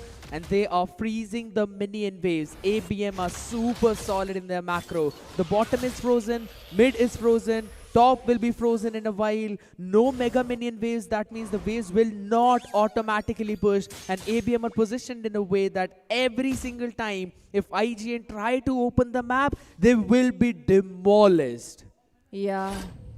Well, it is very important for IGN, especially Kimi, to be able to land one implosion somehow and get some kills, get a window that could let them take at least a turret, push some lanes, get some farm from the minions, and try and contest for the Lord, which I think will be difficult for them. It very well is going to be super difficult for them. And the implosions are just not coming in because Apex is not giving any opportunity to IGN to pick him off. That's just because of the fact how solid Abhi has been in terms of the support. Tetsuya is just being there as a nuisance. I'll be brutally honest. There have been situations where he's just standing there and only recalling. But that itself is enough, because if IGN decide to go in for a play, they know that Tetsuya is just going to kick them off with the way of the dragon at the back line. And the amount of bursts that ABM have right now, you will not survive through any of that. Yeah. As of right now, have a look at the Lord. ABM, they've already positioned themselves around the Lord, and Abhi has used his AFS to get that vision around the Lord, and it's going to be another easy Lord for ABM. Will IGN be able to defend this Lord? I don't see that happening with the amount of gold lead that ABM has. It's 10,000. Please show me another quick look at the item production. I'm just going to say that I love you guys if you actually do, because I probably think that ABM might have the winter crowns coming up for them. And if those immortalities and winter crowns now can come in for the swap, IGN are just going to be caught off guard. And guess what? I love you people. Thank you so much for showing that. Suyu also has the winter crown chip with the immortality. So I think so they are done for the conceal. Apex trying to make an engage. He's trying to take them away so they can take the turrets down. They can take the inhibitors down. The Lord is marching up in the top lane. This will be the last game. Kimmy, he's trying to land an implosion. He's waiting for the perfect timing. But as of right now, they're still trying to defend Apex really hard. Apex comes in, but he's going to have to be going back. He does have the immortality, I suppose. But look at the damage. Yeah. Aaron is dealing him a lot of damage, dishing out the damage so hard, is being forced to retreat. Meanwhile, the mid lane has been taken care of. The Lord still there, having an HP, but Jay not in a very good position, but he goes away with the dashes. And as of right now, I think they might be able to actually defend and not let ABM end right down right here. I think so. Apex is just trying a bit too hard to try and find any kind of opening, but the immortality should fall as the feather dash strike comes in, and that's the purify being used up. So that's basically Aaron could survive, but the way of the dragon onto the man, and it seems like they might want to go in and push the end as Switch finally falls. They want to go in for the implosion play, but the purify comes in. Radium wants to take one down, and he will delete out with the creator. No way for IGN to defend as triple kill comes in, and the crystal is open. And this could be last game by the Indy. And respect the one man standing with really 10% HP. Will he be able to defend it? But no! And this will be the last match of the Northeast Cup. And ABM takes away the Northeast Cup Season 1. The Dark Villains of the Mainland. Ladies and gentlemen, give it up for ABM! What a match, Guardian. What a match. What it a is. match. And I'll have to say, very rightly said by Sasuke himself, ABM is the generation of miracles. Definitely. Have to say. Oh, I see something. I see something. Okay. I thought he was pulling something off.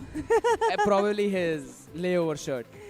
Yeah. We don't really want to do that. Maybe a copyright out there. And people would not want to see what you are about to show. But either ways, you know, I don't really want to crack in any more lame jokes out here because I know you guys are super excited. But ladies and gentlemen, I know even though it is the side of IGN that lost, but you'll have to give it up for them. It is the second best team out there in India and the legacy still continues. IGN, the runners-up for MEC. Please give them a huge round of applause. Yup. We'll have to say, they may not be. Yeah. They may not be the champions. They may not True. be the winners of the Northeast Cup, but they still are the best team from the Northeast. A round of applause for Team IGN! Absolutely. And now we are going to throw it to our hosts because they want to have a word with all of them. Our beautiful hosts, Rumi and Ray, are there having for the interview. Hello. All right, after days of intense competition, the moment we've all been waiting for has arrived. The champions of the Northeast Cup is ABM! And with that, we're going to be thanking the second runners-up, Team IGN, who have also faced so many challenges and were able to come in on the second. So please make some noise for Team IGN as well for making it up to the second position. Please make some noise, ladies and gentlemen, for Team IGN. And thanks to the top 4 teams as well, Team Meow Gang and for Team Divine Regime for making it up to the land phase in Guwahati, Machkwa. And so, Rumi. Yes, Apex, how are you feeling? Super cool. Radium, पूरा game carry कर दिया? Of course. I'm just better. You know, just better. All right, Apex, I have a serious question for you, okay? You were shining throughout the series, okay? But this is the first time you got bronze. What went wrong in the first match? I just wanted them to win one game. 4-0 is too brutal, too brutal. So yeah. Go ahead. You know, Apex, I was actually going to ask you 4-0 right at the beginning with the poster and all. It kind of got denied. Like, after that game, I mean, you're saying, like, you gave it away. Did it affect your mentality, yes or no? Of course not, never. Never. That's a bold statement, for sure. And we would like to invite our owner of Battle Knights, Reinhardt, for the main segment that everybody has been waiting for, to announce the champions of Team of Northeast Cup. So, Rumi?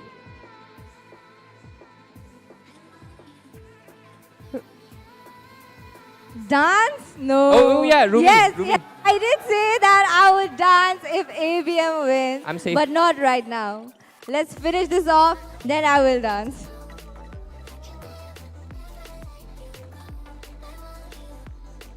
Okay, somebody is missing. Where is Dark?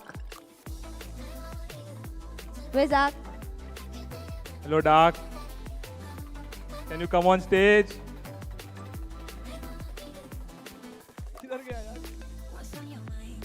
Dark?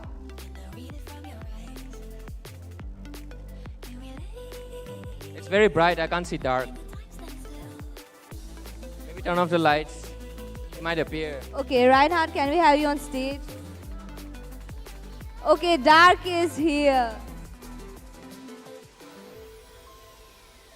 ये तो घोड़ा है. Somebody said ये तो घोड़ा है. Okay, how do you feel, Dark?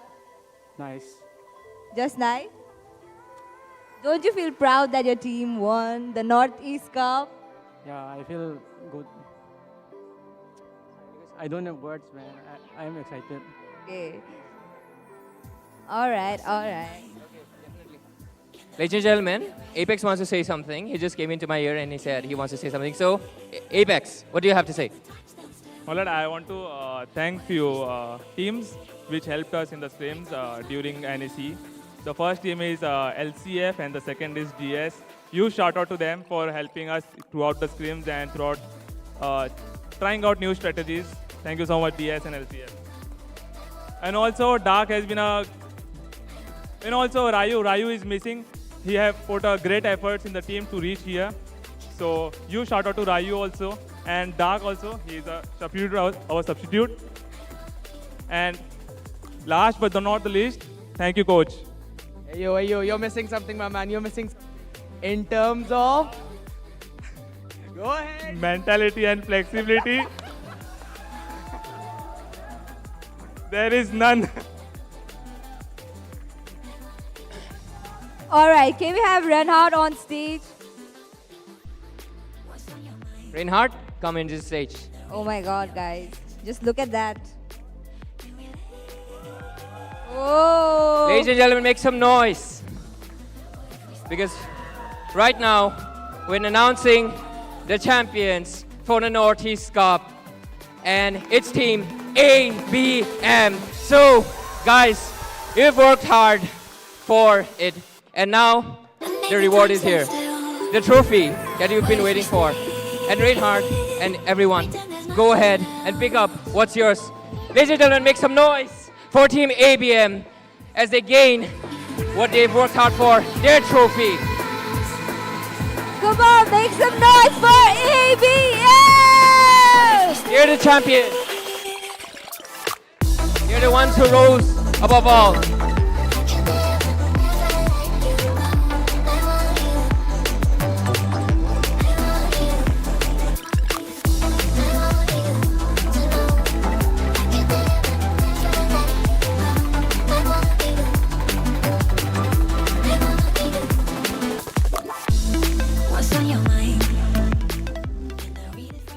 Okay. Okay, guys. That's yours. Put Jay on top of him. Top of Jay. घर पे देखना वो. Yeah. Okay, really nice positioning. Really nice positioning of Jay. Okay. That is good. Rumi, come.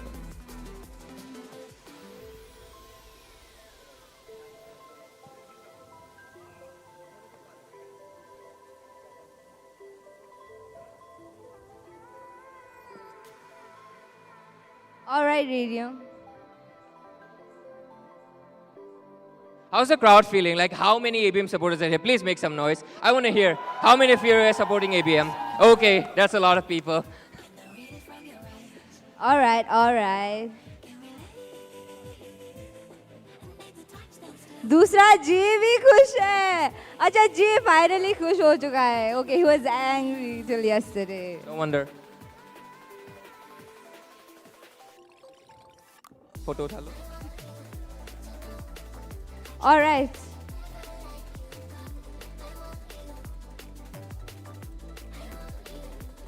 They really want to take the check. Yep, go ahead, guys. By the way, yeah, नहीं ले रहे, तेरे को नहीं दे रहे, रुक जा. You know, there was a discussion, people. There was a discussion before the result and everything was announced. Someone was supposed to dance, weren't they? Okay. It's Rumi. I'm safe. Let's go.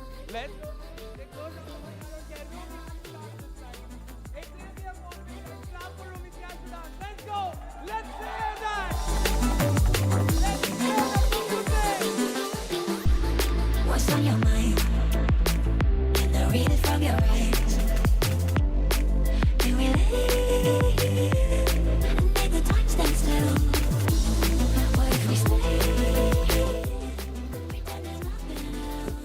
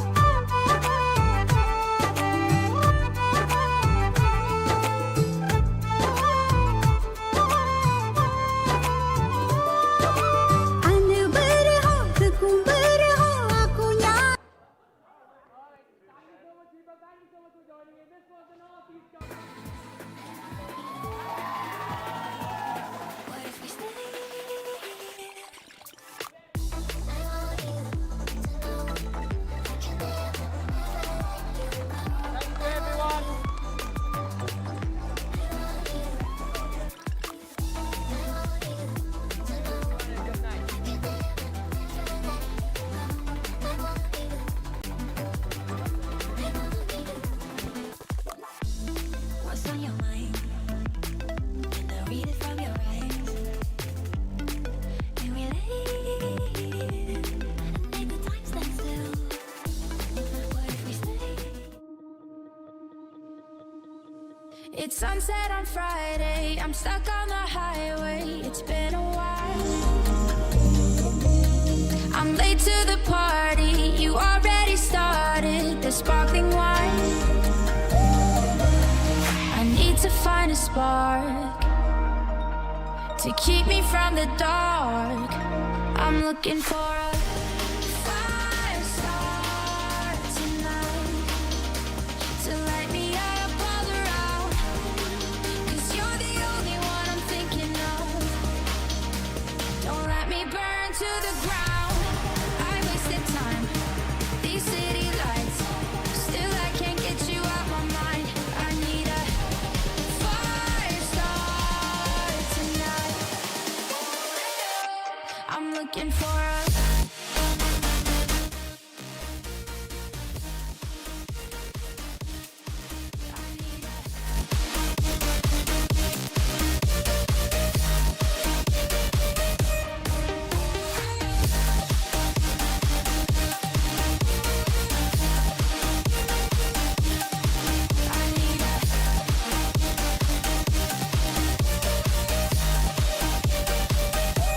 I'm looking for a I'm down in the mirror with perfume and glitter. I'm on the way. Feels like I'm 60. Your blue eyes and ripped jeans. What can I say? As long as there's a spark to keep me from the dark.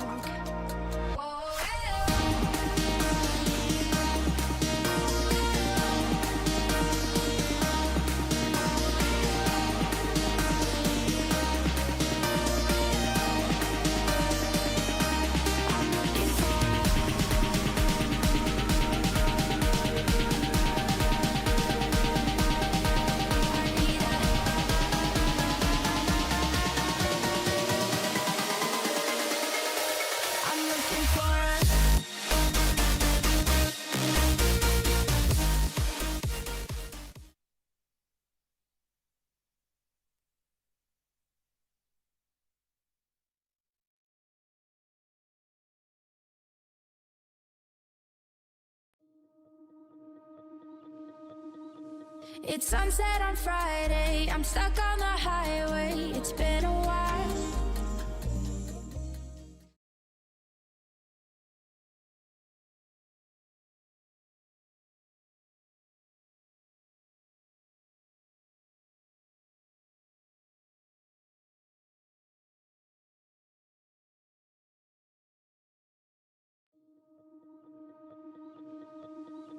It's sunset on Friday, I'm stuck on the highway. It's been a while. I'm late to the party, you already started the sparkling wine. I need to find a spark to keep me from the dark. I'm looking for a fire star tonight to light me up.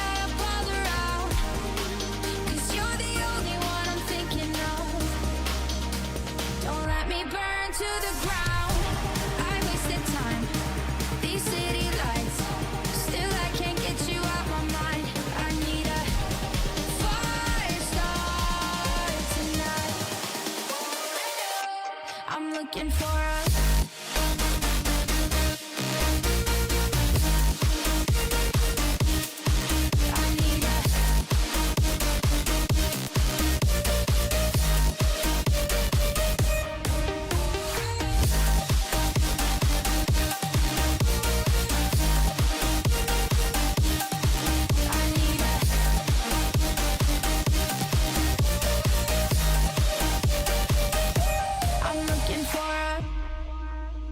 I'm down in the mirror with perfume and glitter. I'm on the way.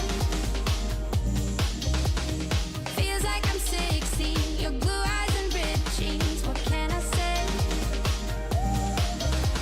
As long as there's a spark to keep me from the dark.